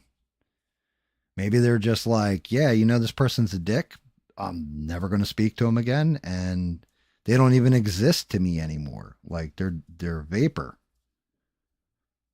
Like they're not worth the the energy I would put out to even have a conversation with them. Stuff like that. Did they wipe a booger under?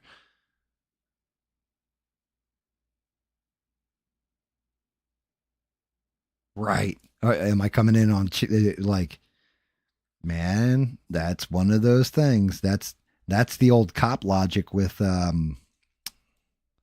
domestic disputes, right? Like, woman calls the cops on her husband. Husband's been beating the hell out of her. Cop shows up, tries to take the husband to jail. The wife jumps on his back and stabs him. You know, like, what the fuck? I'm trying to help you, lady. Like, no, you can't take my husband to jail. This shit's between us. Well, then why the fuck you call me? You know, is it an ongoing thing? Is it something just happened? Like, it's a lot.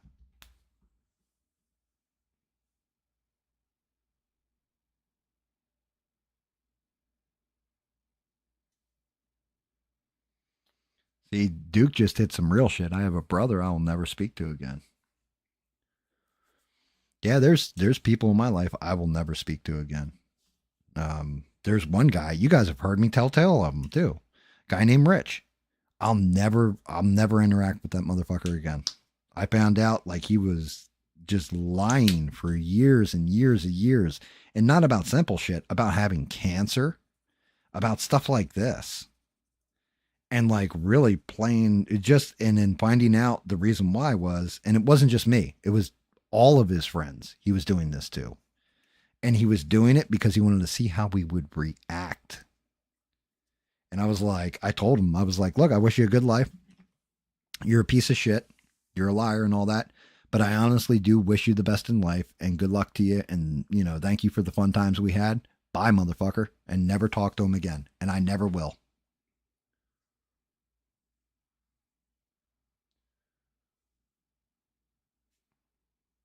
Like, legitimately, like a 35-year, yeah, 35-year friendship gone in the blink of an eye. And this was like 3 years ago.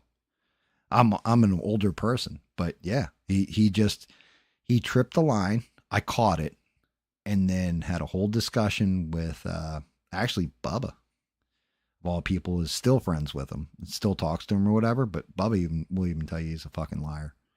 If Bubba was in the chat, he'd tell you. But yeah, flat out, and like the guy's like, oh, I'm sick now and all this kind of stuff. I really want to talk to GAM one last time, and he's like, Bubba's like, all right, I'll pass it on to him. Bubba will tell me, I'll be like, no, you be. And he's like, yeah, I know. You're not going to talk to him. I'm not. I don't care what happens. Oh, Jesus Christ. That's a lot more severe than mine, Duke.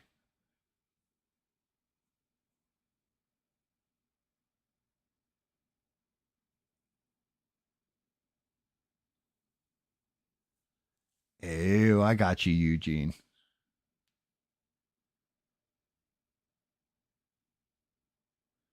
So the person who's getting clipped, right?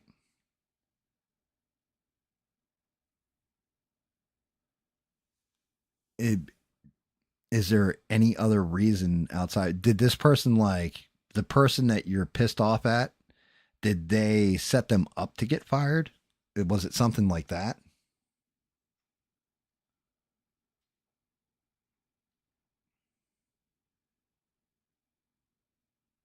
Yeah, and that's just it. You know, you've got to do what you got to do. Like sometimes there's an old saying, discretion is the better part of valor. There's a reason that saying exists. Because sometimes playing the hero or, you know, standing on ideals in the face of something that's going to end your ass, it ends up ending your ass.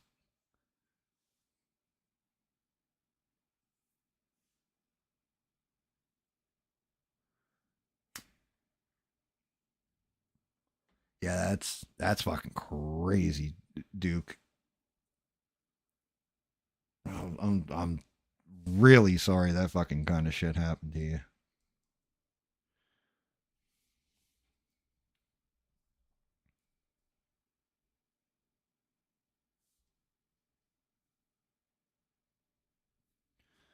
I mean, the big thing is now you know this dude's willing to pull that kind of shit.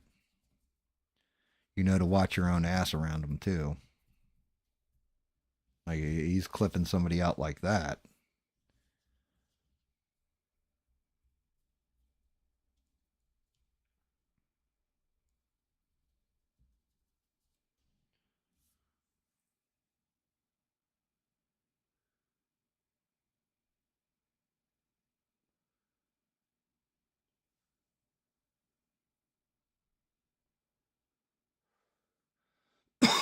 they got their feelings hurt, and that's why they clipped them out. Are you man? That's super shitty. Super shitty. And if you say to the person with their feelings hurt, hey man, like you think this is a little bit much, then they'll just turn around and get their feelings hurt about you.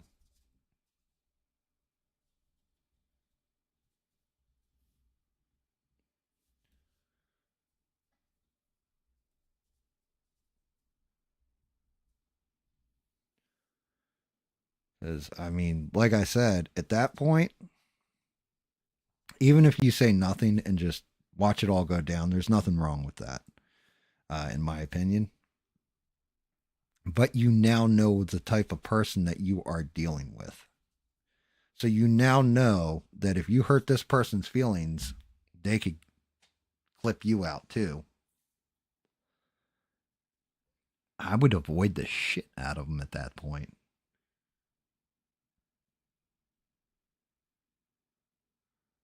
Oh, Duke, I'm sure. And you're a proud fucking military dude. And he talks about Obama all the time. Yeah, I can definitely see where that rift would come in big. Whereas Trump would say, bigly.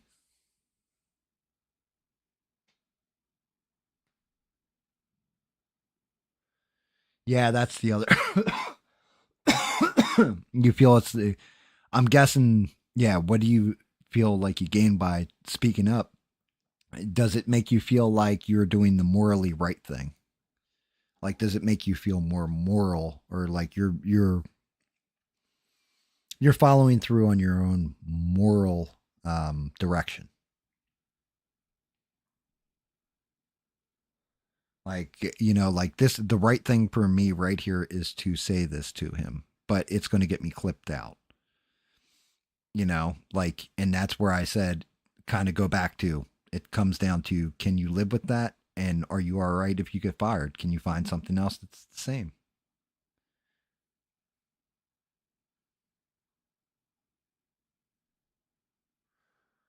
And yeah, that's where I would fall on this, Sheree, is I would just be like, yep, yep, I see exactly who the fuck you are for you. Fuck you, dude. Thank you, fuck you, bye would be my words.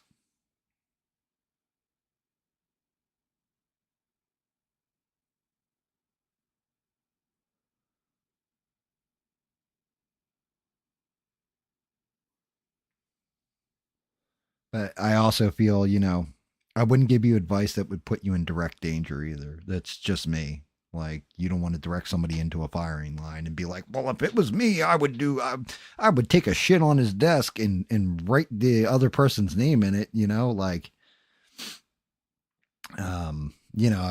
something like that. I mean, now granted, I might do that if it were me, but honestly, I've come to that point where I'm going to say this too, and it's going to sound funny, but I agree 100% with Mister that some drama just ain't your drama, and it is what it is.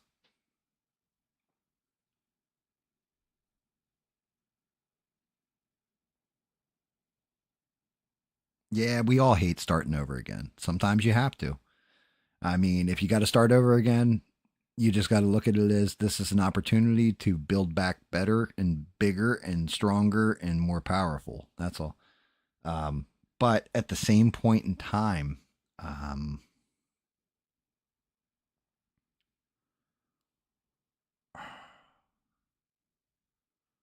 yeah, that's just it. What do you gain by speaking up? That's the big question. What's in it for you? If it's literally just, well, it's my morals to speak up, that's fine. That's acceptable. That's fine. I've seen people stand on principle before that's cost them damn near everything. Um, like I said, I'm not exactly one to go along to get along, and that's just me. I understand that approach, but also, if you feel like you have major things to lose, then is it a benefit to you to do this, or is it, you know,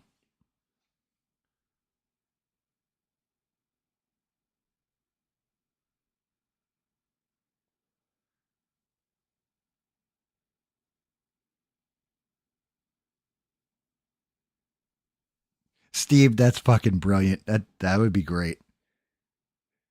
And Duke, it's time to release the fart.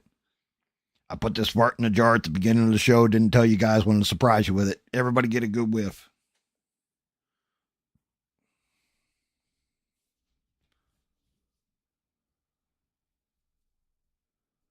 But yeah, I am definitely. I mean, Mister's not wrong.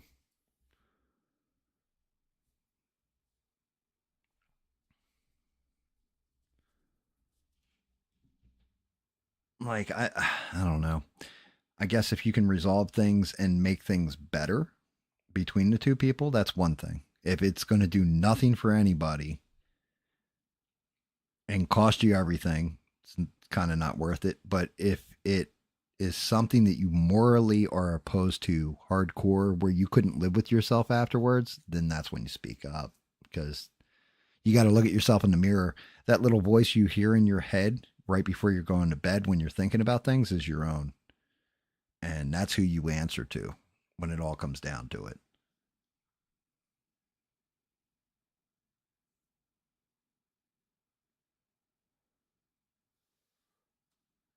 Like, there was a point in time where I left my entire life behind and then started a brand new life and all that. And to be honest with you, it was the best thing I ever did.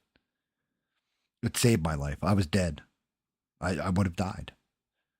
And but it took a good woman believing in me and a lot of stubbornness, and I made it through.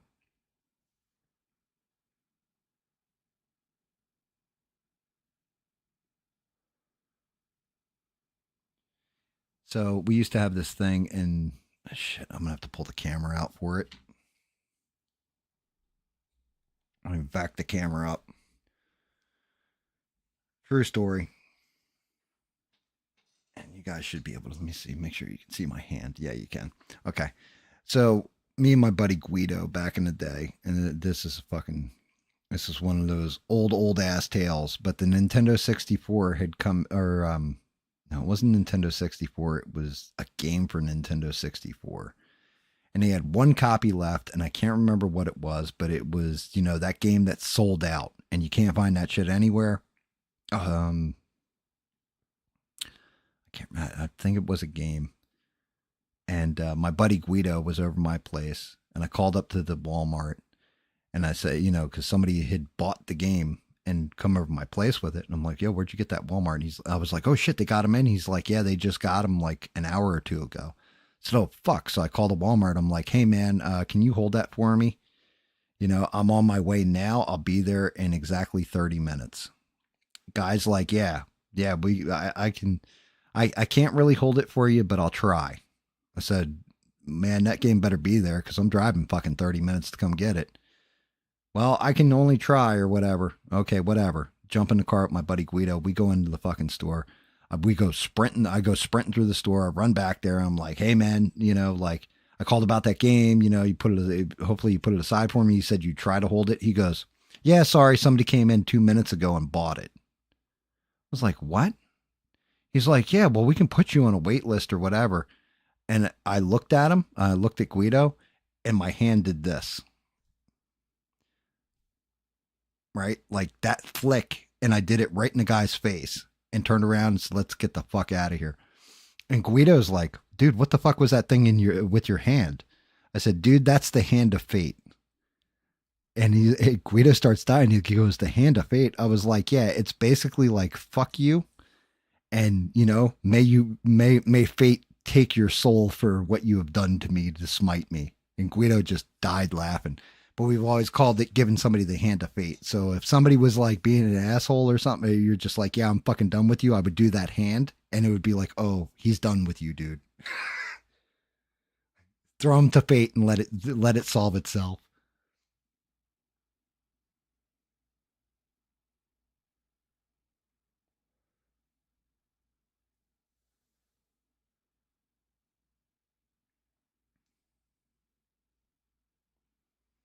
Yeah. And that's my advice to you is exactly what Sheree just said. At that point, you do what is in your best interest. You do what's right for you, unless you can't live with it. And, you know, but Sheree's also right too. Whole thing is now if you feel like you've got to walk on eggshells all the time, kind of changes your whole dynamic, and you're going to kind of want to leave anyway. It's just you're going to leave on your terms instead of theirs, you know?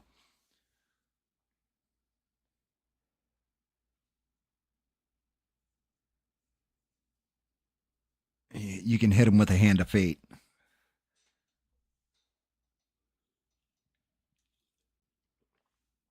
As a matter of fact, when you go on to something bigger or better or what have you, then turn around at the very end and just give them the hand of fate. Let fate take them, take their soul and do what it will.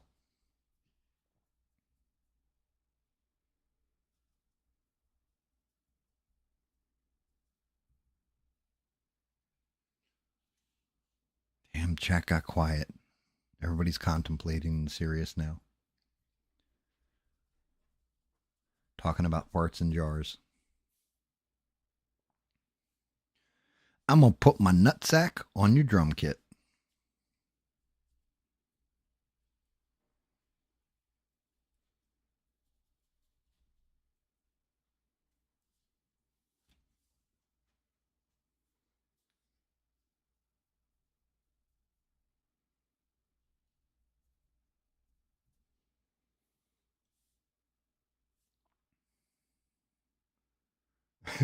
Forever's like just sitting in the background.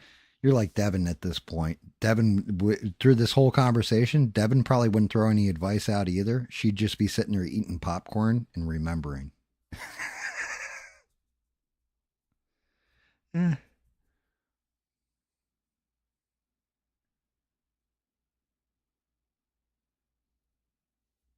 Yeah, yeah, you're not. Well, that's the two hands of faith. Faith. That's not, well, I guess technically it's fate, but yeah, two hands of faith. It's fucking great.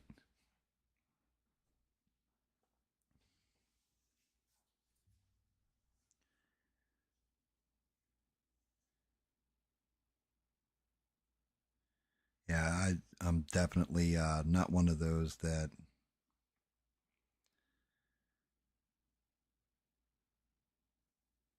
I let that shit bother me. I just keep moving.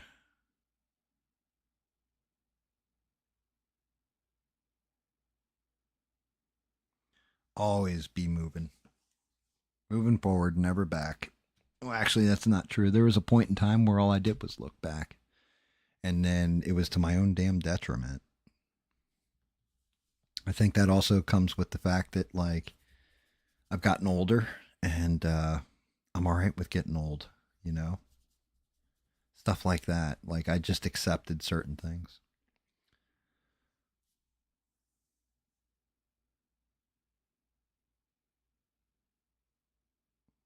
That's actually that's good though. That's a good moral quality to have. Um, would you guys like would you guys like to hear I don't even know if I want to talk about this totally because definitely had me upset. But at the same point in time, there was one fucking funny thing. So I've told you guys about all the kittens and everything and how they're all sick and all that kind of shit. And I can tell when basically the wasting disease is kicking in and all this stuff. End up with a messiah complex and a lot of enemies. Ah, you're good, buddy. You are good. We won't judge you here. You just be Eugene. You'll be fine. And keep putting out banger music too. You know, dude, write a song called Betrayal and just, incorporate that shit.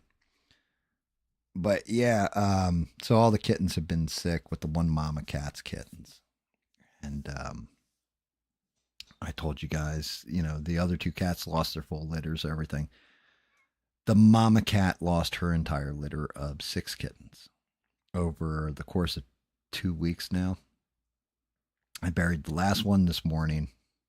When I was walking the dog, I saw it. I was like, oh shit. And these guys had made it, pretty good stretch. Now here comes the dark humor to this. And honestly, I know I ruined someone's day, if not destroyed it and blew it to hell, and didn't even know it.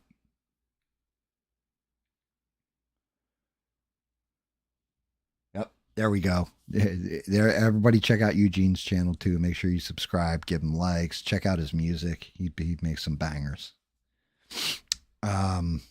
So two of the kittens always slept together, and there was only 3 kittens left.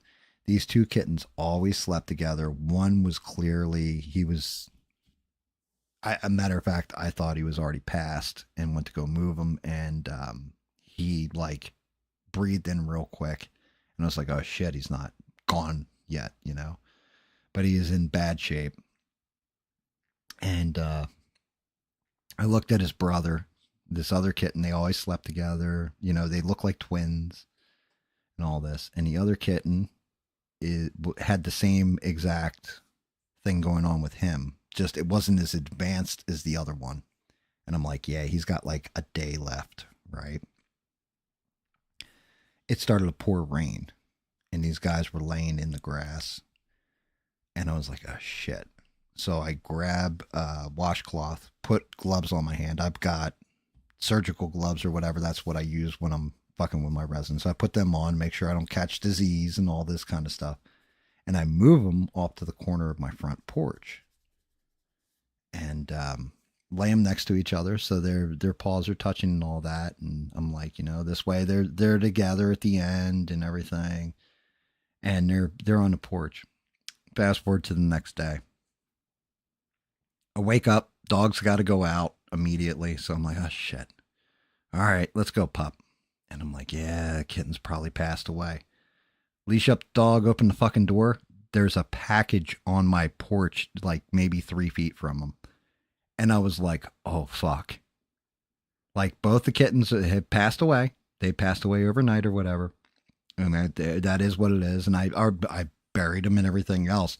But I'm sitting there and I brought the package in, and I'm just thinking to myself, like, some poor UPS driver came up to my front door and had to deliver a package next to 2 passed away kittens. And I was like, man, I just fucked that guy's day completely up. Can you imagine if you walked up on somebody's porch? Like, yeah, I'm going to ring the door, but oh, Jesus Christ, what is going on here? I was like, either he's going to think I'm a serial killer or, some shit like this. Like it was dark, but I actually did. At this point, I have to laugh, because if I don't, it's just too upsetting, But I was just like, yeah, some poor guy came to my front door to deliver a package, and his whole day was ruined. Like, he went to the bar afterwards, after he got done work, and was just like, I need to drink this image out of my mind. But yeah, it was sad. Definitely a sad thing. But then again, it's nature. Even the best medicine can't fix it. Can't save anybody. You save the ones you can, and you do what you can. Food, lovin's, support. It's the way that shit goes. Foods, lovin's, and supports.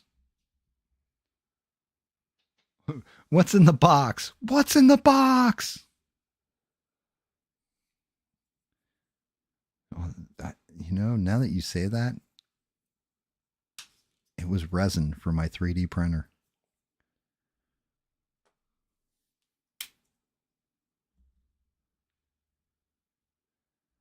That doesn't look right. What the fuck? How is it these oranges are off by like a shade each? I gotta keep them separated. This is the only one that I know exactly what orange it is. Yeah, I mean, and shit's been breaking my heart But like I said, nature's way of keeping a colony under control too. That's why I said I think if I do believe in a god, I believe in the god of nature because it's fair. It's chaos, but it's fair. You know, it's that randomness in life. It can be really beautiful and really sweet, but it can also be devastating and you know, what is it? Don't fool with Mother Nature. It's just like a certain movie franchise. You don't mess with death because it gets messy. Same thing with nature. You don't mess with nature because it can get messy.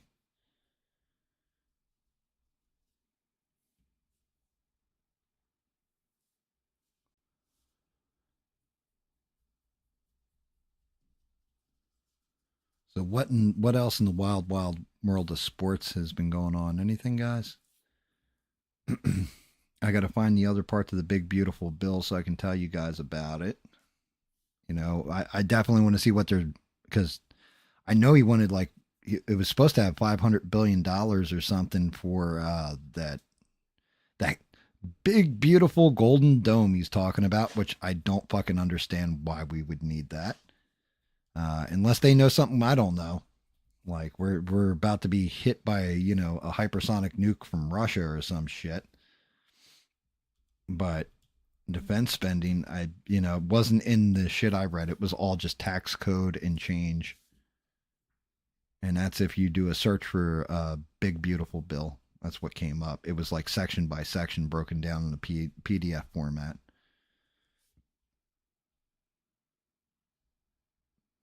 Yeah, that's just it forever. Don't be, you got it in one. That is kind of the lesson of Jurassic Park, isn't it? Don't fuck with nature.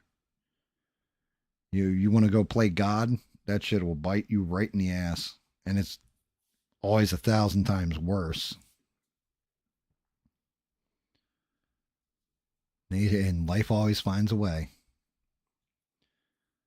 I mean, now that's another book I could probably read is Jurassic Park because that shit is a lot different from the movie in a lot of ways. Like Michael Crichton's Jurassic Park, because you know how Dr. Hammond is like a sweet old man, the rich dude who's like, I spared no expense in the first Jurassic Park. In the book, he doesn't give a shit about his grandkids, nothing. He just wants the money. Like he's like, well, fuck it, we're gonna open the park anyway, because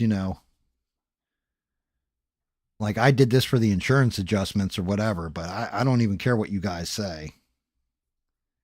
It was all about the money for him.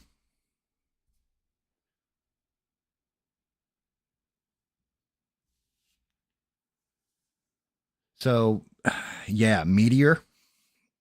Oh man, um, that's another one of those scary ones. So apparently, I guess in 2030 there is going to be a meteor that is going to come like 70,000 miles.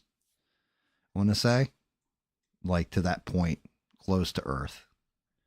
That's close as shit. That's closer than the moon's like 200 and something thousand miles out from Earth.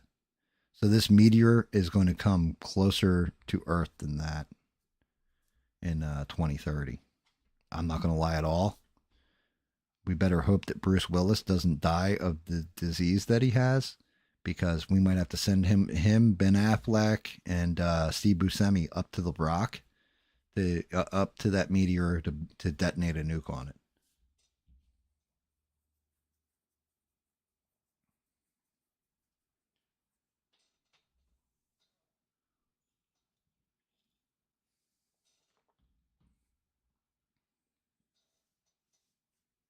Jurassic Park. The most, I mean, and I think the size they're saying that asteroid or meteor or whatever it is that's coming, they said that shit's pretty much a planet killer. Like if it hit us, it'd be GG, be game over. Yo, GG for anybody who doesn't play video games is good game. At the end of a good round of something like Call of Duty or something like that, you would type in GGWP, good game, well played. if you're being a good sport. But yeah, I could definitely see like like it's gonna be terrifying. I'm not gonna lie, I'll be terrified the whole time until that shit's way past us. And in a way, that's kind of why I want to read The Star by fucking H.G. Wells as one of my first ones too. It's definitely got that vibe to it.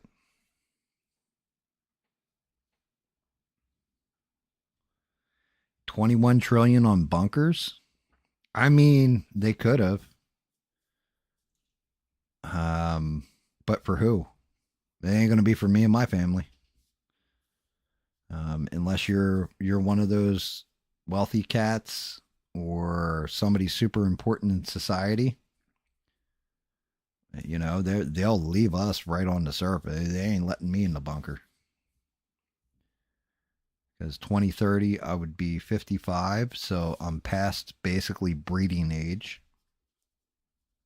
I smoke cigarettes all the time, so I'm sure my lung health isn't the greatest. You like all that kind of stuff. You would want to take the young that can reproduce and the smartest of us, and of course the richest will buy their own way or have their own bunkers, but you would want that to repopulate the earth, basically. The only problem is, would do you actually want to try and fix the earth after some shit like that happened? If everything's devastated and all that, would you really like? That's my thing with Fallout. Like, okay, yes, you lived in the vault or whatever, so you're still alive, but would you really want to live like that?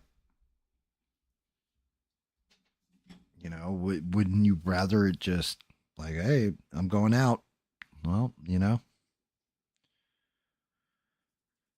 like let's go skydiving or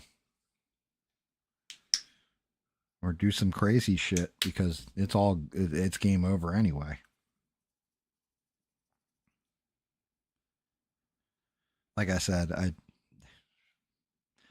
don't know. From my point of view, I would try to make sure my kids went on because they're still young and they're relatively young when I say that, like in their 30s, 30 and late 20s, and I would try to make sure they went on. I would sacrifice for them. Say, go ahead, I live my life, motherfucker. Your turn now. Step up to the plate. You guys got quiet. It's so quiet. Am I saying interesting stuff where you don't feel like talking, or am I just fucking boring you all to sleep?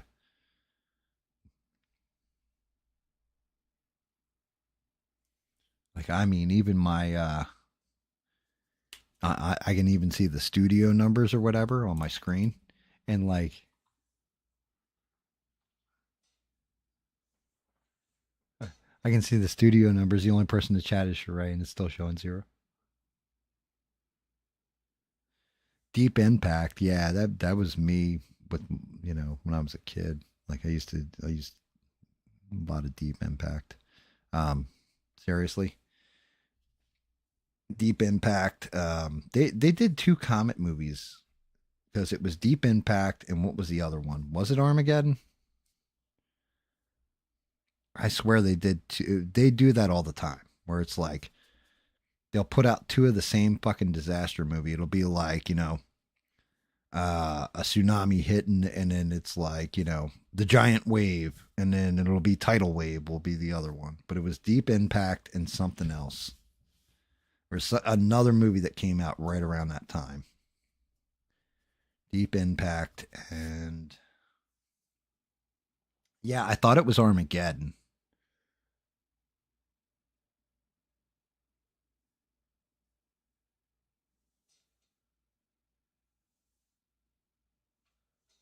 Is that a cowboy? What the hell is that one, Duke? Damn it! I hate it when you hit me with the emojis. I don't know what they are, or haven't seen them before.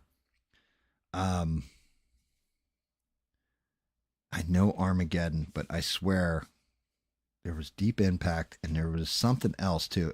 And I don't want to say. I want to say it wasn't Armageddon. Like you may be right. Maybe I'm just misremembering, but I swear there was another movie that was just like Deep Impact. And Armageddon, I know that it was an asteroid that went up and had to stop it. Deep Impact, it actually they hit it with like I can't remember what they did, but it fractioned off, and then they barely made it into the hills and stuff like that. Like humanity survived. You disco dancing. It's the end of the world as we know it. It's the end of the world as we know it. And I feel fine. Maybe it was Deep Impact. Or not Deep Impact, Armageddon. Yeah, they did the core, you had 2012. There's all kinds of disaster films. Those have always been a thing. Because they're kind of cheap to make. And people like to go see the big spectacle on the big screen of, oh, look at this. Like, like Independence Day was like that. Like, oh, I'm just going to see the White House get blown up.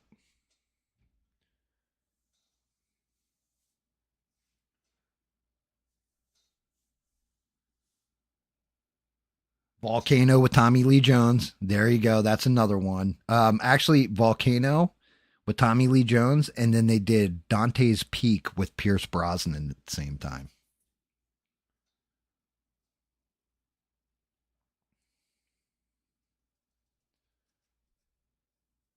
That's Armageddon.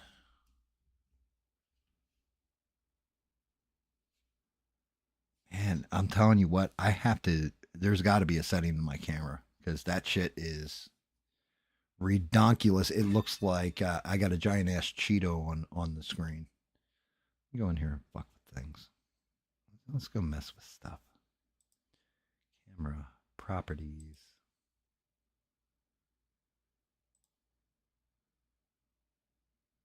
Is it the gain? No, I don't want to do that. Maybe the contrast down a little. That makes it even worse. Up a little, even worse. Balanced before. Brightness. It's actually closer to what I'm seeing, but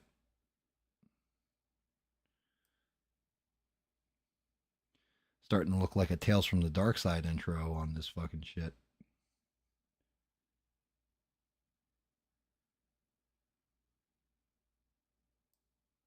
Gotta be somewhere in here.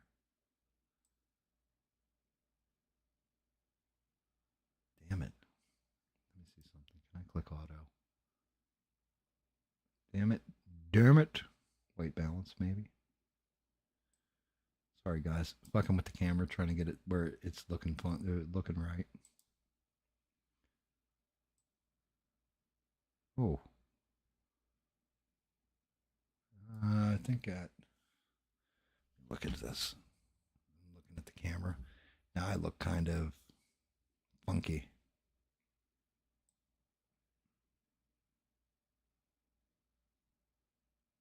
That's too warm. I think that's close to right. Hit OK and apply it. Hopefully that looks better. Still looks bright as shit because when I hold it out a certain way, you should be able to see all the muscle and everything. Oh shit. Okay, good. Thought I lost my fucking camera for a minute there. Yeah, Twister. Okay, hold on. But here's the thing forever. You're talking about Twister with Helen Hunt and Bill Paxton, correct? They made another Twister that is the same fucking movie. They like remade that movie. And it's nowhere near as good. But yeah, the sound on Twister was unbelievable when that came out. It was one that even Best Buy used to use it as a test for their sound systems.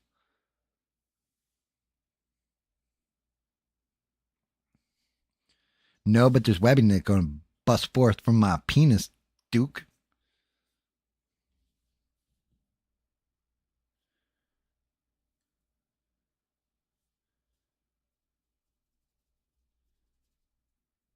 That would have been cool though. If all of a sudden I started shooting webs out of my hand. Actually, to tell you the truth, it was hysterical because you heard CLB when he came in, and CLB's like, you? No, you would have gone at him with a sword or Wolverine claws or some shit. He's not, and I was like, yeah, you're not wrong. Because that is how I used to handle it when I was younger. Like, I'll just cut you in half, motherfucker.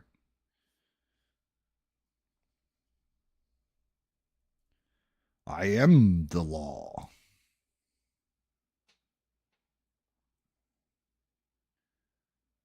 Yeah, Twister was that was actually one of those really good ones.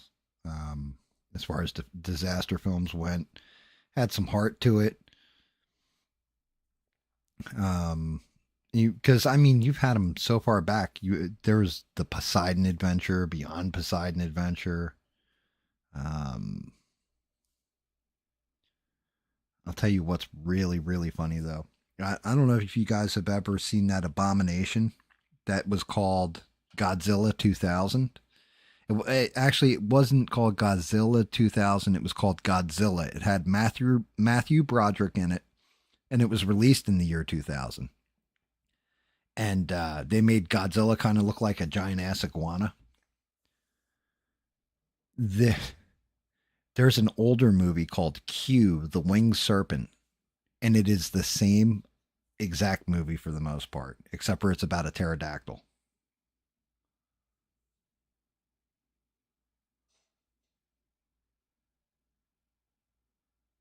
Yep. Yeah. As a matter of fact, Duke, not just the cow, but the part in the trailer for Twister where they broke the windshield on the truck, like the shit hits the truck and breaks the windshield.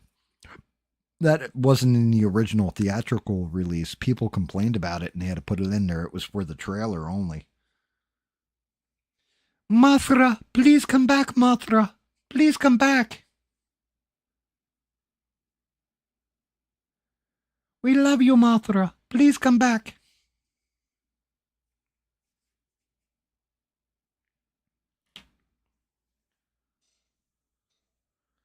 Oh no. There goes Tokyo. Go, go, Godzilla. Hey, hey, hey.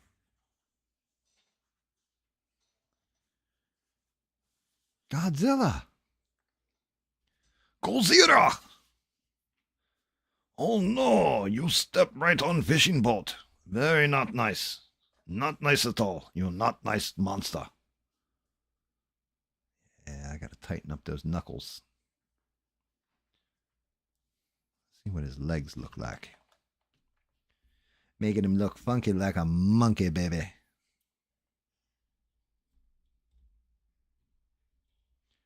See if he'll stand. Will he stand? Will that arm stay on? We're getting there. I figured this would be a 2-session one.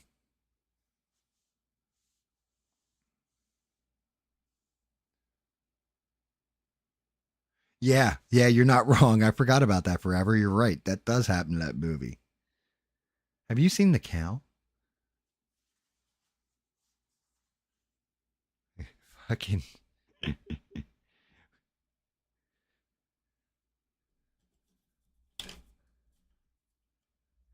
We've got debris. Debris? Actually, here's a movie. Have you guys ever seen the movie called Frailty? I don't know if you guys have ever seen this. It had Bill Paxton in it. Excellent movie. I won't ruin the whole fucking thing either. I'll just give you guys the premise of it because somebody like a Miss Sheree would probably really like this movie. But it's like small town America. Well, I'll just give you the setup to the movie. Matrix was amazing in the theater. Yeah, I'll never forget the first time I saw The Matrix in the theater, I was blown the fuck away. I was like, "Oh my god, that movie's amazing!" And then Matrix 2 came out, and it was the greatest car chase that I could ever have fallen asleep during. Um, which was such a shame. But yeah, the movie Frailty, it's got Bill Paxton in it, and actually, it's got Matthew McConaughey in it, Powers Booth, and it starts off with Matthew McConaughey going into the FBI, and Powers Booth is he would play Curly Bill Brocious in Tombstone or whatever, but he's an FBI agent. And Matthew McConaughey goes in and sits down with him, and he's just like, he's like, all right, so what are you coming to an FBI office this late? He goes, yeah, I heard you're looking for the God's Hand Killer. And he's like, yeah. He goes, well, look no further. I'm the God's Hand Killer. And Powers Booth is like, what? The killer doesn't ever walk in and just say, hey, I'm your guy. And he goes, well, let me tell you the story of how I became the God's Hand Killer. And it flashes back to when he's a kid, and his family is like super religious. He's like, it's me, my dad, who's played by Bill Paxton, my brother, and me. Our mom had passed away.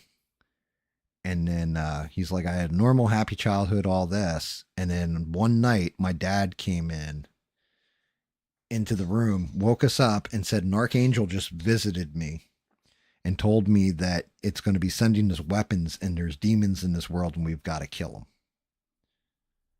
And yeah, I'm just going to leave the setup right there for you guys because it gets good. And I don't want to spoil the fucking movie if you have not seen it. Now, granted, it's like a 30-year-old movie, a 20-year-old movie, whatever.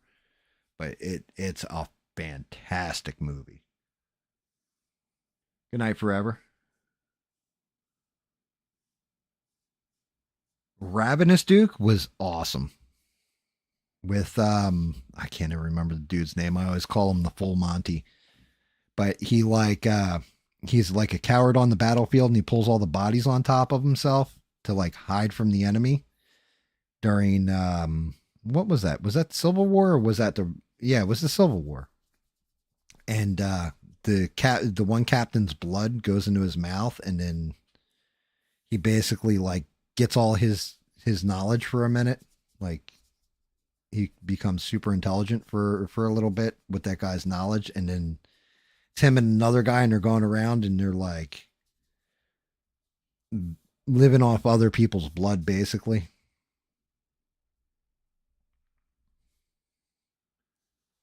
Yeah, I saw that way back when that shit first came out on DVD.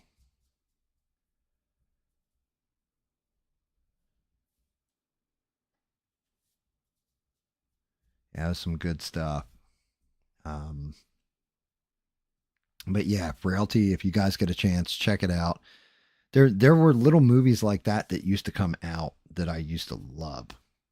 Like there's another one. It's called Frequency with Dennis Quaid and I can't remember who played his son in it. Jim Caviezel, maybe. The hell was it? But I know it's Dennis Quaid, and it's like they had this old CB radio between the two of them, and the son can communicate with his dad.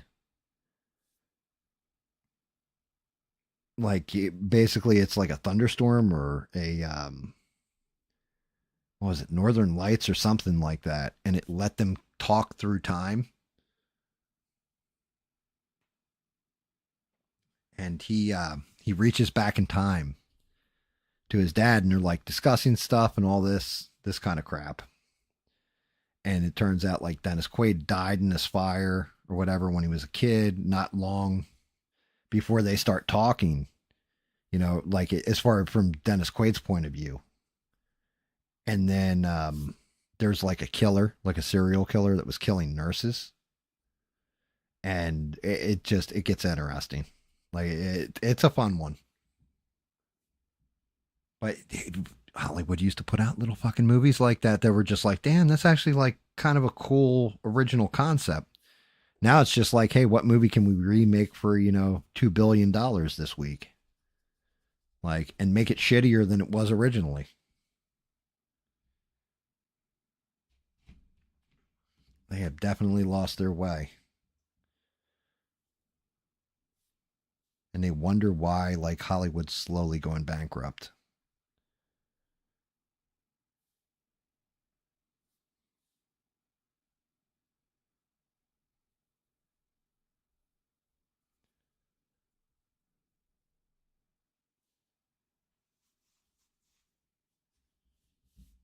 And you want to talk about funny? No end then.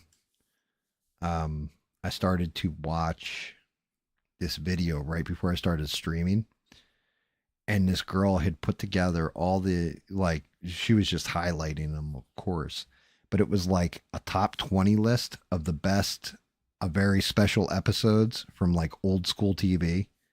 And they had like Good Times when Janet Jackson was being abused, or All in the Family, the one where Edith Bunker, like the guy tried to rape her, and it was like a two-parter or what have you. It's just like Family Ties when Michael J. Fox, like Alex Keaton or whatever, got all strung out on the stuff, on the on whatever drug, studying for a test.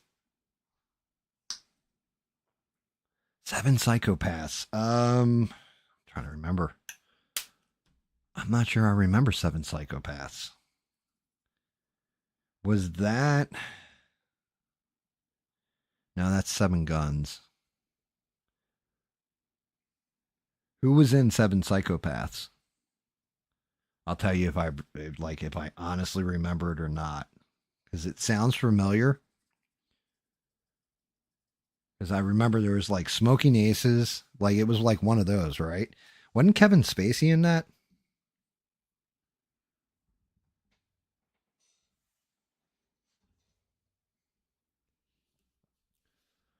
I've got all the things limbs done, but I know the face and shit are going to take extra care to deal in. So I might hold that off till. Should I stream Sunday, guys?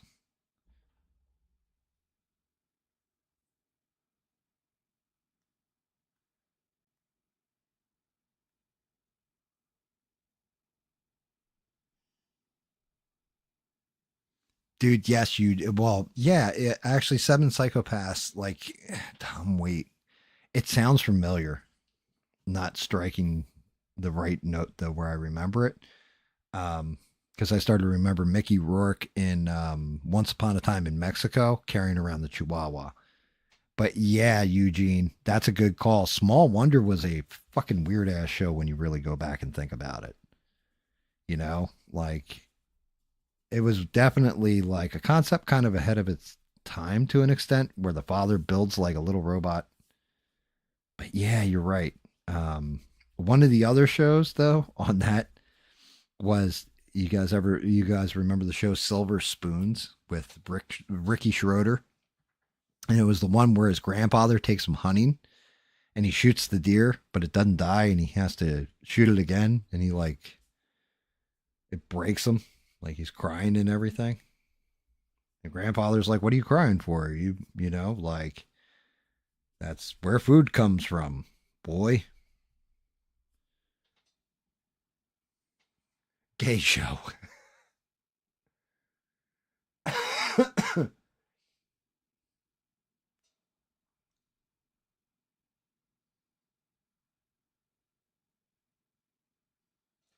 Yes, I do remember that now that you said Woody Harrelson and Sam Rockwell.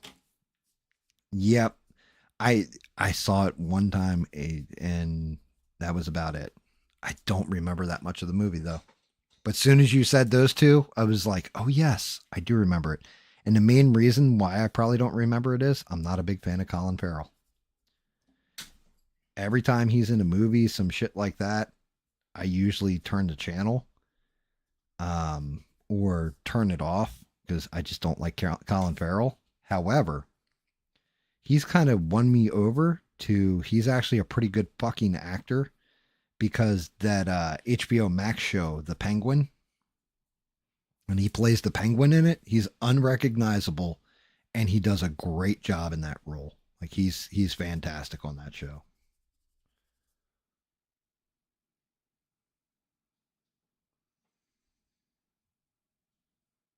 Yep, Carlton was on Silver Spoons. Yeah, Alfonso, whatever his name is, that's where he started. Yep, well, Tom Waits is that's who what's his name studied for the Joker. Heath Ledger. Yeah, I think it was Tom Waits. And yeah, I can't remember the show either, but you're right. The classmate had somebody who had HIV. One of my favorites, and like you guys have to remember this one. It was Different Strokes, right? And fucking Arnold and oh god, what's Dudley? They go to this guy's bike shop, and it's like an old white dude, and the old white dude like basically is going to molest him and locks him in the back room. And Arnold escapes, but can't remember anything because he's panicked. So they have to hypnotize him and go rescue Dudley before he gets diddled.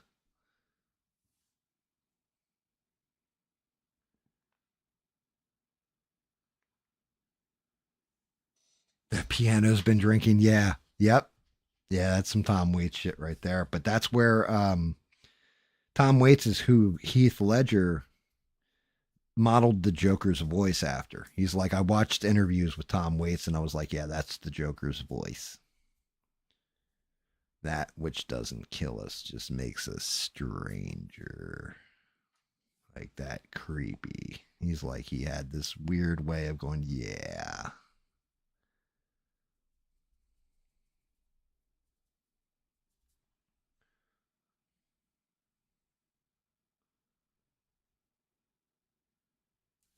Dude, we're talking about this special, like a very special episode TV shows. Like, so, like I was saying, like Michael Keaton. But yeah, the very special Different Strokes, that was the episode, was like Arnold had a because he runs home or whatever, they call the police and then he can't remember where the where he was when he got picked up or whatever or taken in.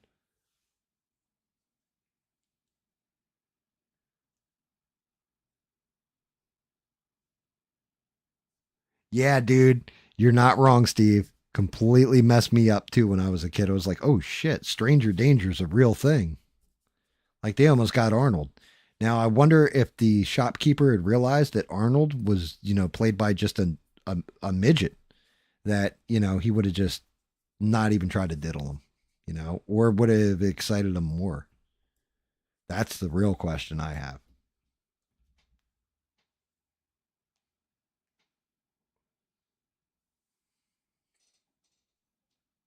One of the things I always loved in Different Strokes, you always had the one bully. His name was the Gooch, and the Gooch, fucking what you call it, da da da da da. The Gooch would always beat up Arnold, and then he was like going to I want to say like sixth grade or something like that, and he's like, man, the Gooch is going to get me when I go back to school and everything else. And like they show the kid from the back, they never showed the Gooch from the front, but he was supposed to be like the big bully. And like the Gooch walks up on Arnold and he's like, you grew.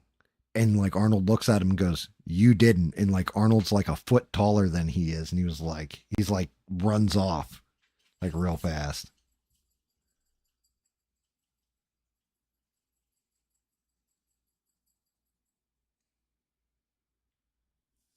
Yeah, Duke, you told us like a lot of those bands are fucking cool as shit too.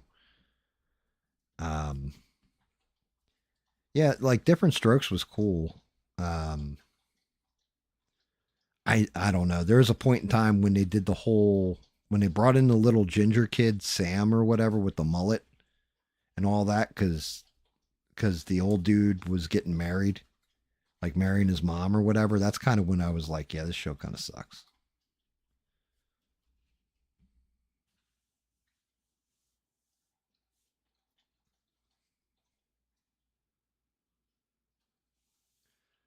He was put in the hospital by the Gooch. I mean, that's a possibility. I remember there was one girl that was on the show or whatever and had become friends with Arnold, And like at school, the gooch was picking on Arnold, and she knew about it, and she went and beat the gooch up. I do remember that episode. God, that shit's so long ago.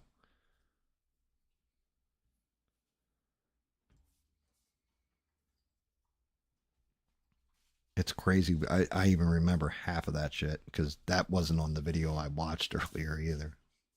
I was like, oh yeah, I remember a very special episode. Different strokes. Dudley gets diddled.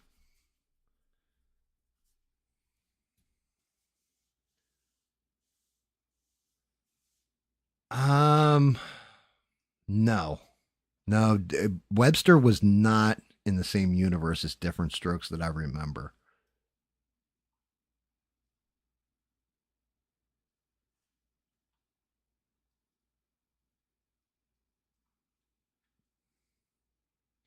I never watched Buffy, Eugene. I just never watched it.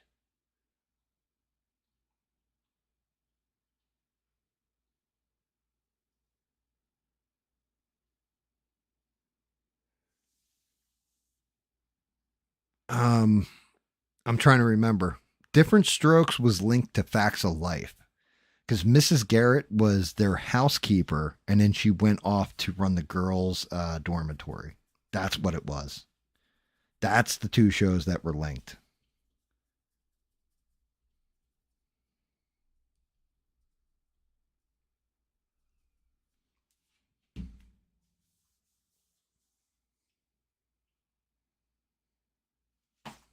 Well, Webster would have copied Different Strokes. Different Strokes came out like late 70s, early 80s, I want to say.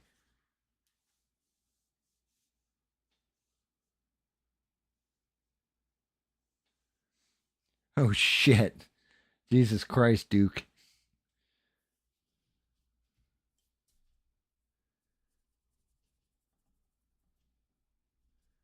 That's craziness.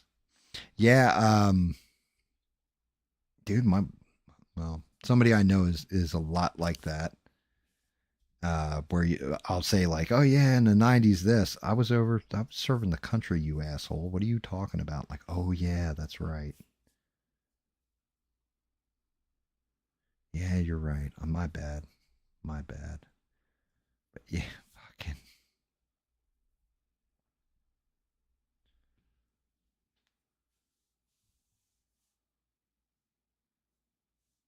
facts of life made me grow up too fast.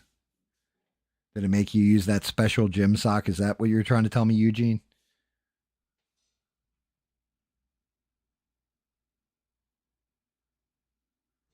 Yes, yes, that one I did know.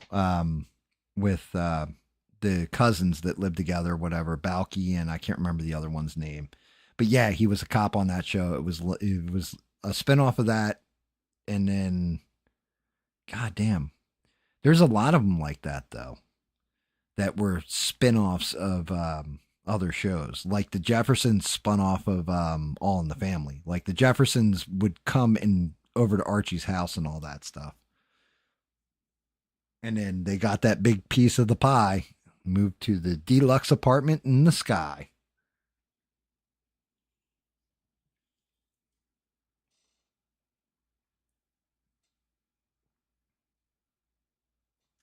Yes, there you go, cousin Larry, Balky and Larry. Um, it's the same way. Funny enough, and this is going back. Duke will be like, "Oh yeah, I remember that shit," because we'll do one from his time frame, I guess. How about Happy Days? Was linked to not only Laverne and Shirley, it was also linked to Mork and Mindy, which I used to love Mork and Mindy when I was a fucking kid.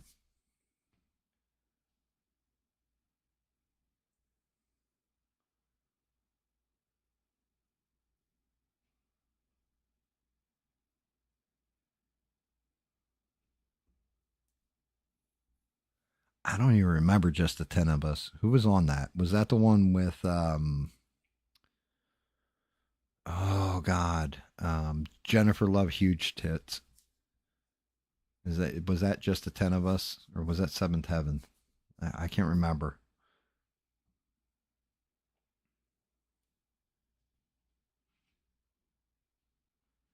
You don't know Laverne and Shirley? Yeah, Happy Days, Mork and Mindy, and then Laverne and Shirley were all linked together. Like Laverne and Shirley started on that, and then went out to I want to say it was L.A. No, no, you're right. It was Milwaukee because they were working in the brewery, and that's why they make fun of it on Wayne's World. Milwaukee.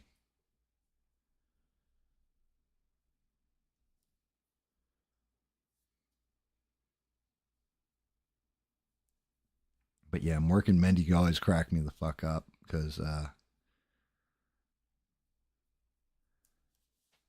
and then they had Jonathan Winters was their son, and his name was Mirth for Mirth.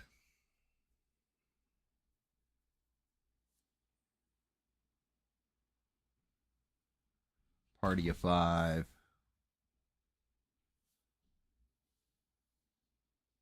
Just the 10 of us. We can make it if we try. Just the 10 of us. Ooh, you and I.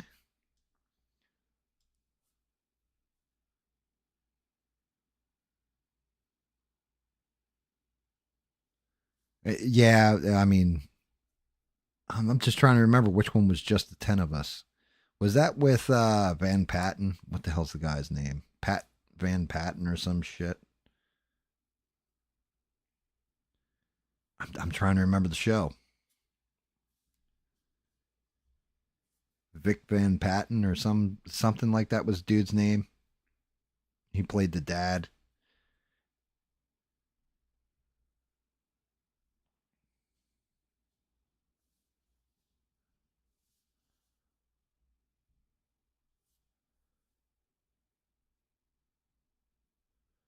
Um,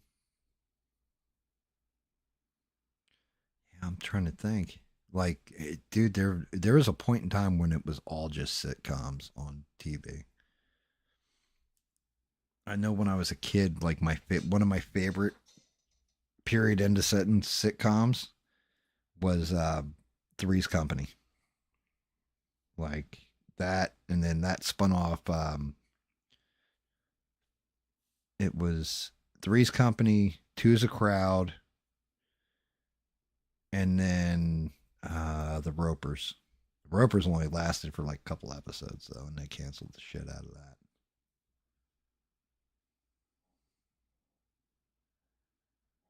Growing Pains.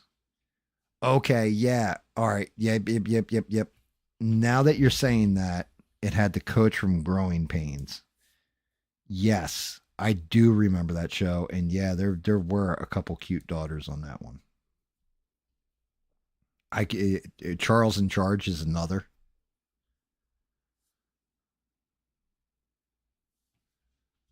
Yeah, Three's Company was just that was always my jam when I was like a little kid, and I didn't get half the jokes, but I always thought it was funny. Like honestly, it was John Ritter. Just I loved him as like an actor, all that stuff. Like he came across as such a genuinely nice dude, but funny at the same time.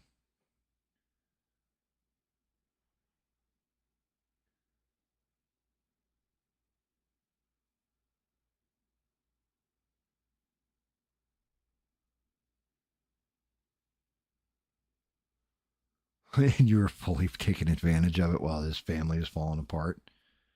Well, I've told that story in one of my old school videos about like the kids' parents had moved for moving them, and we trashed the fucking house. Like they just said, yeah, they've already sold the place. Just ripped the walls out, ripped the toilet out, the sink through the fucking almost hit a cop throwing shit out the window. It was crazy. Threw the toilet right out the window and fucking almost hit a cop right on the head. Almost killed my buddy, Special Eddie too.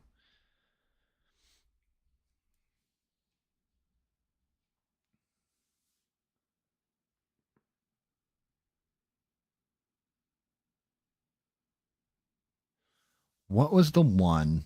There was one. there was a sitcom, and I remember it was supposed to be like a launching point for the one girl's career. She was like a hot blonde with really big boobs, and they were working in, like, I want to say it's like a cocktail lounge or something, and they're all waitresses. They were all waitresses, and they had like a obnoxious piano player. It was always like, funny or whatever, but it was all about the waitresses in it.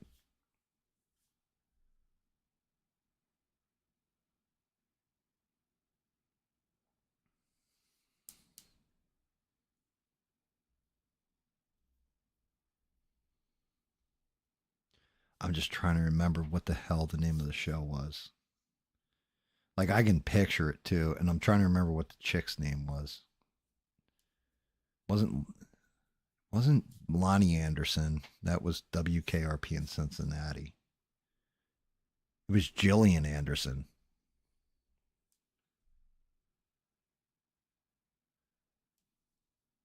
No, no, no, no, no. That's the one you're thinking of right there, Kate Dunning or whatever. That's Two Broke Girls. I never watched an episode of it, but a Cat Dunning or what have you. I just know it because like people told me to watch it, and I tried just watching a clip from it, and I was like, oh, this show's just kind of doofy. Um, no, this wasn't on CW. This was like 1980 something, but it had Gillian Anderson, or no, not Gillian Anderson. What's her name? Ann Jillian. That's her name. Her name's Ann Jillian. And they were waitresses, and they were working in like this cocktail bar that's like in a high rise or some shit. And they had like a annoying, like, the guy played the piano, like he's a lounge singer, and he's playing the piano or what have you. Like, he's a piano man. Kat Dennings. There you go. That's that chick's name. Yeah, she looks like she may have mild retardation, but she has how shall we say it? Safety inflatable devices attached to her. Like, she is definitely very chesty. Like, if she were on the Titanic, she would have made it back, like, without any board to float on top of. Eugene, you got it. It's called It's a Living. That's the name of the show. That's what that show is called. Yes. I have not seen that shit in years either. I used to watch that all the time when I was little. Like, usually reruns of it. But yeah, Ann Jillian.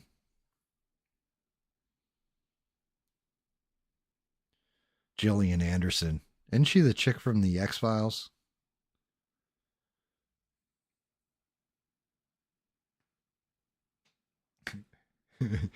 Gotta love, you gotta rub them fuzzy balls. I love this shit right here. I love rubbing the fuzzy walls.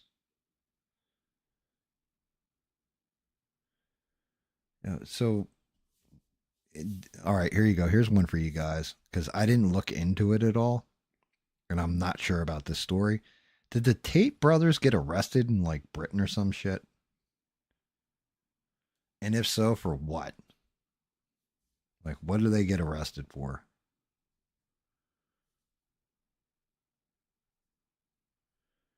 Were they yelling Bugatti, Bugatti, Bugatti?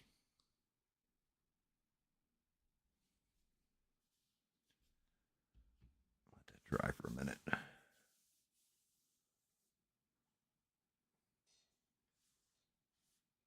Fuzzy walls, walls with the W beans, not balls.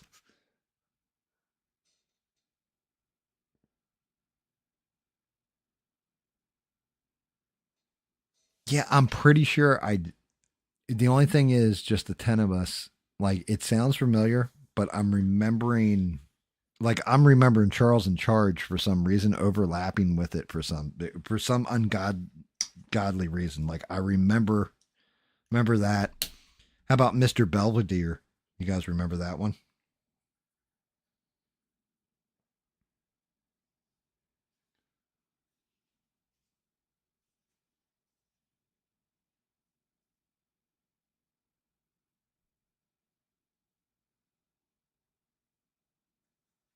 And yeah, Sheree.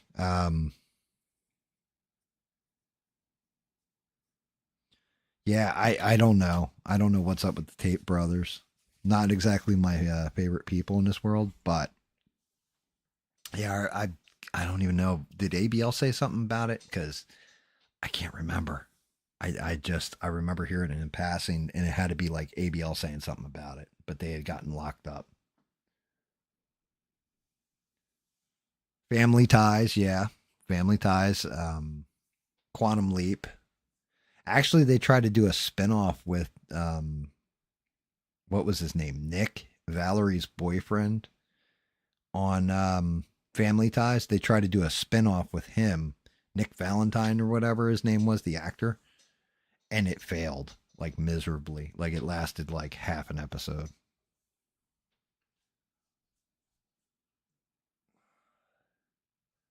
Head of the Class, yeah, with Dr. Johnny Fever as the fucking teacher. That was a great show.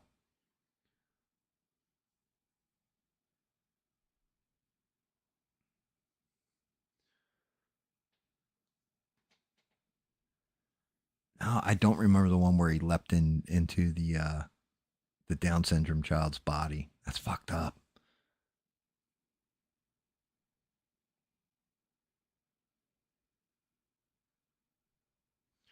Dude, are you sure it was quirky and they just didn't tell you it was quirky? Because I'm not gonna lie, a lot of people with Down syndrome look kind of similar. Not even being a dick there. Quantum Leap has one of the saddest endings though. Like the show has a very sad ending to it.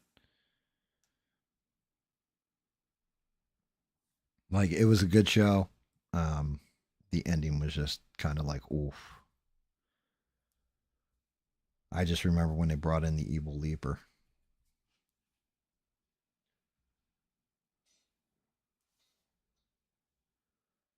Quirky from Life Goes On. Jesus Christ.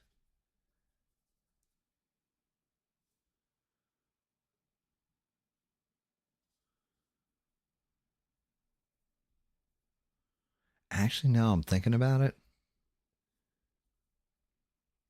I don't know if you guys did you guys ever watch L.A. Law at all?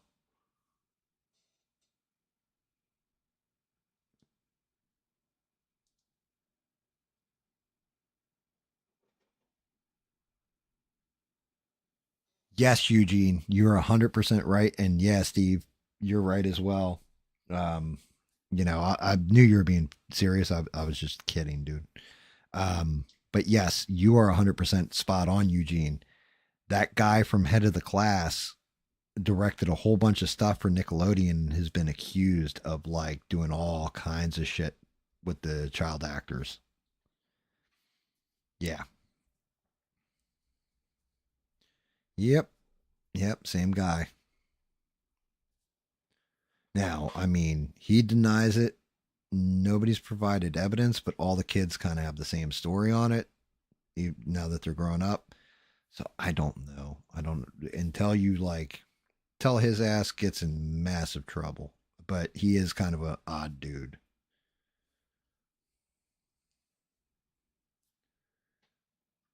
Yeah, he was the fat kid on Head of the Class. Remember, you had like the one typical skinny nerd dude, and then he had the fat buddy.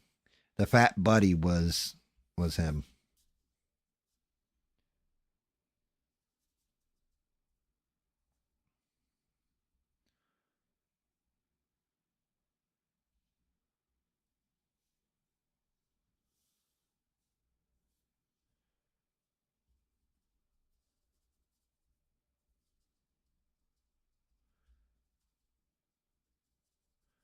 Oh, Beans, you'll get a kick out of this.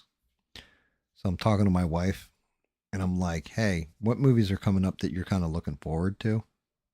She's like, "Ah, there's only two of them." I'm like, "Oh, really? What are they?" She goes, "Highlander and Voltron." I'm like, what? She goes, "Yeah, Highlander and Voltron." I was like, "Wait a minute. You mean the two Henry Cavill movies?" She's like, "Yep."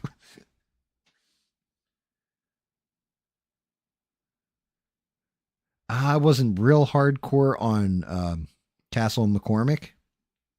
I also wasn't big on Lady and the Scarecrow. But I did love Riptide. I used to always, I really dug Riptide when I was a kid. I thought that was great. Miami Vice, I used to watch it, but didn't quite understand it, if that makes sense. I always thought it was like super cool and all this is awesome and all that, like every other fucking 80s kid, but I didn't understand the whole premise behind the show. Like a lot of it didn't make sense. I know when it was funny because when Fox debuted and they came out with their original lineup, like when the station first went live, I remember watching 21 Jump Street and going, "Hey, that's the guy who got killed in Nightmare on Elm Street. What the fuck? He's on this show? Fucking Johnny Depp."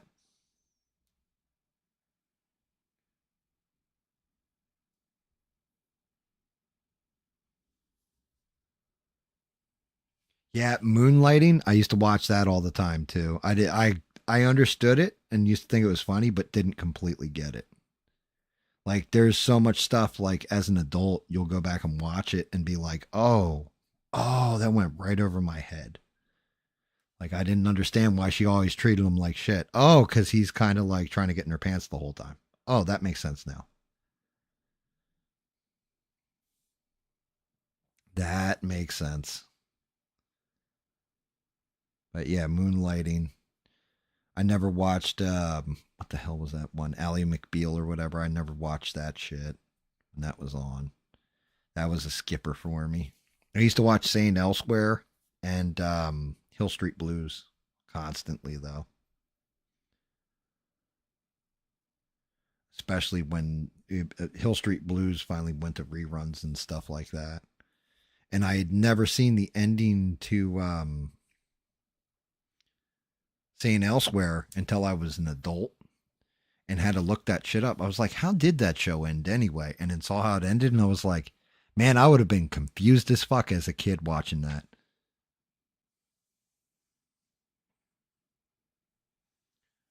Hey, Maddie, you don't talk about Bruce Willis like that, okay? He used to plow Demi Moore.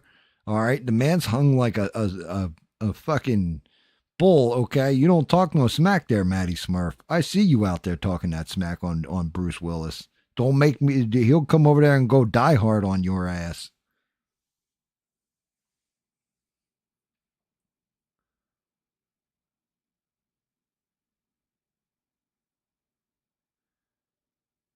Hill Street Blues, yeah. Hill Street Blues was fantastic. Um, like I said, San Elsewhere. I used to really like that show. And then there were all the fucking 70s throwback detective shows that were in reruns at that point that I used to watch all the time too, like Columbo, Starsky and Hutch. I'm trying to think what else. There was a whole bunch of them. Battlestar Galactica was a throwback show that you'd watch the reruns on. Actually, I think that might even been live TV. No, I'm thinking it might not even been reruns. Might have been live.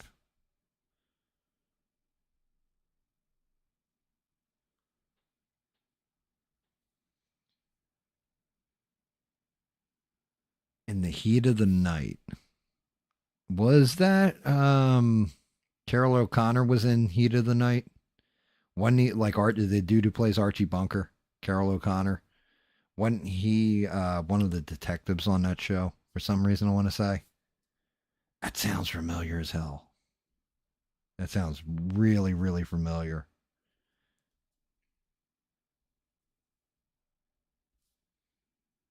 Yeah. Okay. Yeah. And then there's Riptide. Of course, you had shit like Airwolf, Manimal. Um, what the hell was the one? Was it Automan? I'm trying to remember the show. You had a dude that like it was like a computer rated generated guy, and he had like a sidekick called Cursor that got summoned into the real world. Like it was like kind of like right around the time Tron came out. And I want to say it was called Automan for some reason. And that didn't last long either. Airwolf lasted for a while. Of course, we all had Knight Rider with the Hoff. Din, din, din, din, din, din, din, din, din.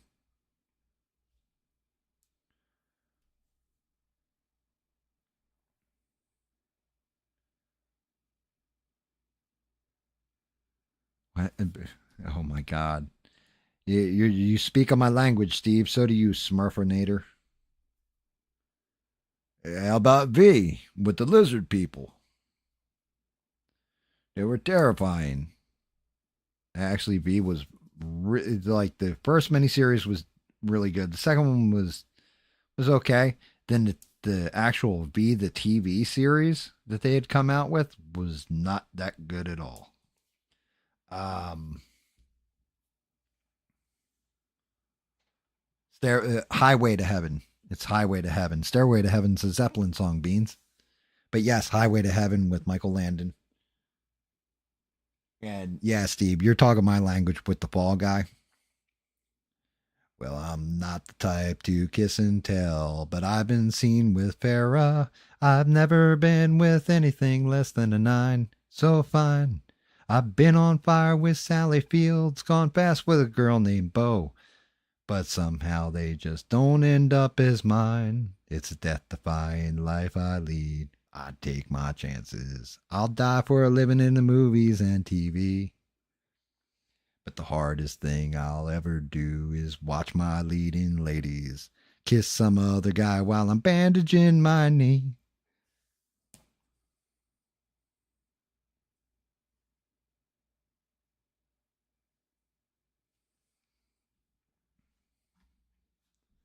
Dude, it's still a fucking amazing song. The Flying Nun with Sally Field. Holy shit. You had that, and then there was also Gidget. If we're going back that far, Gidget, Bewitched, Gilligan's Island. Um,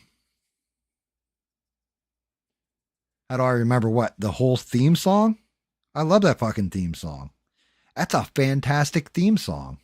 Cause I'm the unknown stunt man that made Redford look so fine. Do do do do do do do.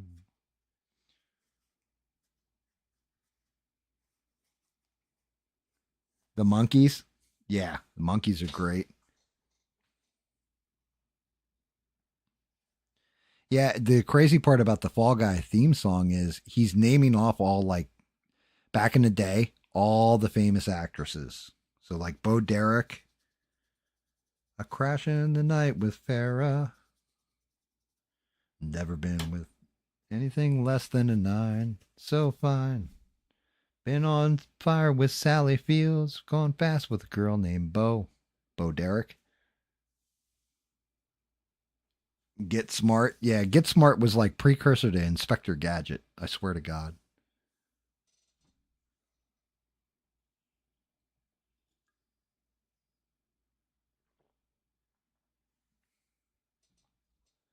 Because back then there was no internet. So they had to, well, some of those aren't 80s shows either. Some of those are like 60s, 70s. Um, you got to figure, so let's see. You had 3, 6, and 10, right? Those were your main channels, your ABC, NBC, and CBS. Yeah, NBC, ABC, and CBS were your main channels. But then you had all the local stations.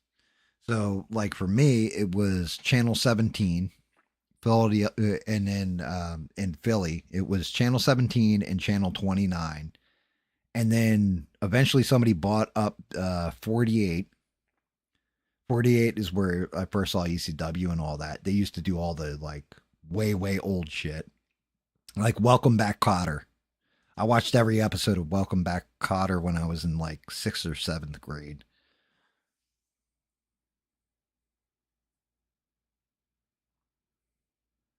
Yes, there was an 80s sitcom with a boy who could fly, and It was called My Secret Identity, and that kid went on to be that's the kid from Sliders. Like the next show that he did after that was Sliders. I can't remember his name. Yeah, UPN and WB didn't exist because it was just local stuff, and then it was oh god damn, you're right. It is UPN and WB, and then WB became CW. But I'm trying to remember. Like that was actually Philly 57 for me. Channel 57 was UPN and WB. Like UPN became WB, then became 50 CW. But they didn't add that till later. Nope, you weren't. You're not crazy, Steve. I'm trying to remember the actor's name, but yeah, it's the same dude who was the main character on Sliders. Yep, UHF Community TV, and then you also had Channel 12, which was PBS. I don't know if that was for everybody or not. Um, Dude, just the 80 shows alone. Well, the other thing is this: how many 80 shows were actually long lived? You have to go back and look, right? Like, so the A Team, for example, A Team probably was like 4 or 5 seasons. So that's 4 or 5 years, right? That takes up a half hour time slot, hour time. No, it'd be a half hour time slot, I think. But then you had stuff like AKA Pablo, which was Rodriguez. What's his name? Paul Rodriguez. They try to give him his own sitcom. That shit lasted for 2 episodes and then they canceled it and put a different show in its place.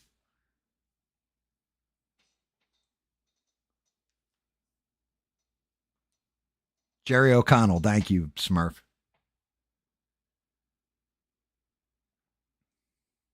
I love how I get a whole bunch of viewers, but it comes way later at night, like 1 in the morning. Um, Cheers, Seinfeld, Wonder Years, Saved by the Bell, Family Matters, Married with Children. Yeah, Married with Children was must see TV. The X Files, which I could never get into the X Files. I'm not gonna lie.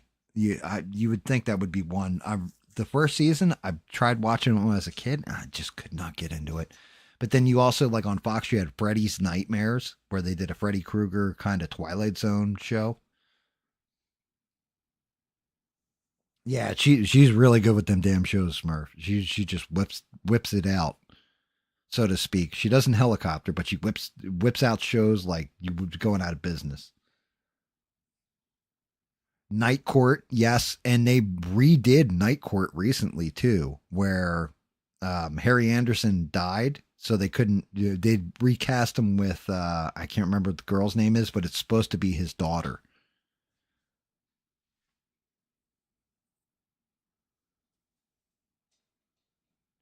The only thing I really liked about X Files was Gillian Anderson.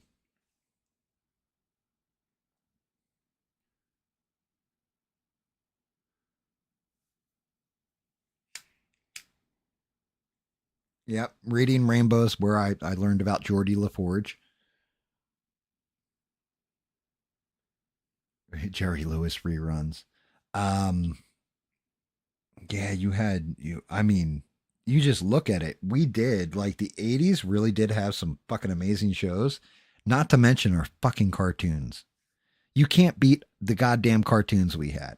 When you're talking about shit like that's classic now, like Transformers, He Man, um, it's just like a laundry list. Silverhawks, Brave Star, GI Joe, Gem and the Holograms. Like then you had all the video game cartoons like Pac Man. Let's see, Pac Man, Donkey Kong. I was going to do a video of a top 10 of Pac Man, Donkey Kong, like all the because they had Frogger, Cubert.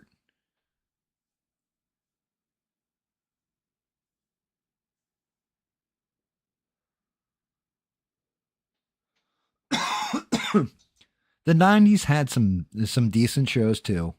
Don't get me wrong. I wasn't watching as many in the '90s because I was, you know, After like after a certain point, I was chasing tail and just didn't even give a shit what was on TV. Really, like that was kind of like a side effect. Everything else was partying and chasing women. Because I was just at that age. Sheree, Mama's Family. Yeah, Wonder Years. Yeah, Beans, I think, said Wonder Years too. Um, but yeah, Mama's Family. I used to love that show. Then actually, I caught a couple episodes of it when I was a kid. And later on, I had it on DVD at one point, and I have no idea. I'd probably have to look it up on YouTube. But Richard Pryor had his own like variety show, which was kind of funny. The Richard Pryor show, like where he did little skits.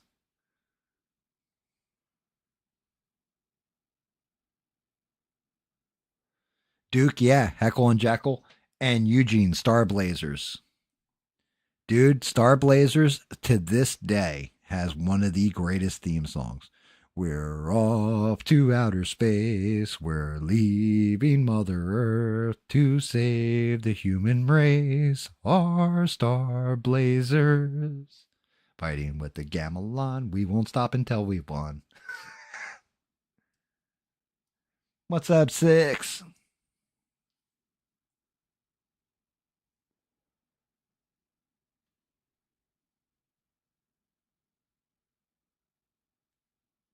Yeah, yeah, me too. In like seventh grade or whatever, but I still had time for toys, video games, and TV.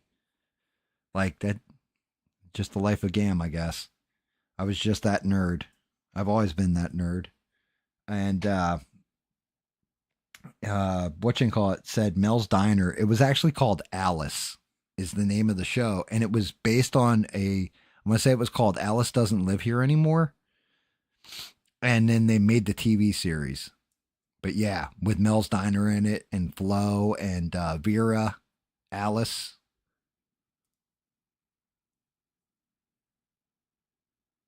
I was not a 90210 guy at all. I did not like it. Did not like that. Did not like Melrose Place.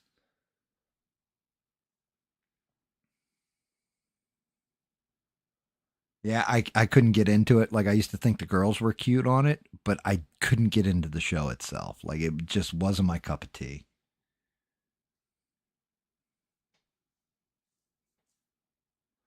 Friends, Fresh Prince, Martin, Buffy, Family Guy, Boy Meets World. Yep. Yeah, those are all good. Those are all good calls. You also had Saved by the Bell. Um, God damn, I'm trying to think.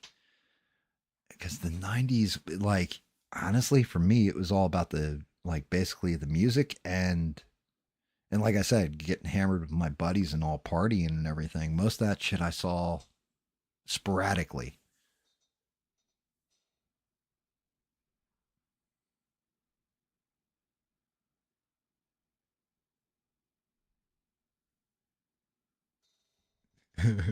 Did you just say Tabanga? Sheree, did you call her Tabanga?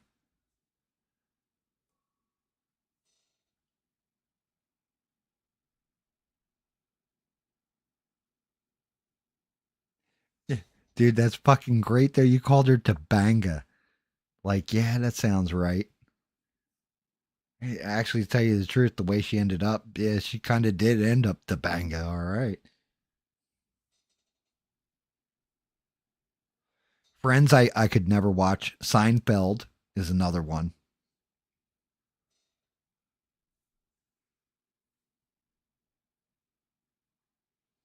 Six is on fire right now because yeah, those are some 80s shows that completely that's an 80s show that we skipped over is Tales from the Dark Side. And then in the 90s it was Monsters and Tales from the Crypt.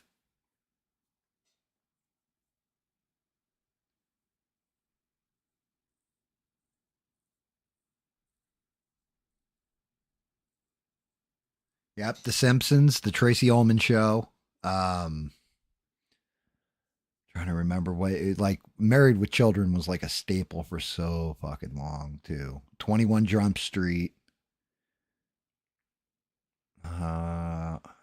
X-Files we already said. But yeah, like just you break down any one of these shows and it's like you could go into deep dives on some of this shit.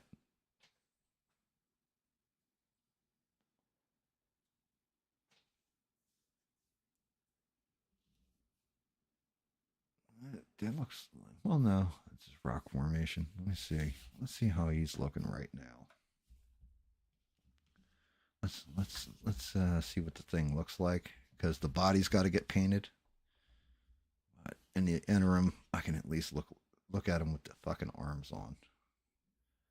My hands will not allow me to paint that body, guys. As far as the thing goes, he definitely looks like the thing, except for the body. I think we're getting there. I'm actually gonna hit this side with a lighter orange on top.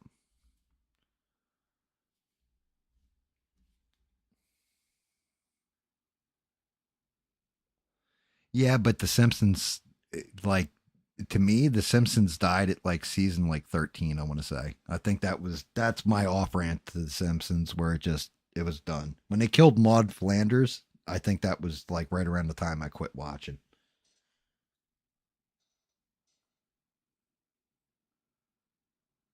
Rescue 911 and Unsolved Mysteries. Yes, Rescue 911 with William Shatner, and then Unsolved Mysteries with Robert Stack. Yeah. I mean, we grew up in a time when you had milk cartons with kids on them.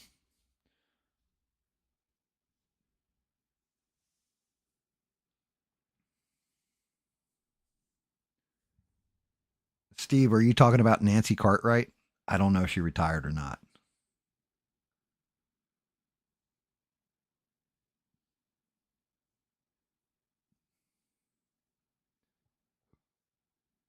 Duke, did you say The Shape? Do you mean Michael Myers or do you mean like there's a show called The Shape?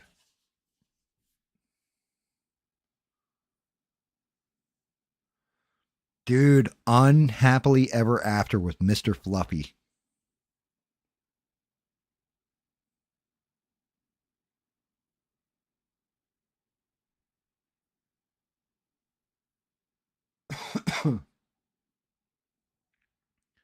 That's crazy. Nancy Cartwright finally retired from it.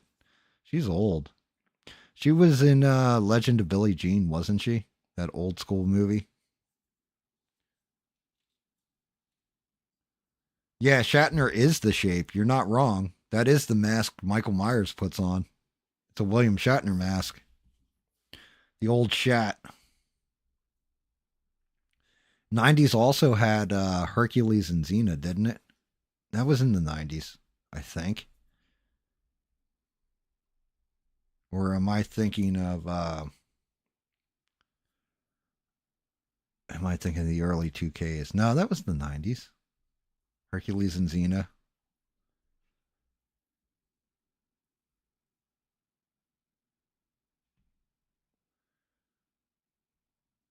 Mutant X. You had the Misfits of Science too. Anybody remember that one? Or they had a weird science show based on the movie. It sucked because they didn't have any of the actors.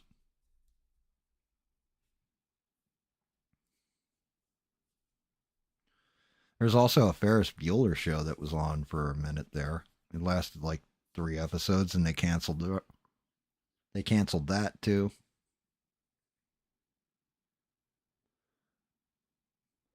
Yeah, I mean, I've always liked documentaries. There's some really good ones. Some of them are sad.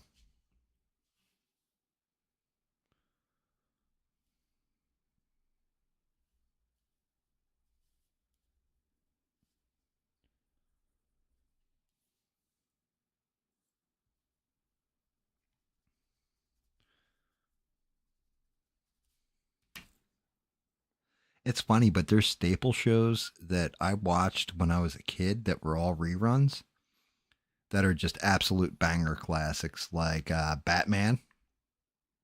Not the animated series, just regular ass Batman with Adam West from 1966, and then Star Trek, of course, MASH.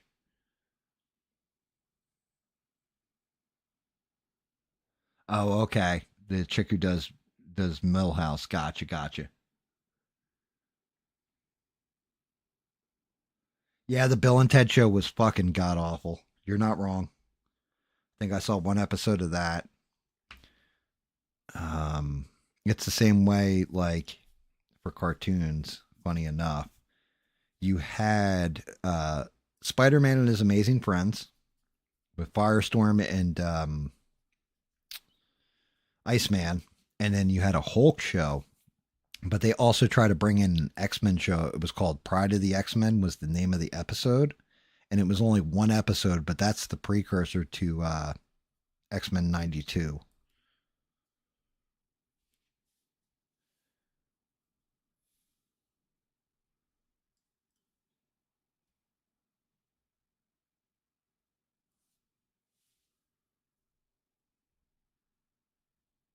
The Iceman Diaries. I don't remember that one. They also did a Young Indiana Jones show. I remember that. Like it was like Young Indiana Jones Adventures or some shit like that. He would travel all over.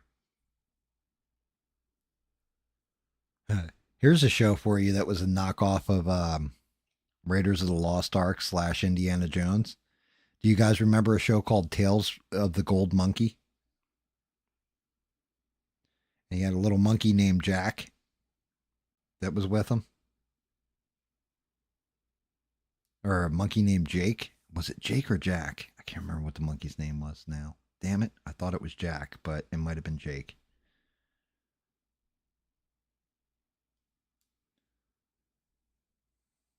Herman's Head. You also had another show called Titus, with Christopher Titus was like the main star of it. Another one that always used to make me laugh my ass off, but it really resonated. Like it was even funnier when I got older. Was Get a Life with where it was like he was like a grown ass man and lived with his parents.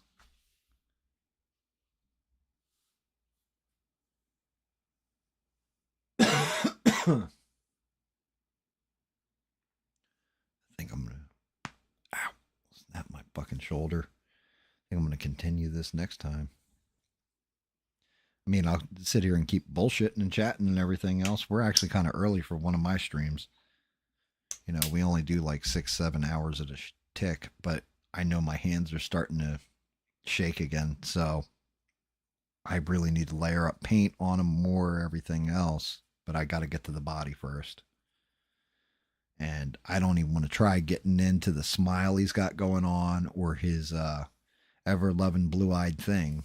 You know, get those eyes. That'll fuck things up. I really need to fix this damn thumbnail too. I don't know why it's locked on a Mega Man thumbnail. I mean, when he's done, he's gonna look kind of like that. And honestly, now that I'm looking at like the original character, I've got him orange like the comics. I might want to tone him down to a brown.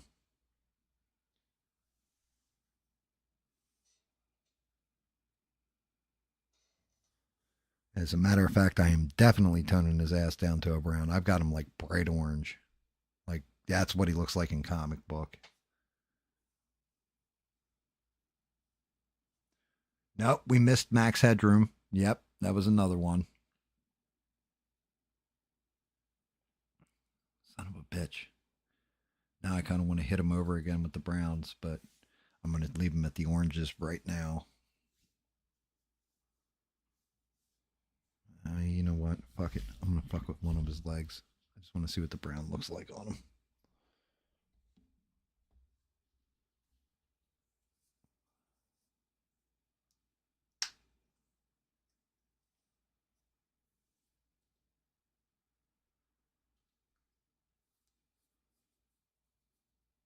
Oh no, not that brown. Let's go. Go to a deeper.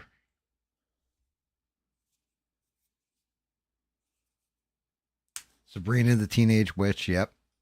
Yeah, that's another one. I don't think I saw a couple episodes. I didn't really get into that one. I just remember she had like a crazy ass cat.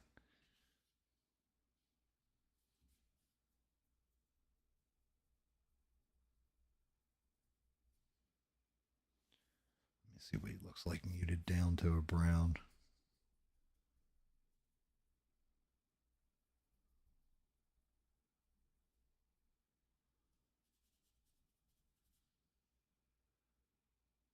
I actually kind of like the orange better, guys.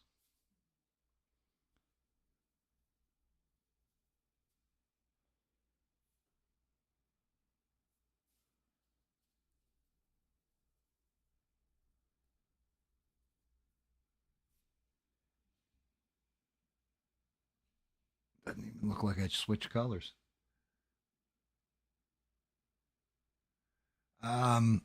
Freaks and Geeks, My So-Called Life, and I'm trying to remember what the other one was. I didn't even see Freaks and Geeks till I got married. My wife showed it to me. It's like, oh yeah, Seth Rogen's in that, and there's a lot of people. And then My So-Called Life was the one chick that was in Quantico and Romeo and Juliet back in the day, with opposite Leonardo DiCaprio.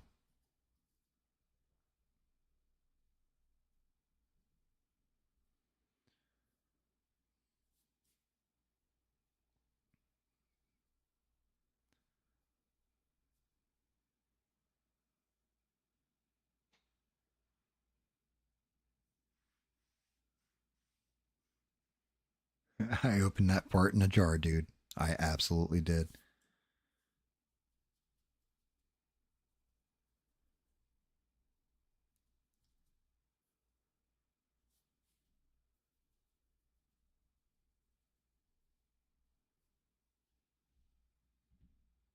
Huh.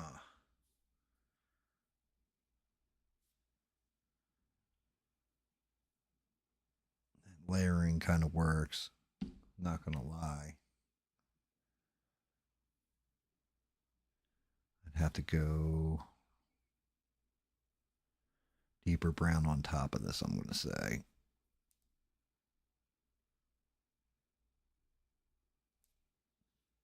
But the orange coming through the brown actually works. I'm shocked.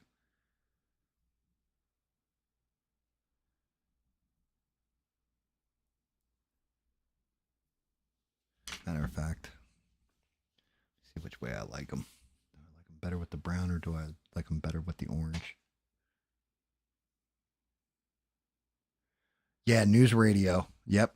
Because that had Phil Hartman, um, David Foley.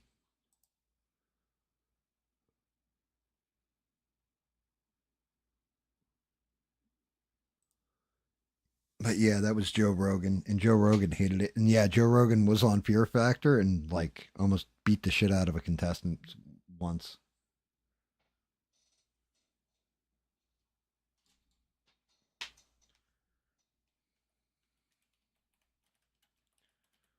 Let's take a look.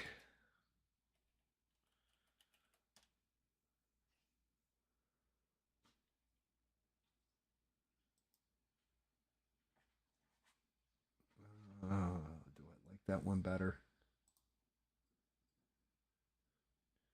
Let me see. Hold on. I'll snip this.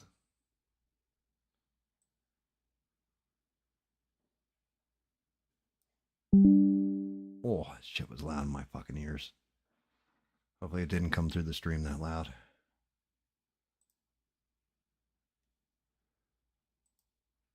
I'll ask you guys, which way do you think that it should go? Should I go with screenshot? Boom.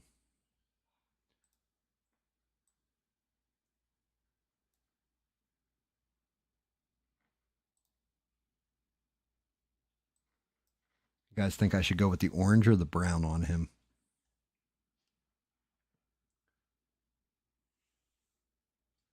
Yeah, Kids in the Hall was a fantastic show. That was hilarious.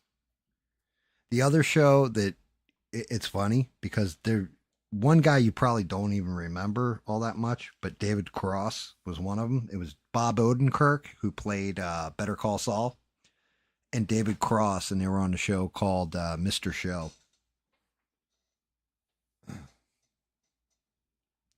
Yeah, I'm trying. I'm torn on it because if I go this off brown, see, it's like more muted. I'm gonna finish this foot in this brown color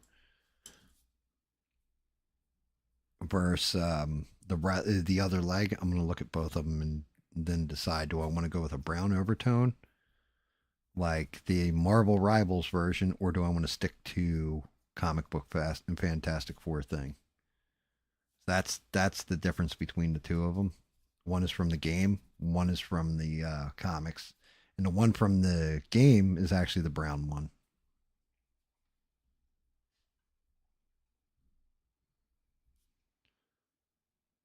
But something more like that. It's actually kind of a half step where it's still got that orange tinge to it, but it's brown. I'd buy that for $1.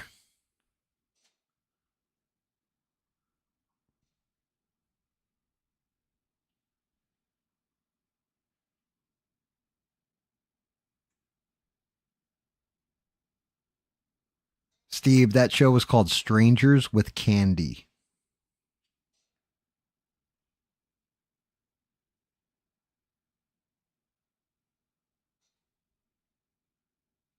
Yeah, Malcolm in the Middle. That was Bryan Cranston actually and Freddie Frankie Muntz. I think we're both on that show.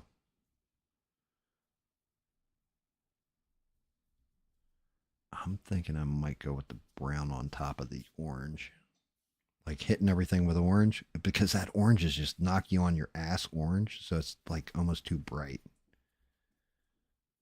I'm thinking with the overtone of this brown, it mutes it out a little bit and you can see it better. I'm like half stepping. I'm doing the orange brown rock thing, I guess.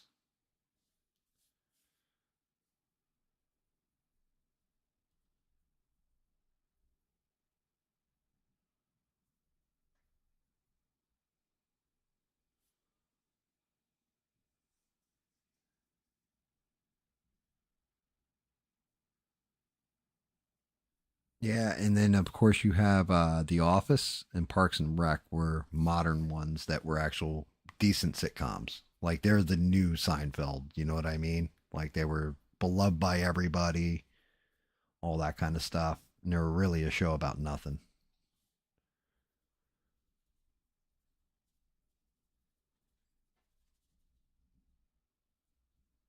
Matter of fact, I was thinking about it. The and he got canceled, didn't he? Wanting to. All right, let's look at the two of them side by side. See which one I like better. I think I like this one better. I think I absolutely do like it better with that coating on it.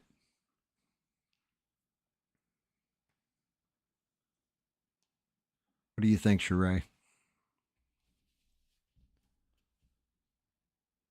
I think the coating actually works better. It makes it look more stony.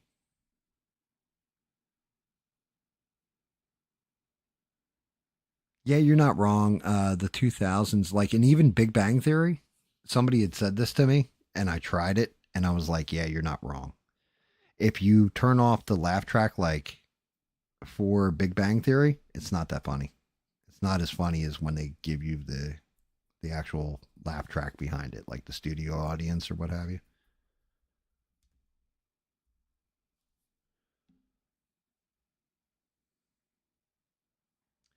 You know, it's funny. I never watched The Office um, at all until I got married. Wife, that's another one. My wife was like, "You've never seen The Office?" Blah blah blah blah blah. And then I went and sailed the high seas and got all the back episodes and caught up. and I started watching it right about the time Robert California, James Spader character, took over the office.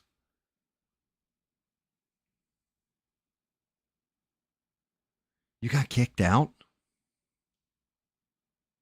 Eugene got kicked too. We're at 2 o'clock, so that was 6 hours till it kicked you guys. I don't know what the deal is with that either. I don't. I've not lost signal. I My stream says it's fucking beautiful and fine. Just weird. Like it must be a YouTube thing. Just some kind of weird window. All right, yeah, I like the coating too. I like that brown coating on it. It mutes it out just enough where it's not hit you over the head orange, and you can still see the orange through the brown in spots. It works.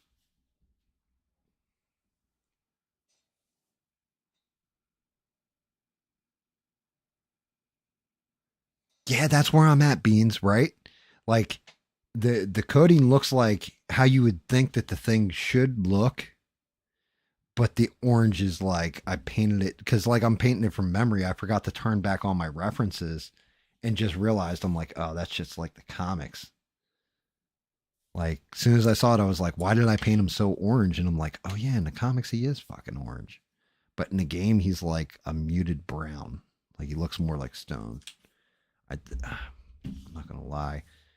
The combination of the two, I think it. I do like the coating. I'm definitely like the coating feels right for some reason. Like it looks better. I just have to make sure I'm keep it light, so I'm just muting that orange. I'm not hammering the orange out of it and making it a brown glob. See the Yeti for globbing paint on something and fucking it up. Yeah, The Office has so many damn good characters.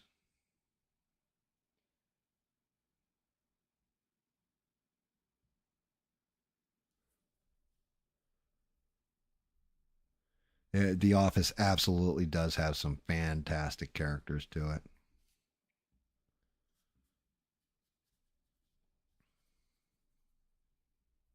Like even the characters you think you won't like by the end have some kind of purpose.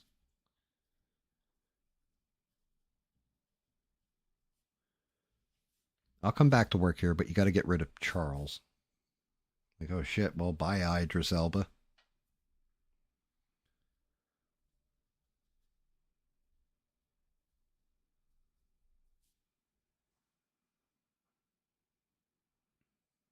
Creed Bratton is, and the funny part is he actually was a rock star. That was the funniest part of his character. Like he would be talking about being a rock star or whatever, and he actually was a rock star. But yeah, Creed was a great character. Um, I always liked Dwight. Dwight always cracked me the fuck up. He was probably my favorite. Just how serious and like no bullshit he was when everybody else around him was kind of slapsticky.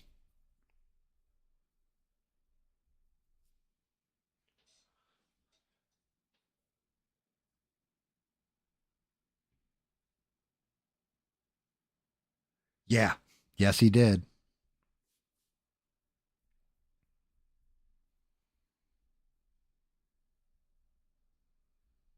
Yeah, Michael Scott. What an amazing character.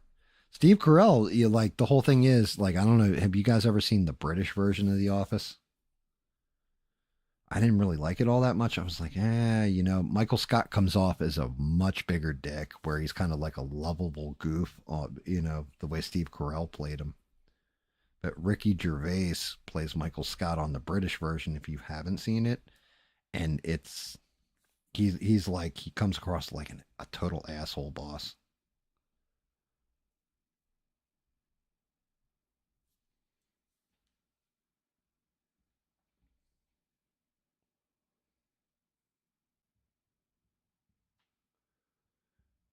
I mean, like that's just it though.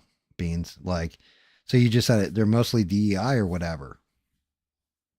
Um, that's the shame of it is that in order to do comedy, you don't have to be like racist or any of this stuff. You just got to tell obvious truths that are funny because they're an obvious truth that everybody's trying to ignore. And so when it comes to comedy nowadays, if you try to tell those truths, people get all upset. So it's like, how can you do comedy, actual comedy, if everybody's fucking offended at everything you say? Like, that's, you're ruining it, you know? And it's a shame. Comedy's taking a big fucking hit. I tried, a matter of fact, season 8 of Rick and Morty just debuted, and I watched the first episode last night, and I was severely just disappointed with it. I was like, yeah, this wasn't, there was nothing in it that made me actually laugh, which is unreal because Rick and Morty, I love that fucking show. I thought that show was amazing when it came out and everything else. They've just ruined it because they got rid of the one guy because he was accused of um, naughtiness with an underage girl that was untrue, but they went and fired him. They just completely clipped the guy, Justin Roiland or whatever. He actually wasn't guilty. But they, as soon as the accusation came out, they stripped him from Rick and Morty and got rid of him. And he was like one of the main writers on it. It's a shame. They destroyed Rick and Morty. Chuck, I with Zachary Levi or whatever. Yeah, I did here and there.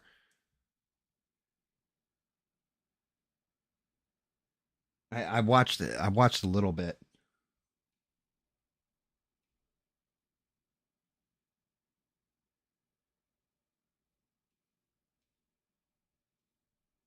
The show with Al Bundy is Married with Children. Um,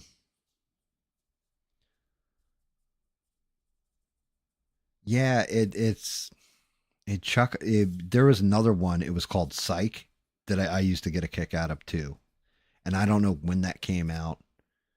Because you had the one with Tim Roth that was called The Mentalist, and then you had another one called Psych, and they were kind of the same idea. Like they were watching micro expressions on people's faces and stuff like that, and you could, or no, the one with Roth, Tim Roth. I said Eli Roth. He's a director. Tim Roth was called Lie to Me. That's what it was called.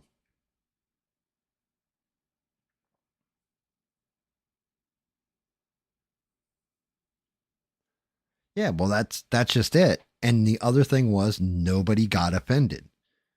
But when you start treating everything like, oh, well, I can't say anything about, you know, this, that, or the other, then all of a sudden you can't tell the joke you wanted to tell, even if you are black or Asian or Hispanic, whatever, white.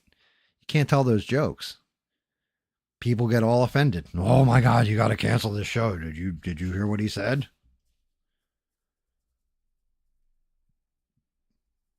And then you get people that like some of the really good comedy writers have severe TDS too. So like Curb Your Enthusiasm in Seinfeld, the main one of the main writers on that shit is Larry David. And he's got like such severe TDS that he tries to write against that and it just doesn't land. It's like, yeah, this is not funny.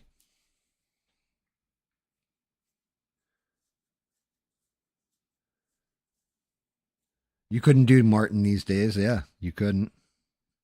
Just for what was her name? I want to say it was Wanda. What the hell was her name? That Jamie Foxx used to play. Jamie Foxx and drag. What the hell was what was her name? Shanae. Thank you, Sheree Ray. Yes, Shanae. That shit was fucking hysterical when he'd do that because you had the Wayne's brothers too, right? Wasn't that on the Wayne's? Was that on Martin or was that on the Wayne's brothers? I think it might have been the Wayne's brothers. Um, But yeah, you can do shit like that. You would have people flying like pride flags all over the place. You'd have to go to sensitivity training for making that joke. And Jamie Foxx would have lost his career before it ever even started. And he made Ray, which was an amazing movie. And he was just unbelievable in that role. He never would have made it. Never would have made it out of there from just being like a side character.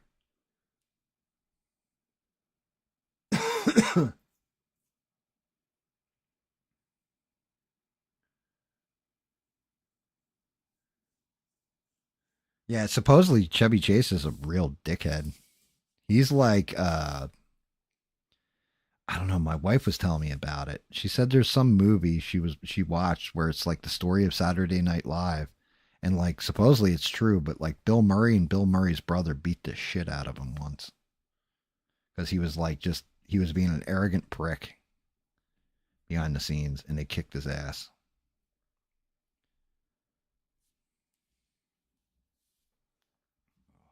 Might help if I actually move the camera in while I'm painting, huh?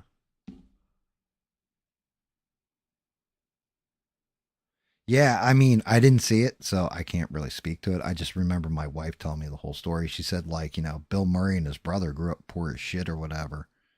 And, like, Chevy Chase has always been kind of the spoiled rich kid.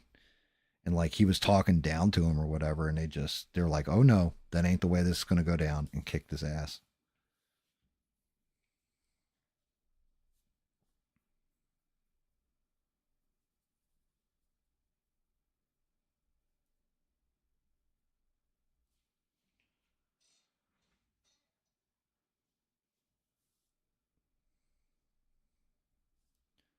But, I mean, you had all kinds of crazy shit. Like, SNL's another one. The only thing I've seen on SNL that was fucking hysterical was when Chappelle was on there.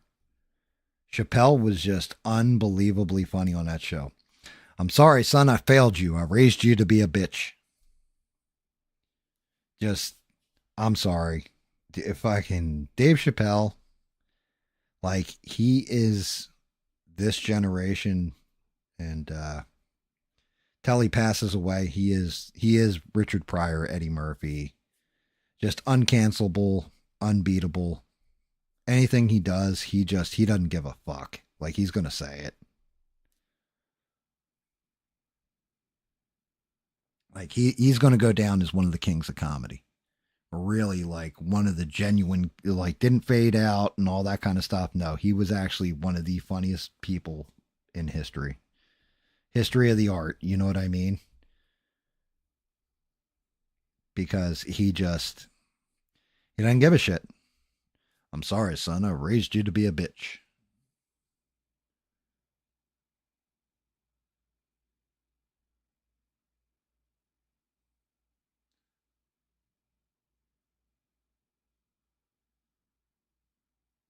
Yeah, he's definitely up there. Eddie Murphy, don't sleep on Eddie Murphy. Back in the day, there was a point in time where, if we're talking about like funny fucking people, go back and watch Eddie Murphy Delirious. Go back and watch like Raw. I don't think was as good as Delirious, but Eddie Murphy Delirious, holy shit, the whole fucking thing is just amazing. Just amazing. And love him, hate him for what he did. Another one that was one of the funniest of all time, my opinion, Bill Cosby. Hands down, the old Cos, when he did his stand up, that man he was amazing. Like, he was fantastic doing stand up, which it's one of those heartbreakers that everything happened with that case because he was working on his new set, and was going to go on the road again. And it was about him being older and a grandfather and all that. And then everything came out about, giving people the hot Cosby and then the pudding pop right after. And it just fell apart.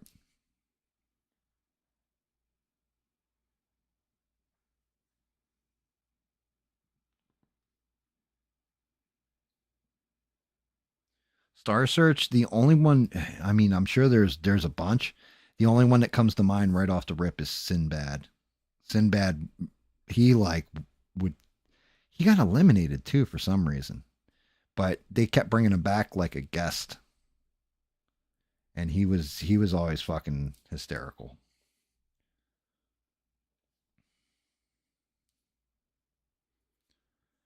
All right, I think that arm looks better. What do you think, Smurf? Are you still on here? Are you watching this? Are you going to tell me this is bad? Are you going to tell me this is good? What do you think, Smurf? George Carlin's one of the greats. Yes, hands down. He was supposed to play Atlantic City, and I had tickets. He died. I cried.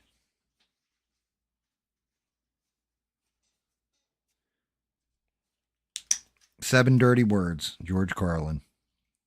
You can just listen to it on repeat.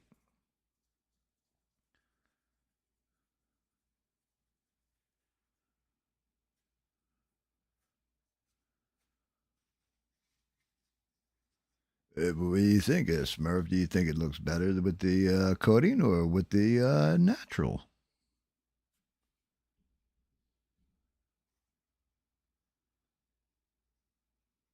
Yeah. Another one that used to always like, he was always one of my favorites, and I would watch anytime I saw him on like an HBO comedy hour, any of that kind of shit, was Stephen Wright. Because he'd just come out, he'd be like, I have an all white dog. He's got no legs. And every night after I'm done eating dinner, I take him out and walk him. I take him out and take him for a drag.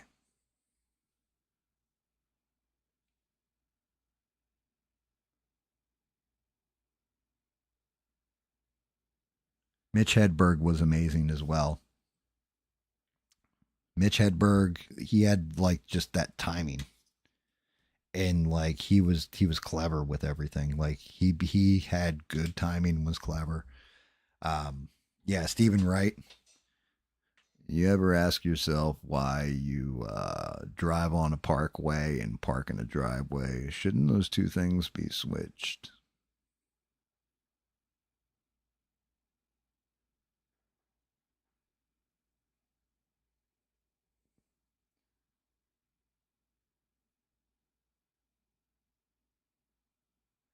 I used to do drugs. I still do, but I used to. Yeah, he like I said, Mitch Hedberg, it was classics. There's a lot of funny fucking people. I'll tell you one of those rabbit holes, and I don't know if you guys know about this at all or anything else.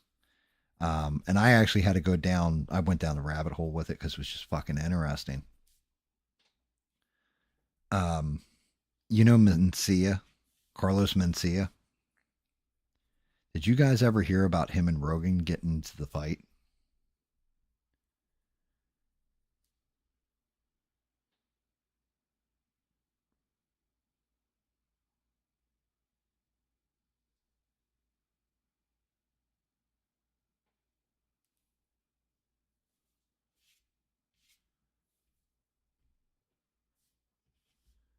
Like, I'm just curious. Do you guys know what happened with that at all?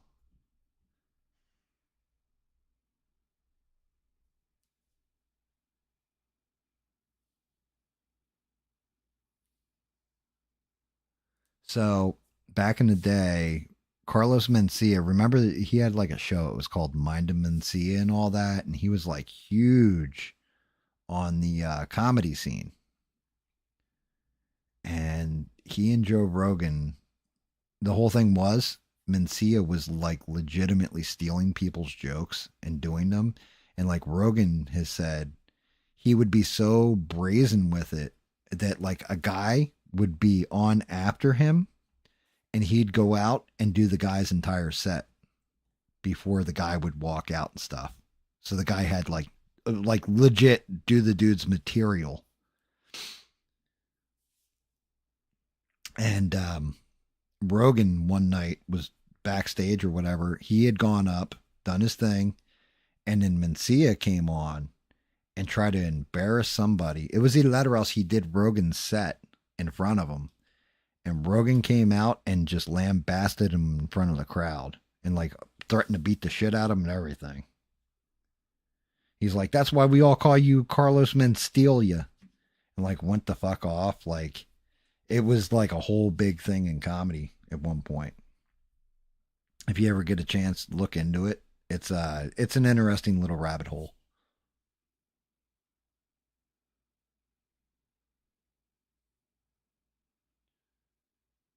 Yeah, and they go at it right in front of the crowd. God damn it, I keep doing that shit. Fuck you, camera. Fix yourself. Um do, do, do, do.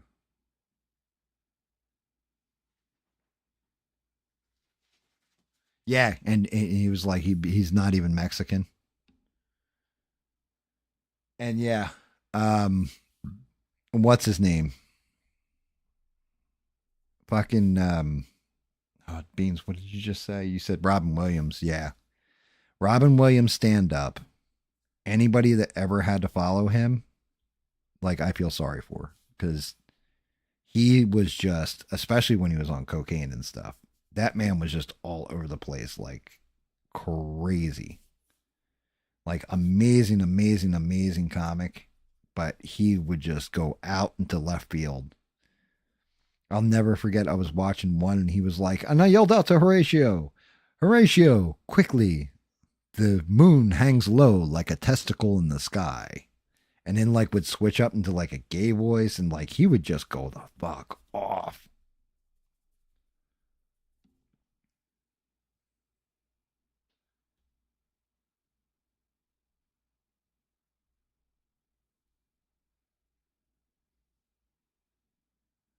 Yeah, I mean, like I said, Rogan, like if you ever get a chance, you got to see like I think Six just said it, right?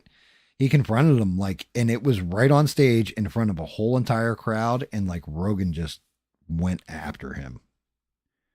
And then somebody was behind the scenes and they were talking to Rogan like out in the parking lot or something. And he's like, yeah, dude. He's like, fuck that guy. Like he's stolen everybody's fucking bit and trying to do their material in front of him and all this. Like he went off, but that was one of the things that killed Carlos Mencia's career off too. Like all of a sudden everything started to fall flat because everybody's like, oh yeah, this dude did do this joke here. Oh, that's just a reworking of this joke. Like Joe Rogan kind of ended his ass. Which has got to really burn him considering Joe Rogan has, the biggest audience on any of these internets at this point.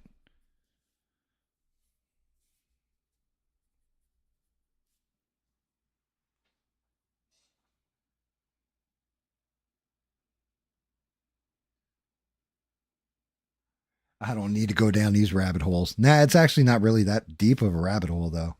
Like it is if you want to go into the whole history beef of them or whatever. But if you just catch where Rogan's like ripping him on stage, it's funny because other people have said like they were like, yeah, dude, we were waiting for you to just because Joe Rogan's always done like martial arts or whatever, and everybody kind of knows like, yeah, he will kick your ass.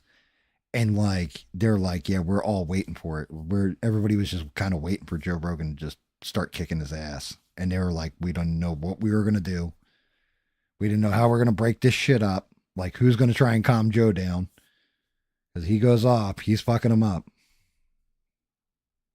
But that was all pre UFC and everything too.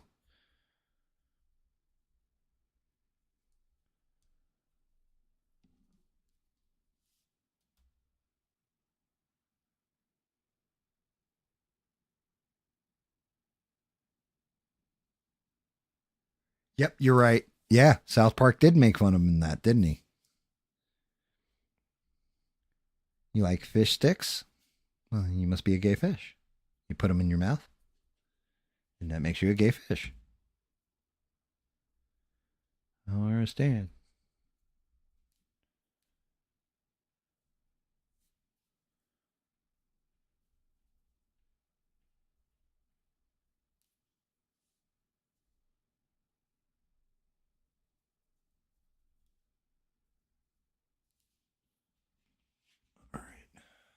got him all toned down now.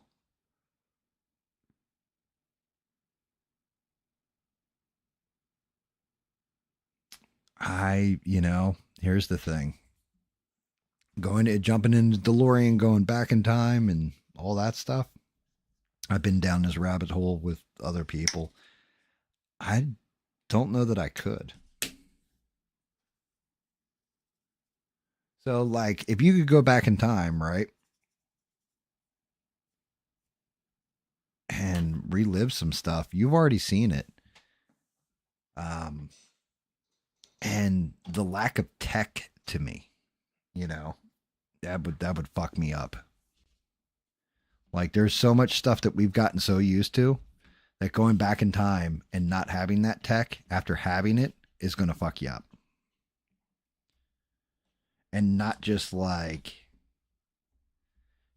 obvious, like, oh, my cell phone. What, you saying I can't live without my cell phone? No, I mean, you know, safety equipment in a car, for example, stuff like that.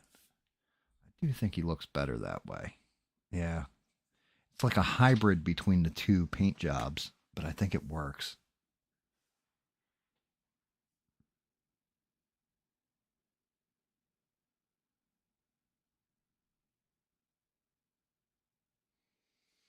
I mean, look, if I can go back in time, I'd tell myself, go ahead and spend that $20 on Bitcoin, you know? Like, yeah, I had the opportunity to do it. It was $10. But me and my buddy Guido were like, yeah, I think that's a fucking scam, dude.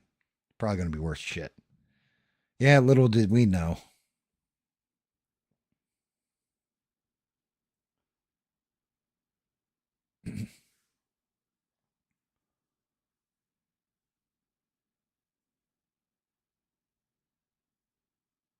I know the entire lives of rappers thank the DJ Vlad. Really, guys, how the hell do we have 17 people watching? Like, thank you, whoever's watching. Appreciate the hell out of you. That's epic. I appreciate it. Thank you, guys.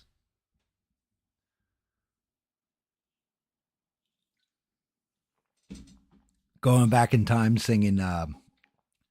You say I only hear what I want to. Like, he rewrites all the fucking songs, but doesn't get the lyrics completely right.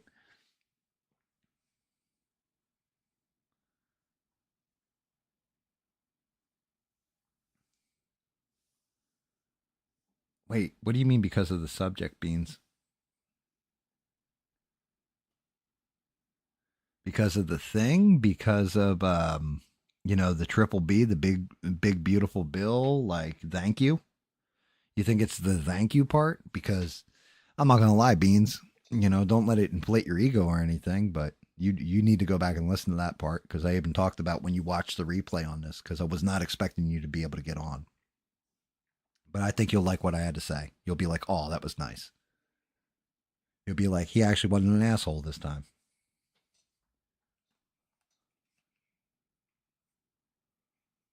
Six is like, I swear there's just one of me.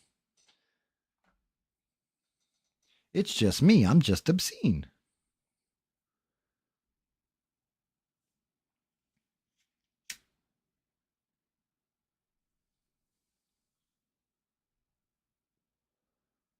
I wonder if the Vapors could get away with writing the song I'm turning Japanese in 2025. Like, if that had just come out, do you think they could have gotten away with it?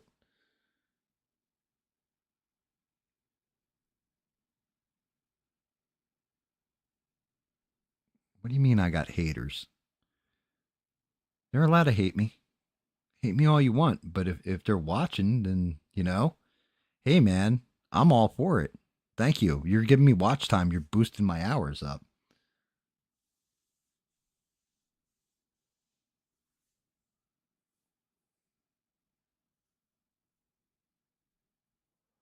Go back, buy a couple of houses.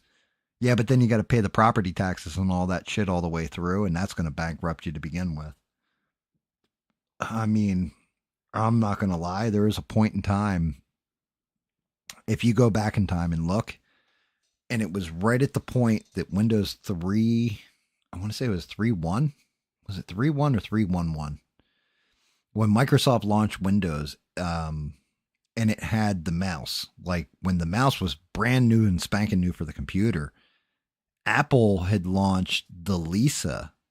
It was called Lisa, and it was supposed to be like, Apple IIe and then Lisa. And with the Lisa, that shit was like, going to be the next basically what Macs are today. And Microsoft beat them to the punch because Bill Gates stole the idea from the mouse from Apple, who had bought it from Xerox, right? But Apple basically cratered. That was 1984. If you went back then and bought Apple stock, a whole bunch of it, when that whole dip happened and Apple, the bottom almost fell completely out of Apple. When you got to the 2000s and the iPods and then the iPhone came out, you would make so much fucking money, it would come out of your ears.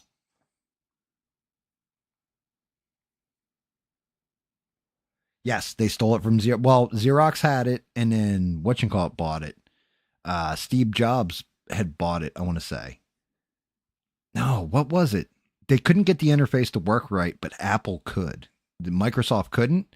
And then they went in and fucking like basically like, hey, we want to work with you on some stuff. And then learned how they were doing their UI, like their user interface with the mouse, and then stole that and put Windows out while Steve Jobs was doing the announcement for the Lisa computer.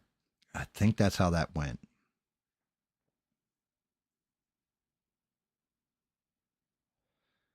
Apple, Amazon, Google. Because you got to remember, back then, if you go back, what was the big search engine? Right? The first major search engine is Yahoo. That was the major one. And then Google took over. So if you invested in Apple back then, and then once Google came on the market and bought Google stock dirt cheap, like when it first started, fucking you would be just through the roof rich.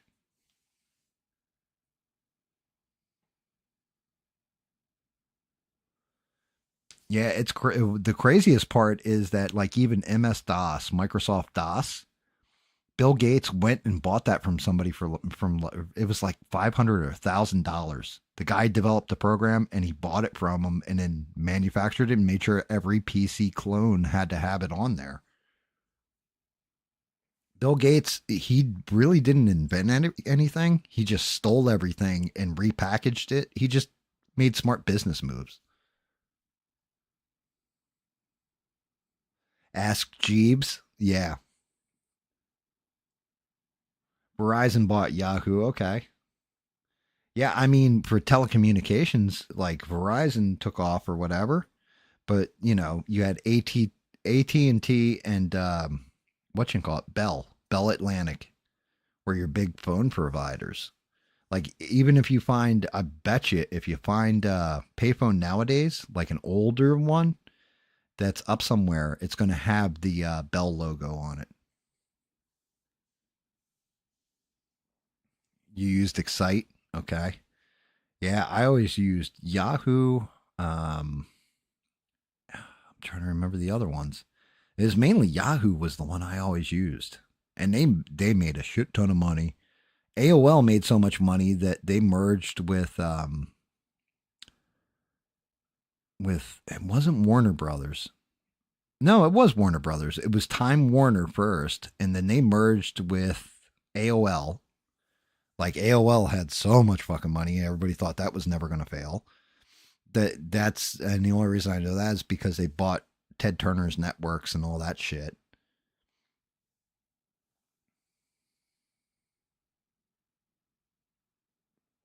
But yeah, and then the two browsers that everybody used were um, Internet Explorer and Netscape. Those were your two browsers. And you actually used to have to pay for Netscape.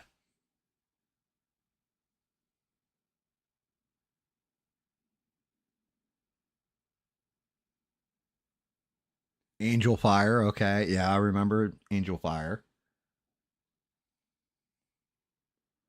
But yeah, like it's crazy. If you could go back in time, like I said, there's certain technologies that you just invest a little bit of money in, you would have been a multimillionaire, if not a billionaire. Like there would have been certain technologies to dump too that everybody thought were going to be the next big thing and faded.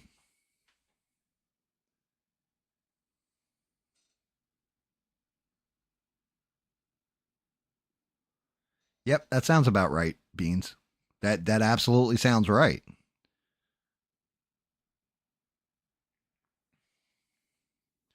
Google shot through the roof.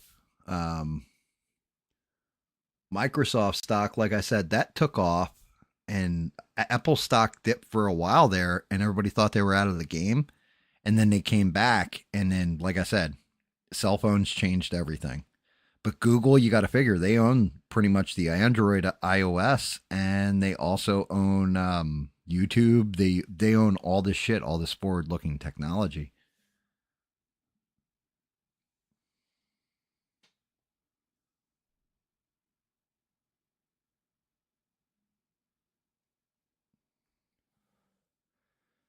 Yeah, see, like that's one of those guys I don't know. That like Bill Gates, I know the story of like how he became a millionaire because he was a scumbag, right? Jeff Bezos, I don't know. I don't know his story. Steve Jobs, of course, there's been like four movies made on him and shit. There's actually a movie. It was a made-for-TV movie, and it went over everything to do with Steve Jobs and Bill Gates, like back and forth back in the early '80s and all that. And it was called. It had Noah Wiley played Steve Jobs in it. I can't remember who played Bill Gates. I think it was Michael Anthony Hall played Bill Gates, but it was called Pirates of Silicon Valley. And if you guys ever get a chance, check that movie out. It was really good.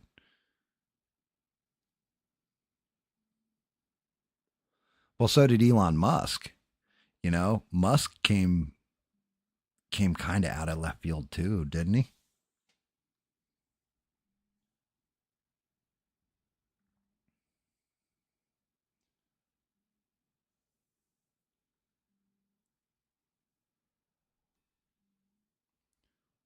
All right, Elon. I'm not gonna lie a little bit. I actually kind of feel a little bit sorry for Elon now.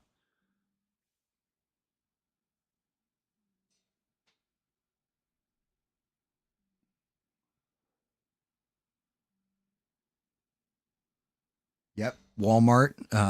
I'll never forget when they built the first Walmart, and Walmart did one of the fucking most brazen things you've ever seen. A matter of fact, they got taken to court because Kmart was the big thing. And then I remember when we got a Walmart and they were in Marlton, right? There was a Kmart, and then right across the street they cleared the whole thing, put in a parking lot, all that, built the building and put in a Walmart right across the street from Kmart. Walmart did that all across the country. And Kmart sued them, took them to court, and said, "Look, they set up across the street from us and everything else. They dropped their prices by $1 under what Walmart or Kmart's were, so they were cheaper and all that kind of shit." And they're like, the judge said, "Well, you can lower your prices by $1," and Kmart was like, "Well, we can't because we'll be losing money. All this shit." And he said, "Then what do you want me to tell you? Like, it's entrepreneurship. They're allowed to do that. That's capitalism." And yeah, we see where Kmart is and we see where Walmart is.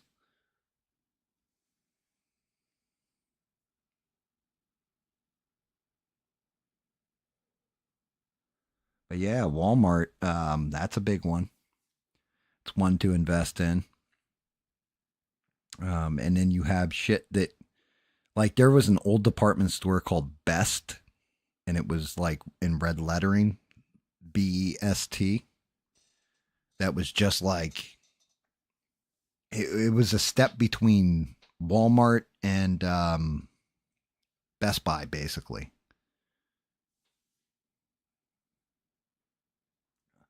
Fart in a jar mart.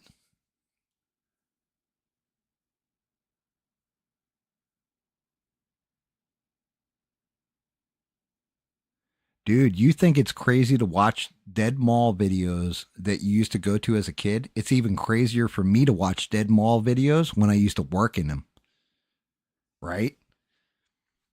Like I'd go to the mall as a kid and all that too, but then working in the mall and then seeing like, yeah, I remember this store was here, that was there, and they're all shut the fuck down.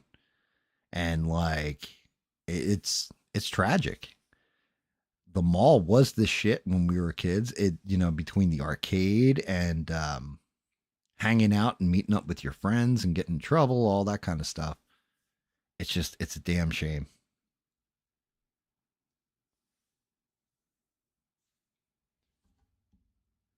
Now, like, there's a mall not far from me in Savannah, Georgia, and that shit it's sad, just sad.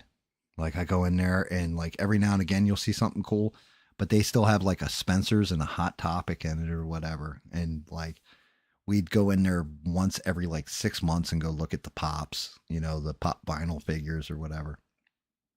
And it was disappointing. It was like, damn.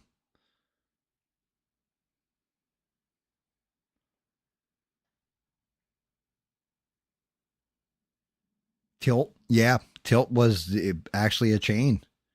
You're not wrong.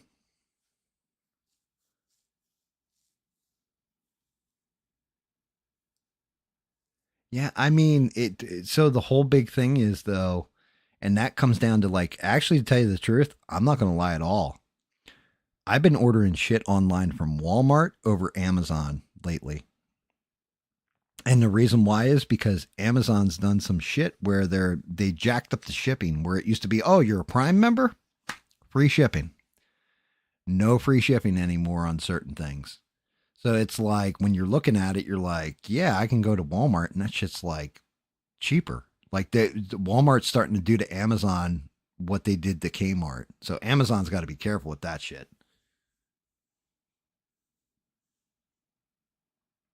Yeah, we have a Tanger outlet not far from where I'm at too. But that's all like that's not like the mall though. Like that shit's more like overstock stuff. It feels like almost like a Big Lots or something, but just a whole bunch of individual ones. Like we have a Nike store, but you go in there, it's not like the newest shoes. It's like the shoes that they couldn't completely sell. Like, oh, this is our overstock of shit. We're going to send it to the Tanger.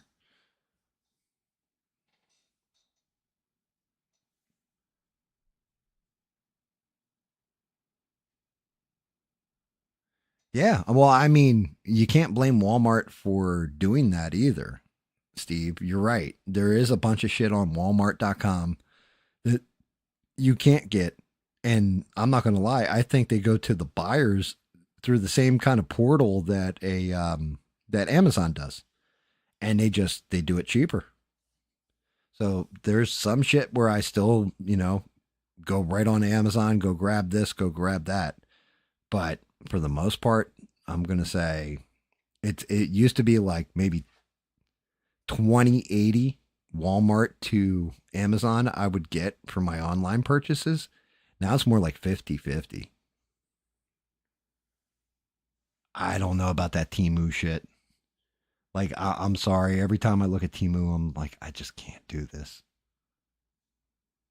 Yeah, no more glamour shots. Jesus Christ. You know what? That is one of those movies, and I want you guys' honest feelings. Some of you guys are going to say that is the dumbest fucking movie I ever saw, and some of you guys are going to say that's one of the funniest movies I've ever seen. Napoleon Dynamite.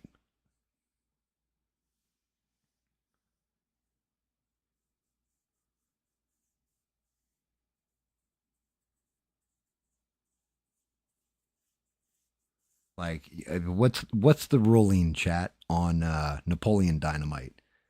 Amazing comedy or dumbest fucking movie you've ever seen?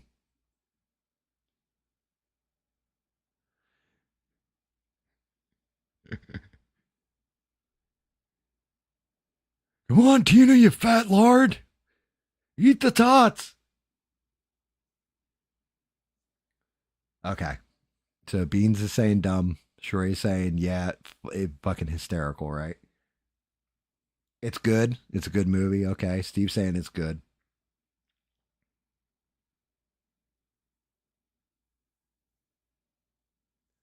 Okay, so the whole thing is this, and since Duke hasn't seen it, I'm not going to spoil shit, right? Or try not to spoil shit. But GameStop, when I was working there, I had already left Blockbuster. I went to GameStop or whatever. Napoleon Dynamite, somebody traded in a copy of it. And we used to be able to throw movies on our small test screen or whatever. If we were bored in the store, nobody's in there. So you can only watch like, PG-13, up to PG-13.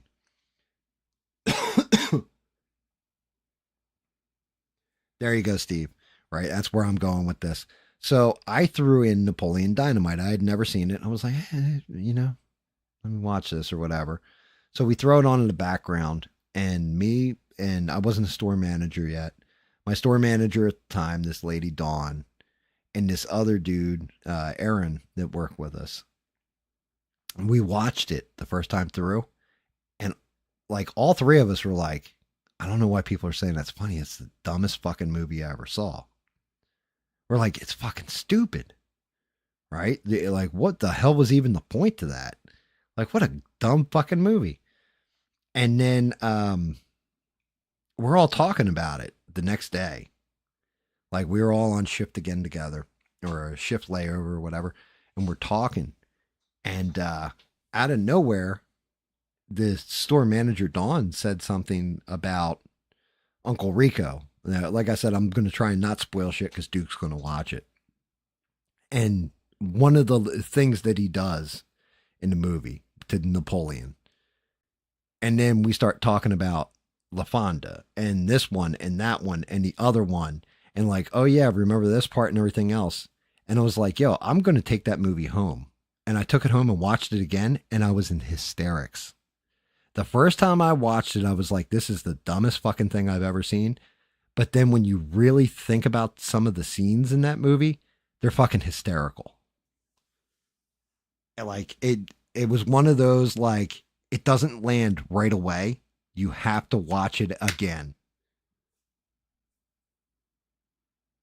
Eugene, thank you, man, for hanging in there. It's like 2:49 in the morning. Everybody, like, if you haven't checked out Eugene's channel, please check him out. He's trying to get there. His music is really, really cool. And I'm telling you, Eugene, we got to figure out a way that you can license your music to people, shit like that. Cause I do think there is a market for what you're doing. It's really good. And like I said, you should talk to Six if you ever need an amazing drummer. Six is amazing on those drums.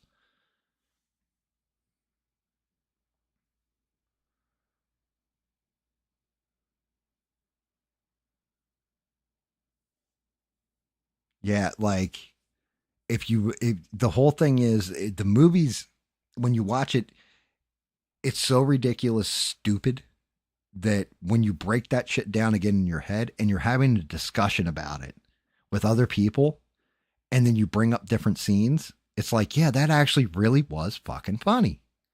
Like, when I think about that, that's actually really hysterical, especially if you grew up in like the 80s, because that's what it seems like it's set in, is like the 80s.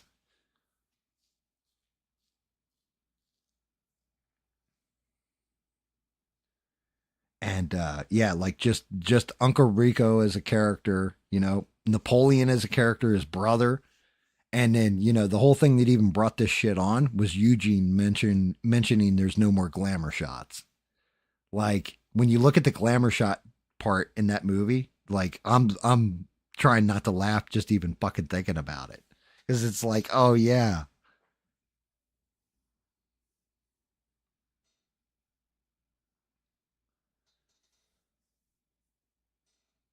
Oh, dear Lord. Oh. All right, people. We're in that home stretch, aren't we? It's like 10 minutes to 3 in the morning on the East Coast. And you know what? As we got these last like 9, 10 minutes or whatever before I do my whole sign off and all that and play my outro. Um, I got to say to all you guys again, I said it earlier on, and I'm going to say it again. Thank you. Thank you, thank you, thank you, thank you guys. You took the time out of your day, whatever was going on, to come here and do exactly like I was saying about Beans earlier, had said to me and touched me. Hit me right in those damn feels, Beans. Um, you know, you came here to chill for a little while with other good people. Let the day melt away of all the bullshit work you did, you know, and just chill and enjoy each other's company. Have good discussions, laugh about life, laugh about things. Hell, we even had a serious discussion, you know, giving advice to somebody. And even though it wasn't really like hardcore advice, like, oh, yeah, you know, you should do this, it was still helping somebody. That's good shit. But it wouldn't happen without all of you. And I thank you, thank you, thank you guys for it.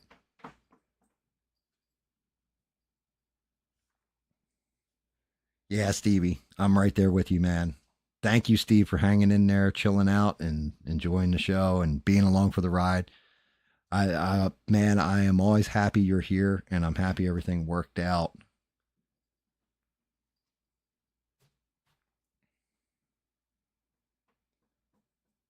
You take your bike off any sweet jumps?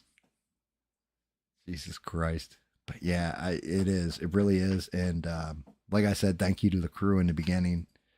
The people that actually, you know, said, yeah, Gam, you know, you got a YouTube channel. Why don't you fire this shit back up and do live streams? And thank you, Beans. Thank you, Sheree. Thank you, Six. Thank you, Mister, wherever the fuck you are. Um, you know, you guys really pushed for it and all that stuff. So I got to do it again and just say thank you, thank you, thank you, thank you. You guys fucking rock. And like all the newer guys, the guys that came in early, you guys are awesome too because you've stuck. Y'all stuck around for the ride. And the guys that just got here, you keep coming back and you're adding to the show, and I appreciate the hell out of you.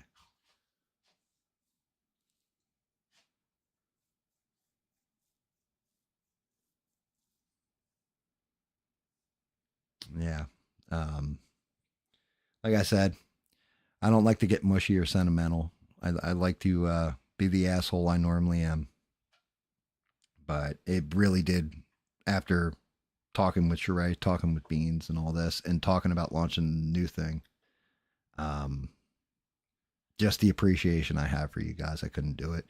Shout out again to Sheree's husband, too. Good old Rick James. He's the man. He's Rick James, bitch. Baddest motherfucker on this planet. The best looking man and the best singer. Hold my drink, bitch.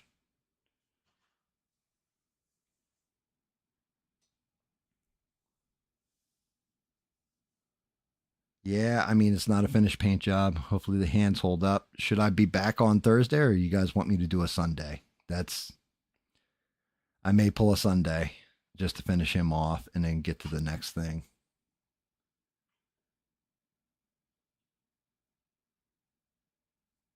While you guys are all laughing in the chat because of the Rick James shit.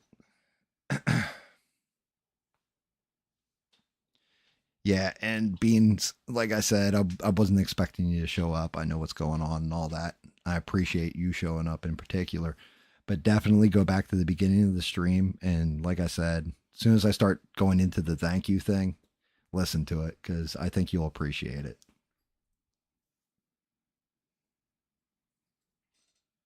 Hey, I didn't know if I was going to do Sunday or Thursday, you know, like I didn't know if we should make the Sunday thing a regular thing again. I'm going to have to start printing, get the printer fired back up and cutting down models because I'm going to start running out of shit if I'm not careful.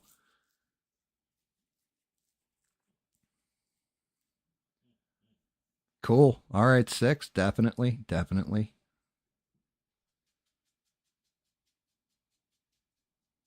Okay. Cool beans. Yeah. Cool beans. Um, yeah, I wasn't sure, and I wasn't sure if you're gonna make it. And so when you hear me, you know, like, oh, you'll catch Beans will catch it in the replay. She's always caught it in the replay if she's not catching it live, and she's got things to do, and I wish her well, and blah blah blah blah blah. So when you know you hear that kind of shit and the thank you, but I also went over the Triple B, the Big Beautiful Bill, and what I was able to read through, there's still, I swear there's got to be more pages than these 47 though, guys. But yeah, I guess I should play the outro. Let's fire that bad boy up. Turn off this damn thing stuff. And let that over. Then I can go to play the outro, give my little last line. You're listening to the whole thing while grilling tomorrow. Hopefully there's nobody around it, is going to be upset by foul language, because we did talk about farts and jars a lot. So just a heads up on that one. Just a warning. All right, let's see. This one can get turned off. Let's see what happens when I do this. Hopefully this plays for you guys. And of course it didn't. You son of a bitch. I said you play. You'll play now. Maybe I gotta do this. Yes, I do. Oh, the work was hard and the wages low. Leave her, Johnny, leave her. I guess it's time for us to go. And it's time for us to leave her. Leave her, Johnny, leave her. Oh, leave her, Johnny, leave her. Oh, the voyage is done and the winds don't blow, and it's time for us to leave her. Oh, I thought I heard the old man say, leave her, Johnny, leave her. Oh, tomorrow you will get your pay, and it's time for us to leave her. And yeah, I think we'll call that a show, guys. Right at the 3 o'clock hour. Thank you all again. I appreciate the hell out of everybody. Thank you all for being here. Thank you for listening to me just run my gums for so long. And like I said, it wouldn't be a show without you guys. And thank you. Thank you again for everything. All of you. I appreciate every last one of you. Everybody try and have a good rest of your weekend. I should hopefully catch you guys Sunday. Hang in there. Don't let life get you down. And until next time, don't take shit from anybody. Good night, guys.